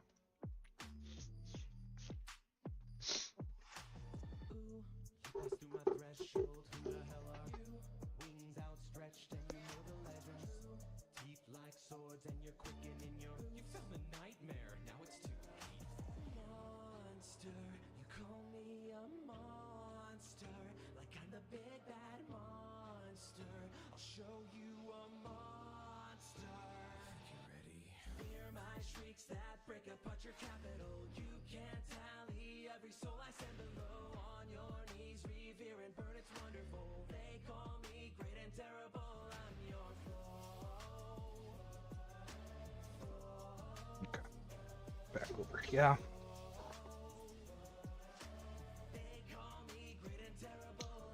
That's not gonna work. Okay.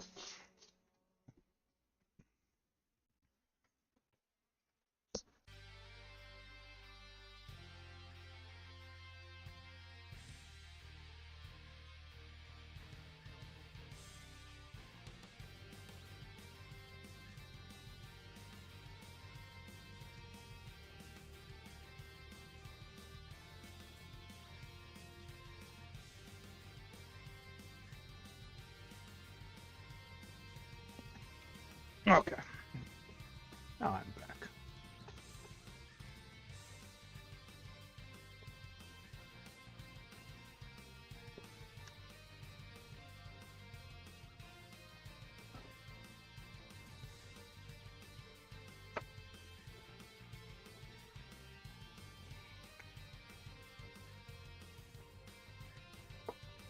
Oh yes, the roommate.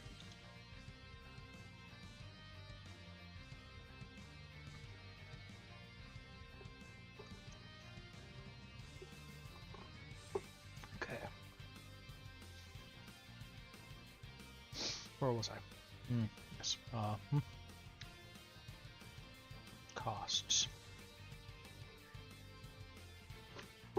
On the enemy.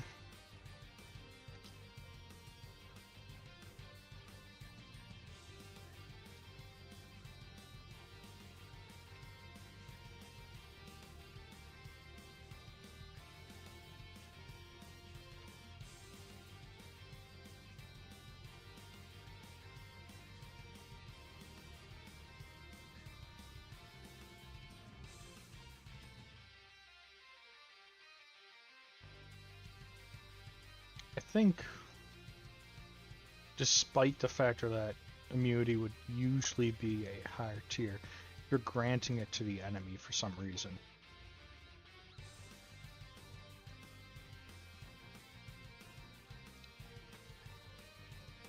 No stream for you.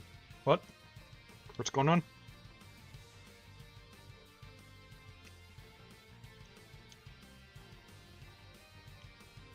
What's up, Karma?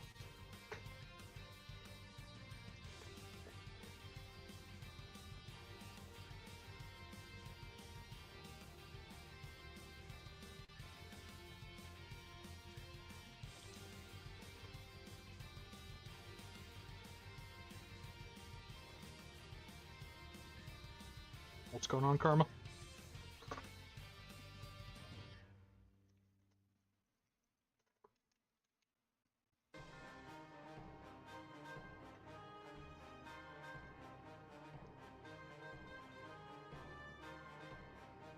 It's just gonna ooze entirely out of this. Just gonna have to.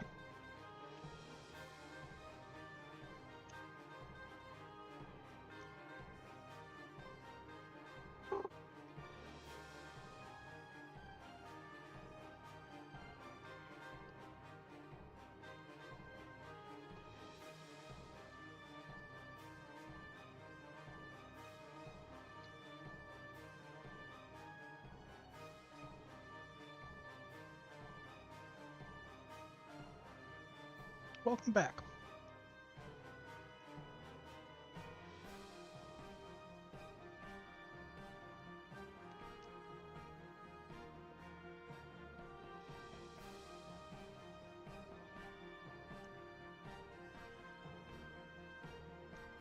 Wasn't all that fun, I take it?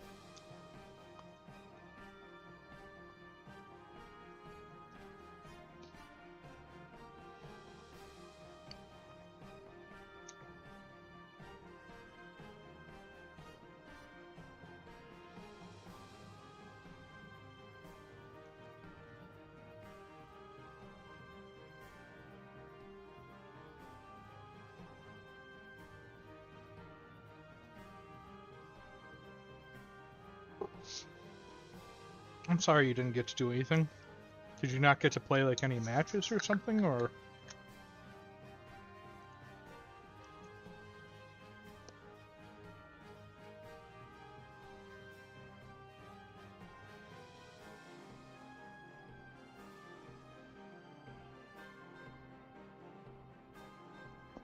Why didn't you get to play any matches?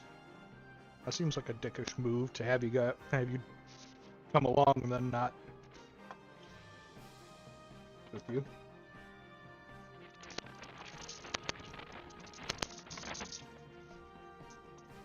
So they're not going to play any matches with you. That just why drag you along?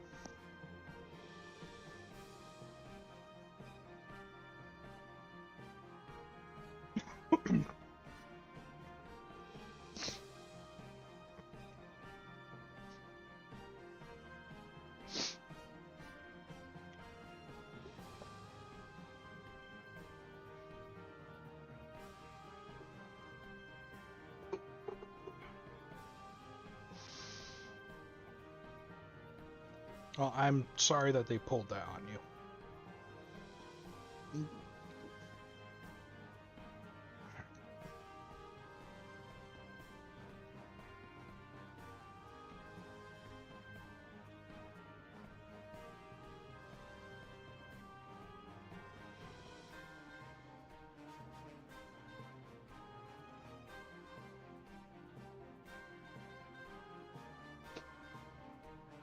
Yep. Now this is applying a weakness to an enemy.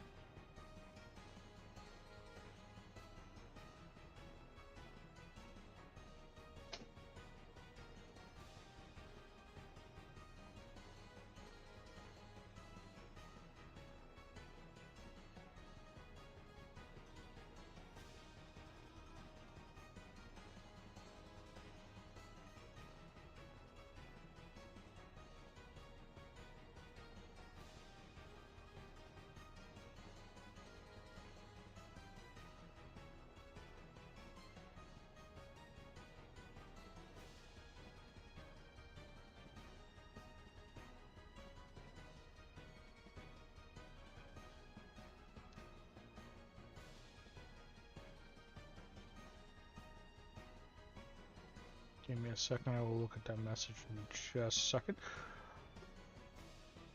Sure, I wouldn't mind any company. I think Nyx is currently cooking and might do streaming. I don't know what their plans are. It's getting later in the evening for them. We talked Pokemans.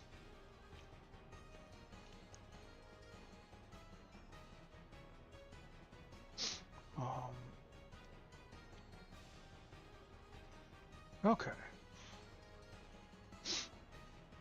I'm not doing the save or fail on self, because if you're choosing to cast a spell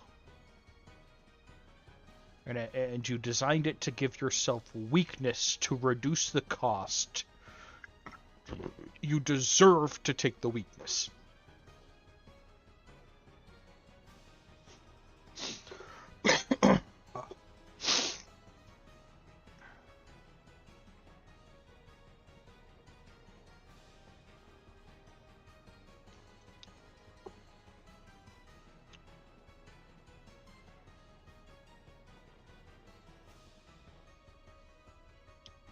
Let's do a little bit of formatting to make this look pretty.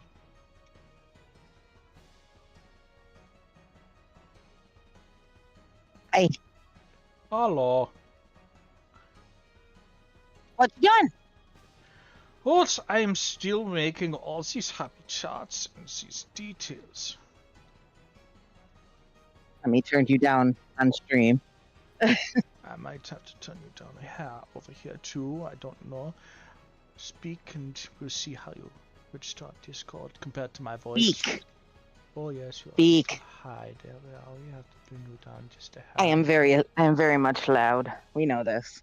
Oh, you're also on a phone which changes the microphone, yada yada. Try again? Yep. Well, it's going through my headset too, so. Okay. Yes, I'm still a little bit quieter compared to what it's registering now. That's interesting. So I'll just drop you down to about 70. I was gonna say I can turn my voice down too. No, it's That might fine, be it's better. fine.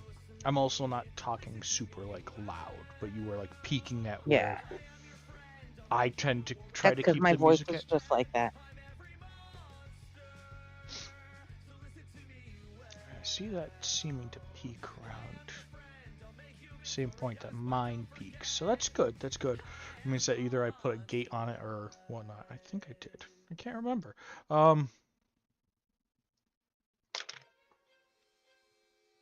Send it to that. Yeah. Fix that. More formatting. Make nice. Make look pretty. Yeah.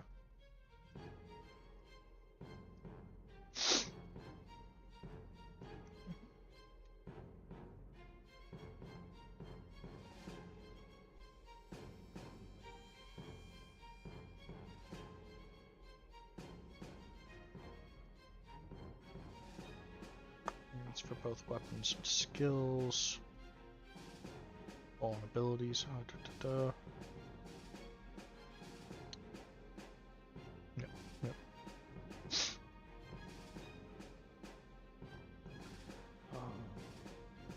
So we go down a row.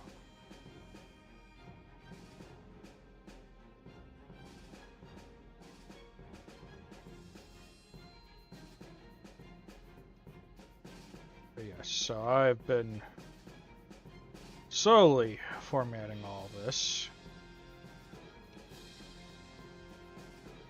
Putting all this data in here. Once she's done. Oh, hang on. Let me mute myself. I'm sorry. I forgot I was in a call. Hang on. So cool. Keep it like that. Yeah, it's interesting watching you balance TEPS. I love role-playing games, so. I eventually would like to be at your table, but I'm gonna wait. Yes, currently I have 4 players for the one campaign, which hopefully, if health and everything continues, I should still be able to do this weekend. I don't know. I don't know what tomorrow's news will tell, so I don't know if I'm canceling Saturday or not.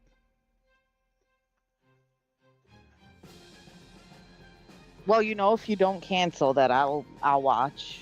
Yeah.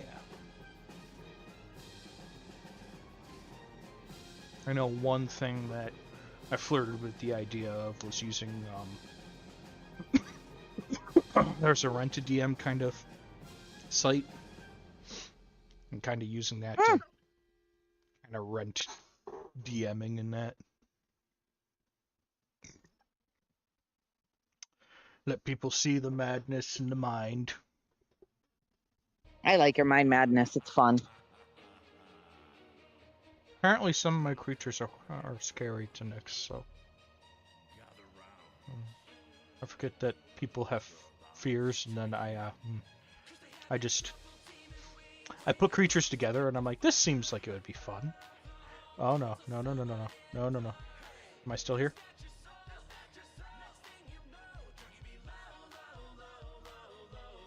Still here? I'm still here. My daughter's talking at me too, so I don't want to put that all up on your stream, no. but Okay. Yeah, no, because Yeah. my stream just started refreshing on the one page. okay.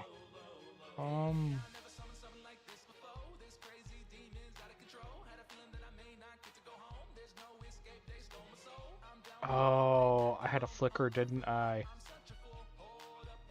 Ew. Yeah, it says I'm unstable. Why am I unstable? I get the same thing every time I'm streaming. It doesn't matter. I'm even when I'm hardwired in, so maybe your network is being slow. Oh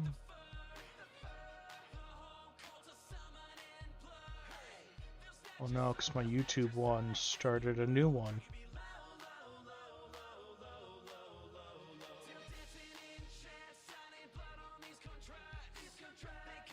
No? Yes? Okay, yeah, there we are. Interesting.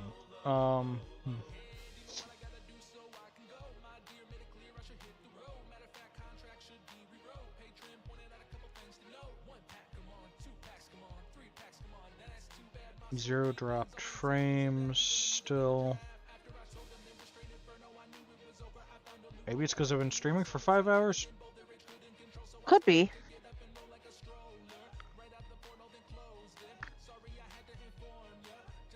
Or it could be one other thing.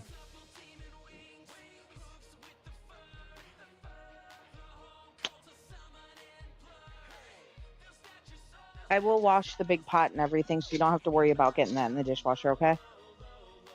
I gotta make my coffee for tomorrow. Oh, sorry. It's all cool. Hank?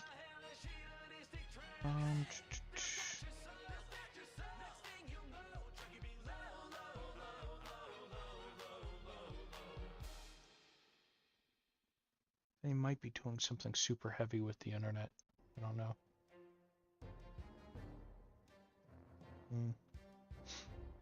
So I am wireless. Also, I should probably do that.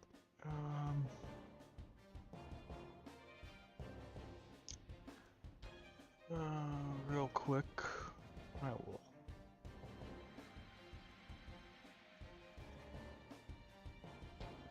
Watch this.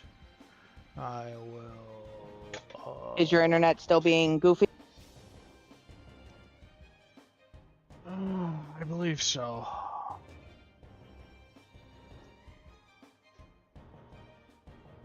At least to Twitch's standards, it was. Okay, bitrate looks better now. Good. So it's just I needed to update that stuff. Oh, no. If I remember, I can't use it on this because I need to grab it from my personal one because otherwise it tries to. Yeah, that's right. Okay. Which I have to do from a different tab than that.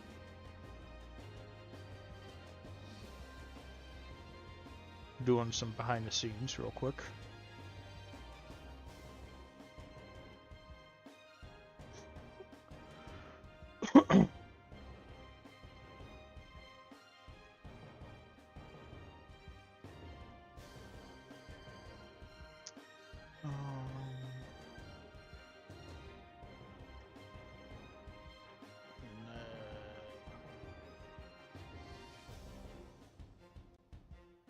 Studio mode, sources.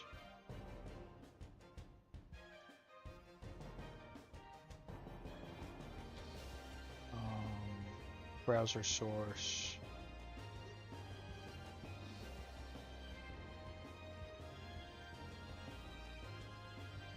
You looking for me to add me onto your stream, Mike? Sort of. I've already got you.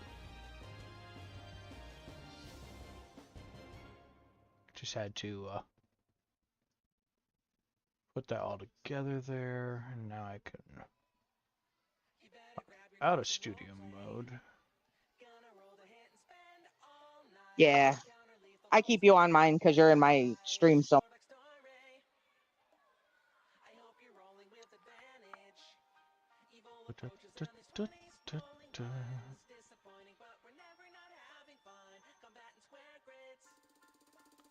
Calendar drafting is the biggest fad. Scheduling a session as our lives expand. But sitting round the table with the friends, nothing as well There as we fighting go. big dragons. Paladins I got a little karma. Spots on every corner, slide of handing rogues. Drink booze in the old tavern. In the day, tiny karma. I have to refresh your stream to see it though. better grab your dice and So Shouldn't have I'll be to. back on your stream. gonna roll the hit and spend. It wasn't showing up, Encounter leave so Should show up now. it does. Tiny me in the corner. Don't Oh, this want got unplugged somehow. that small. Thank you. That's crockpot. That's light. Trying to figure out what I can unplug to plug in my coffee maker.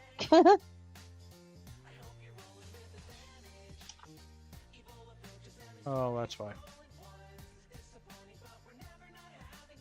Nice. Nope, it's still trying to sit here and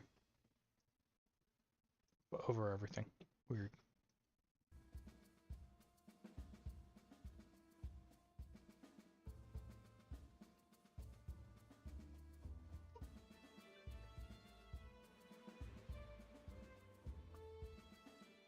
Okay.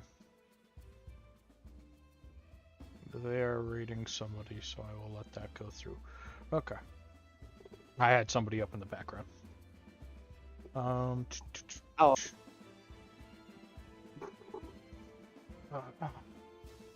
Now where was I? Ah, yes. The madness.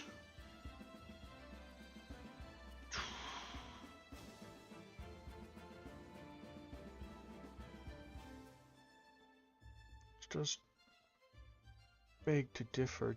Did I have...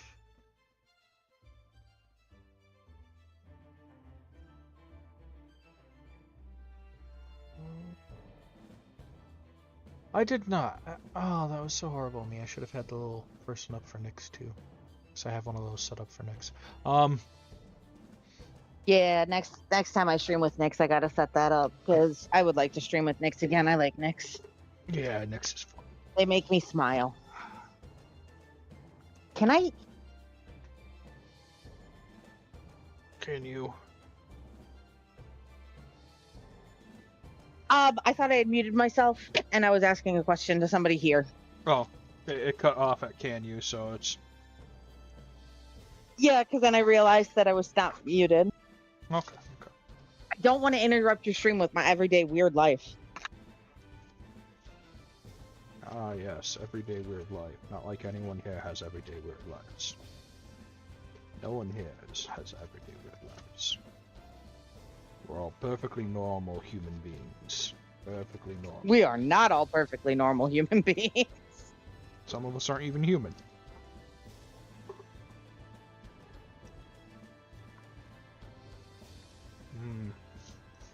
Jeez.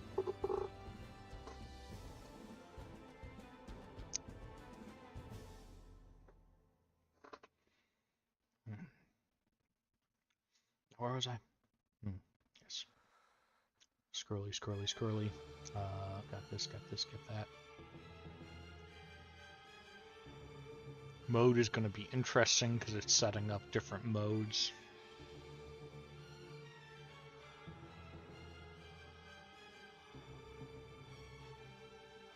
How do I want to?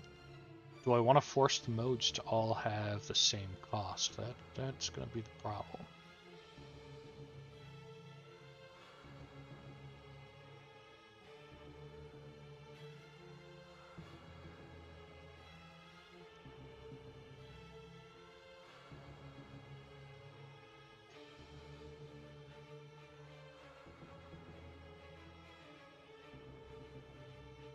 Oh geez, this document's already at 68 pages. And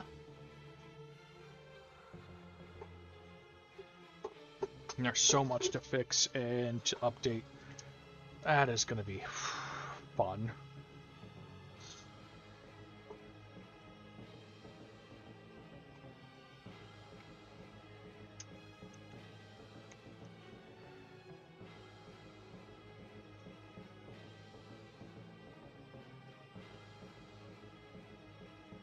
Because the question is, when going back through to fix everything, do I desire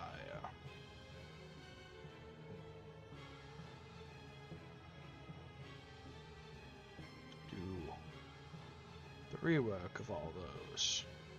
First we'll come over here and we'll figure it out.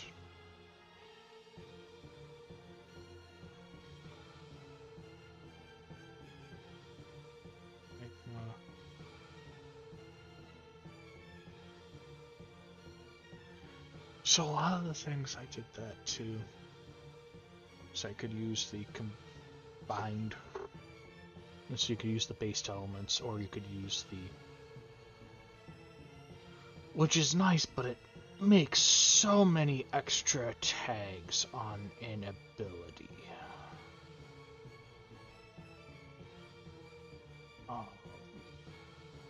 So that stream can see the mess I'm looking at.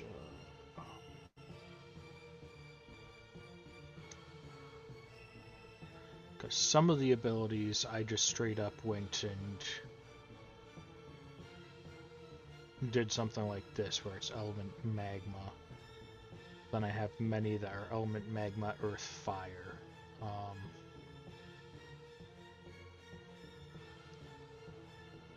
So when I'm reworking this, I might remove all those extra tags.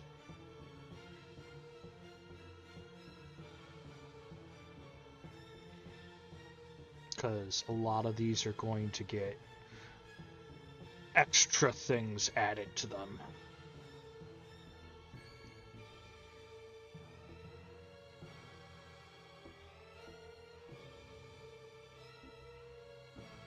So like, I'm hearing you in echo because I've got the stream pulled up in the background, although quiet. So I heard extra things added to them. Extra things added to them. yeah, it's just what everyone wants, is an echo of me. Oh, hush. Stop being mean to my friend. I was being less mean and more of having my voice echoing in their head, saying things about numbers. Oh God. Yeah, that's a very you thing to do. Just yes, but very that could be very tormenting for anyone who doesn't do well with numbers. I don't do well with numbers, but I'm okay with it. But numbers are your friend.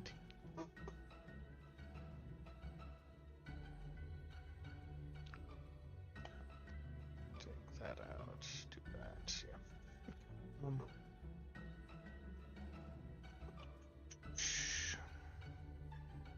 So do I remove all those tags when I go through to fix everything? It might be necessary.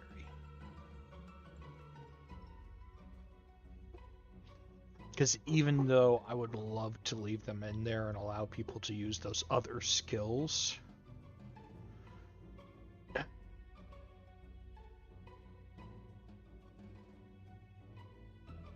it makes things a little bit more difficult.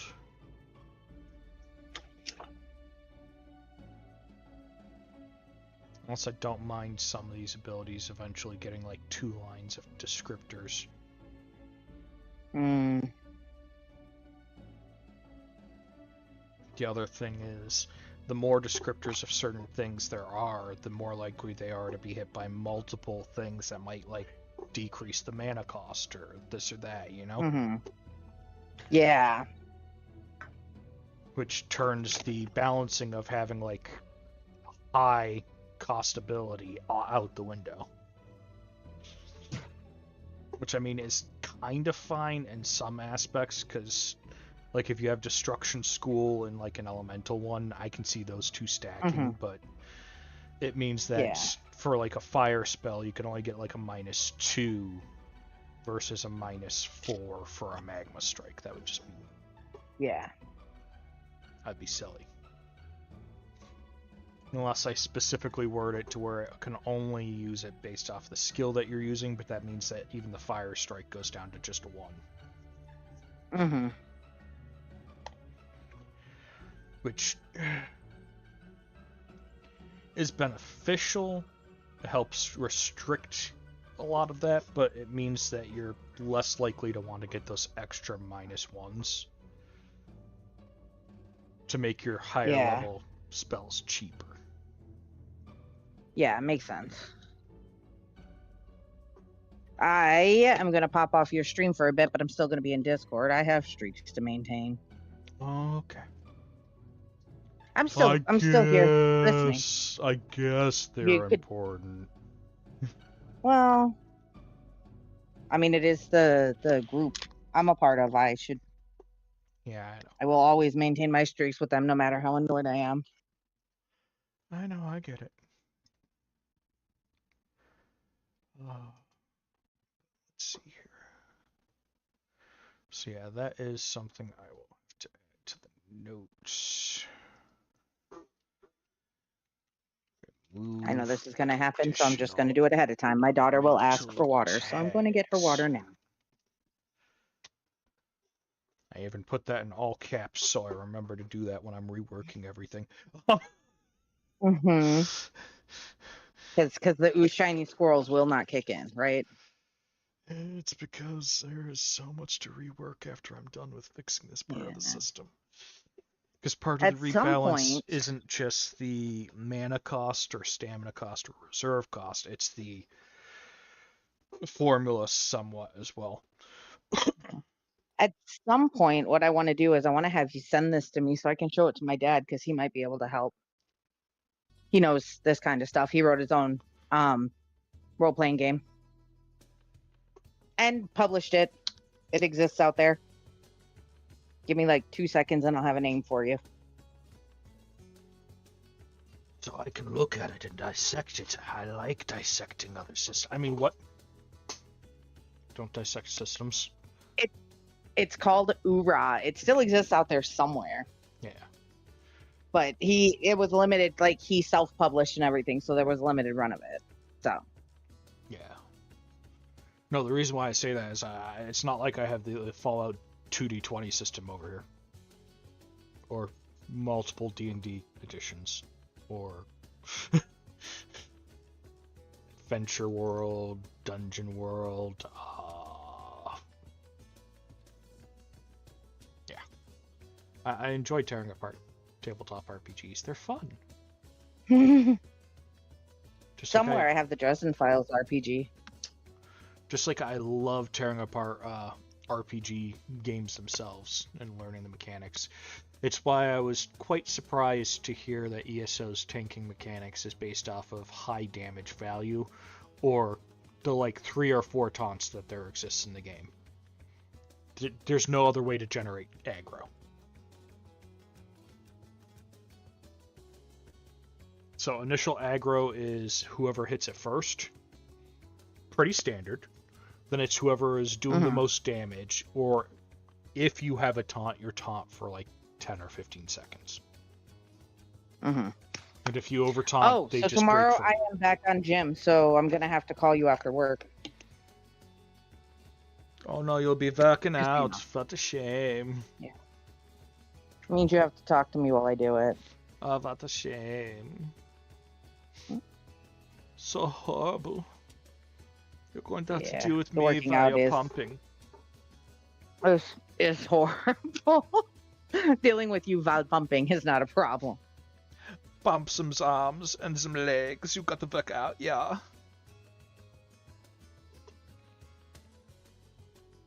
We've got to be wunderbar.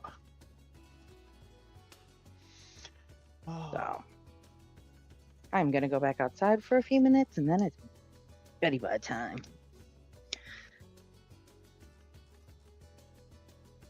Though I might be getting to the extent of my capabilities for this right now, because my eye is starting to twitch.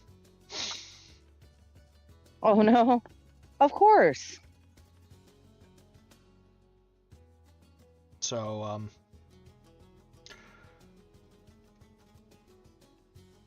focusing it is slightly difficult.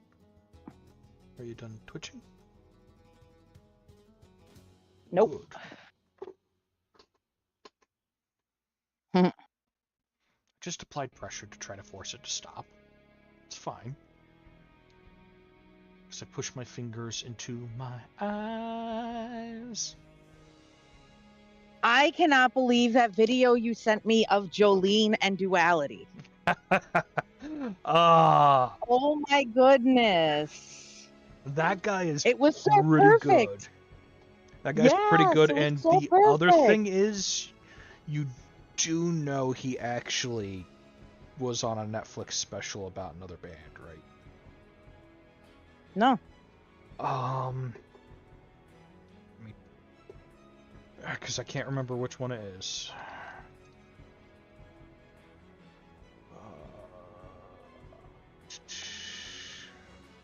Okay. He was in The Dirt. He was in the dirt. Yeah. Okay.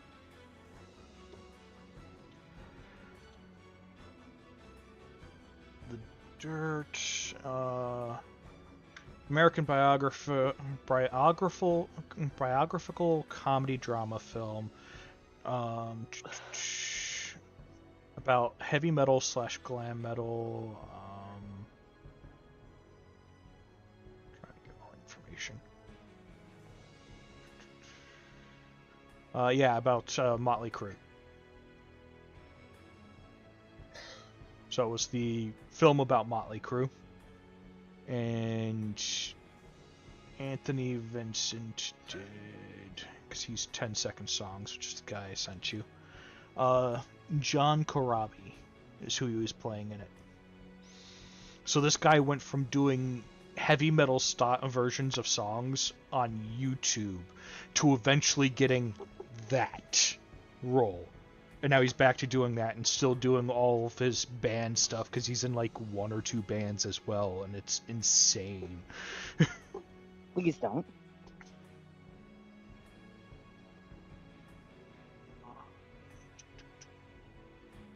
It's one of those fun things that I caught him earlier on in his career and was following him, so at least his career on YouTube. And it just became one of those things where it's like, wait, you got into a movie about Motley Crue? The hell? Yeah.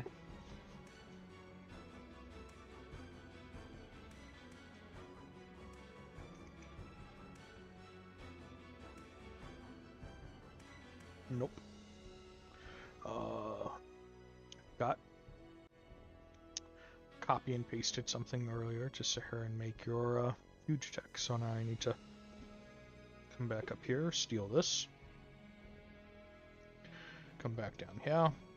Is it here? Yeah. Yeah. Add an extra row to each one of these. Yeah.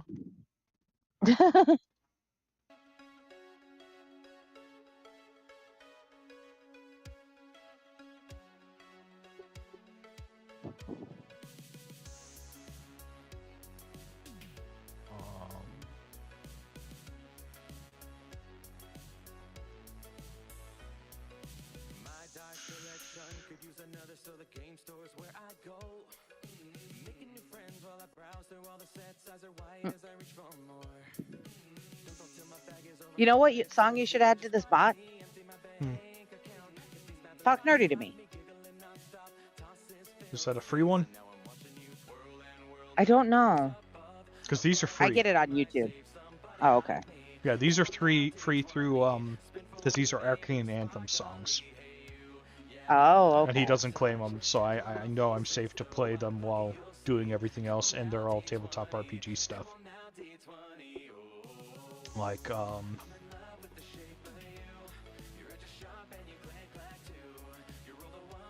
can wait till after this one, but then I can put on one of my favorite ones, which is Below. Well, I don't know how much longer I'm going to be around because I've got to go to bed. I have to work tomorrow, remember? Yeah, this is only a couple of minutes, and then the other one's only a couple of minutes. Okay. You're acting like songs take forever. No, I was just... Songs only take a couple of minutes. It's okay. I know. I have to be up in the morning super early because tomorrow's the day.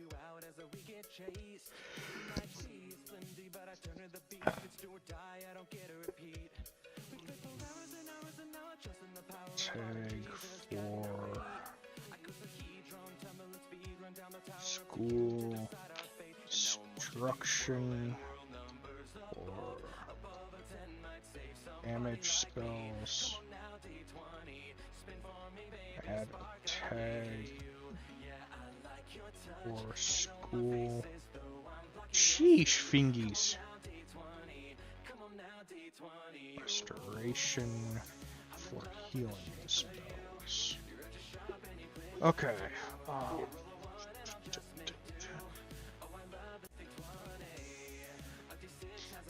guess I could switch over to that one now. The lights just went out on me.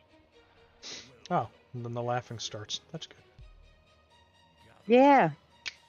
I mean, it's fairly dark out here, so slightly terrifying. Who's with the fur?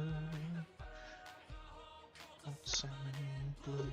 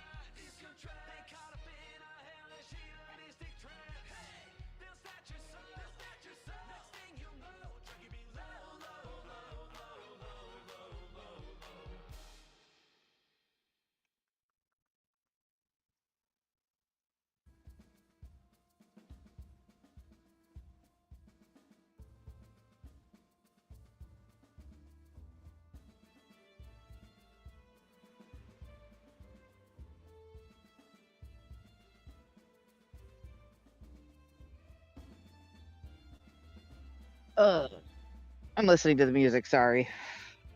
Okay.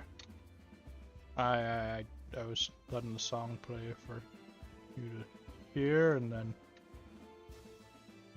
Mhm. I got into fixing some things on a separate screen for wording that I apparently messed up for.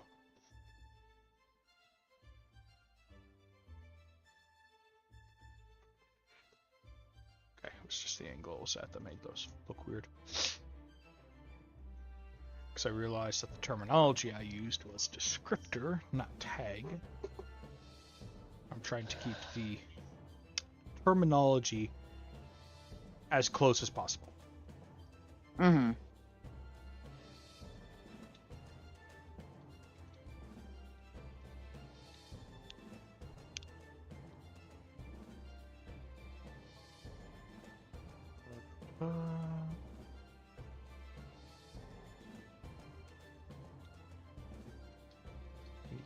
Board. Heavy descriptor.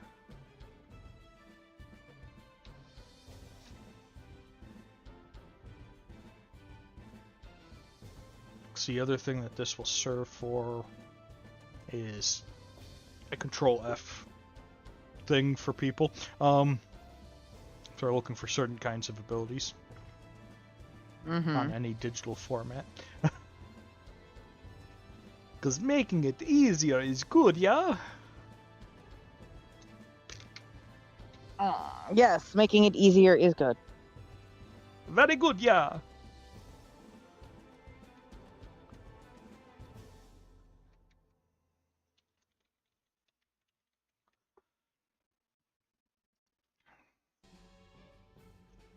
Then we have two other things that we need to put under here.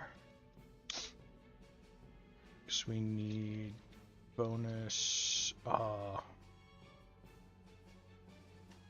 modifier, bonus tribute,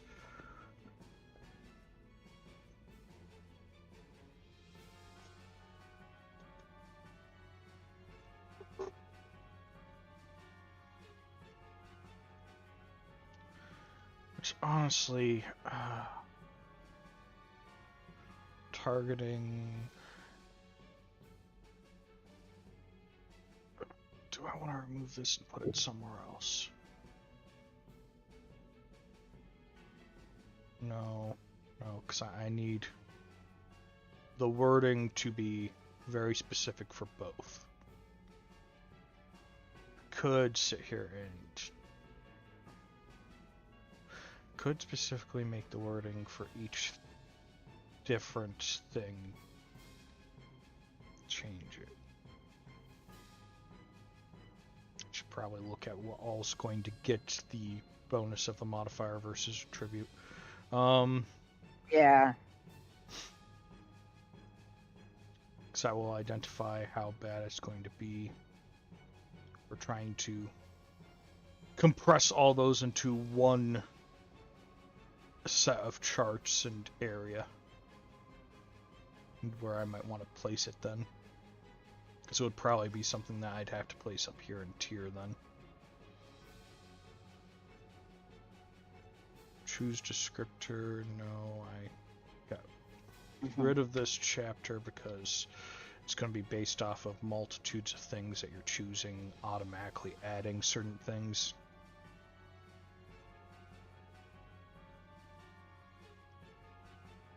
And I forgot to add in this one. Says because this would allow us to set up for one thing, which is allowing people to add new skills. So I want the game to be ever expandable. So That makes sense. So this will allow for a lot of neat features or for added features onto passives that people try to build. And Yeah, that makes sense.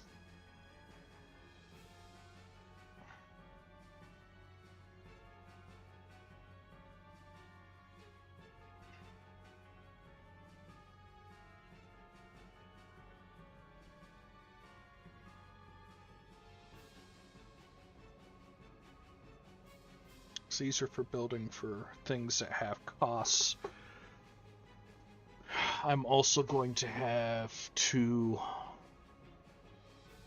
set up a entire part of this chapter just for passive abilities.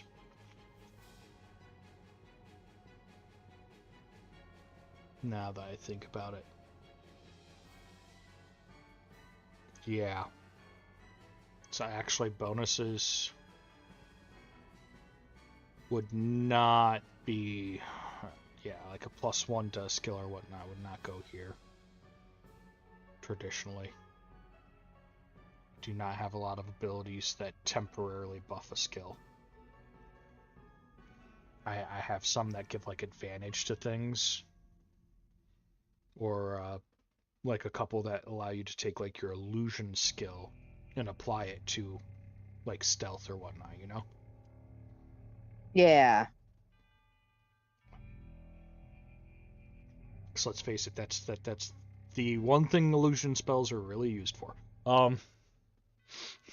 True. And those are limited by the all-powerful, all-magical moat.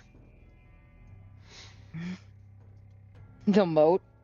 Yes, moats are just the enchantment's HP. And summons have technically Oh, I a was moat as thinking well. like moat around a castle, not like moat of mana. Okay, makes No. sense now. Yeah.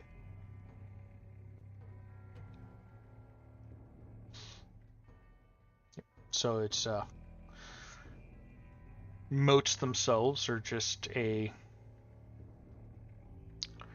method of keeping things going. So some enchantments and illusions have them. Some transmutations, technically your transmutation health bar is a moat, and the damage you take goes towards it, same as summoning. Oh, okay, that makes. Yeah. This way, it's not the actual HP of the creature. And as you, as a summoner, get better with your skills and your stats, you can have a more powerful minion that you conjure. Or at least more health, as well as that more power at the same time. Because I restrict it so that you're not pulling out, ancient named beings as a 10th level spell and just maniacally laughing, going, well, this god's going to kill you now. Instead, I found myself an elder elemental. Good luck. Does this one have a name? Oh, no, you don't have to worry about that. I'm just going to walk over here now.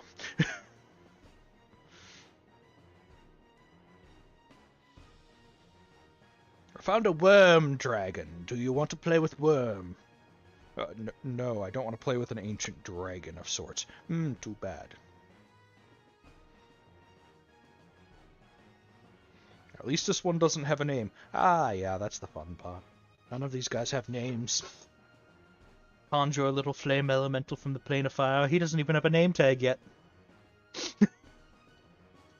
Do you really think you stand a chance? You don't even have a name tag. And of course, we all need name tags. They hover over our head. That was an Austin Powers reference. I know. I was just being sarcastic because of so many MMOs. Oh, okay.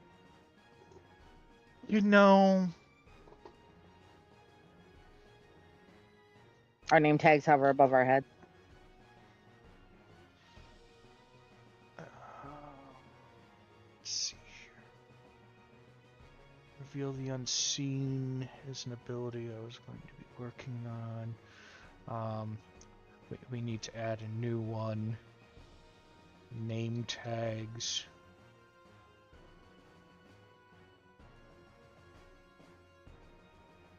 That's going to be an interesting spell to create. For the people who can't remember people's names.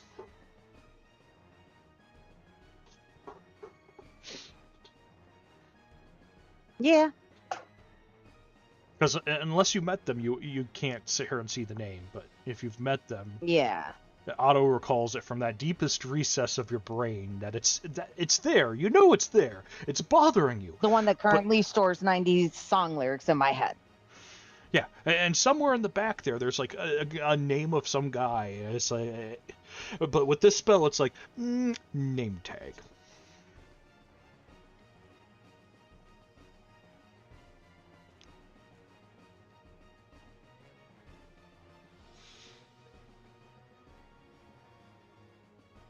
Technically, illusory script could be used for that.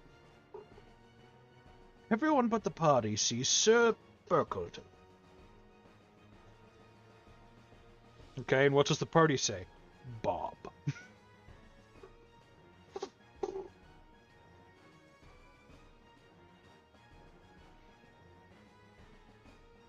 Okay. Yes. Now back to this document, because these charts to mimic, because this is countering based off of these things. I also know that I'm going to have to do one other thing. Oh yes, I was looking at the bonus modifier and attribute.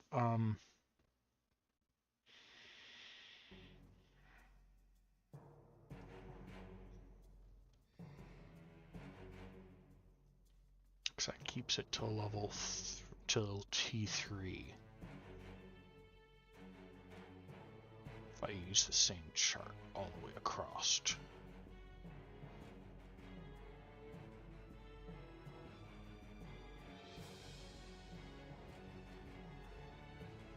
This requires me to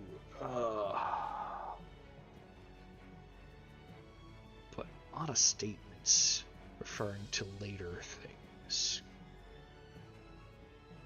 That's gonna be frustrating.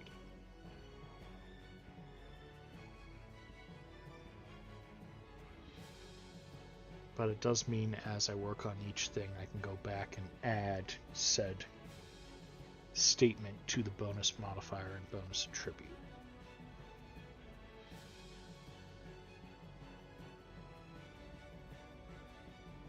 Now I'm back on your stream, but I do have to go to bed. So I will talk to you tomorrow. Have fun updating your TEPS. I will try. I might be popping off sometime soon to rest a little myself, because...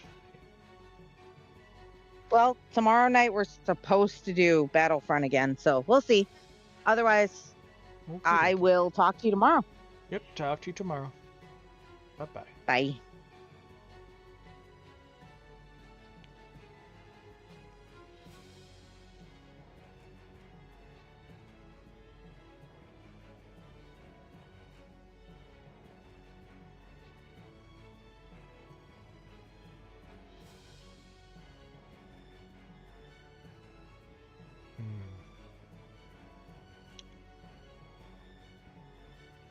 Do I want to call it here? Made a fair amount of progress.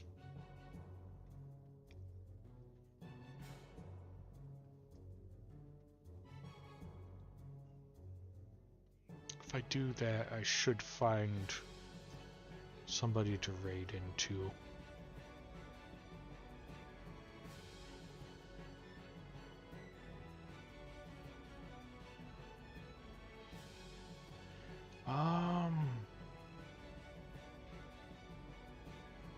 Because otherwise I'm just going to be here mumbling to myself a little bit.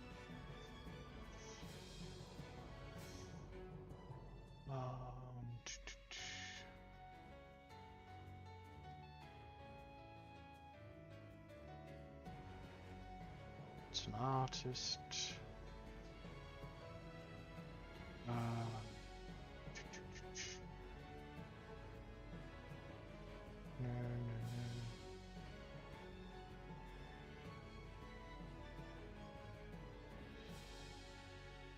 Any friends of the channel that are running right now would be great, but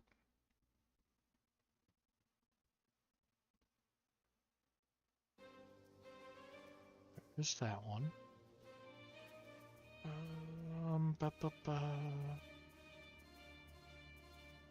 So that one will probably work.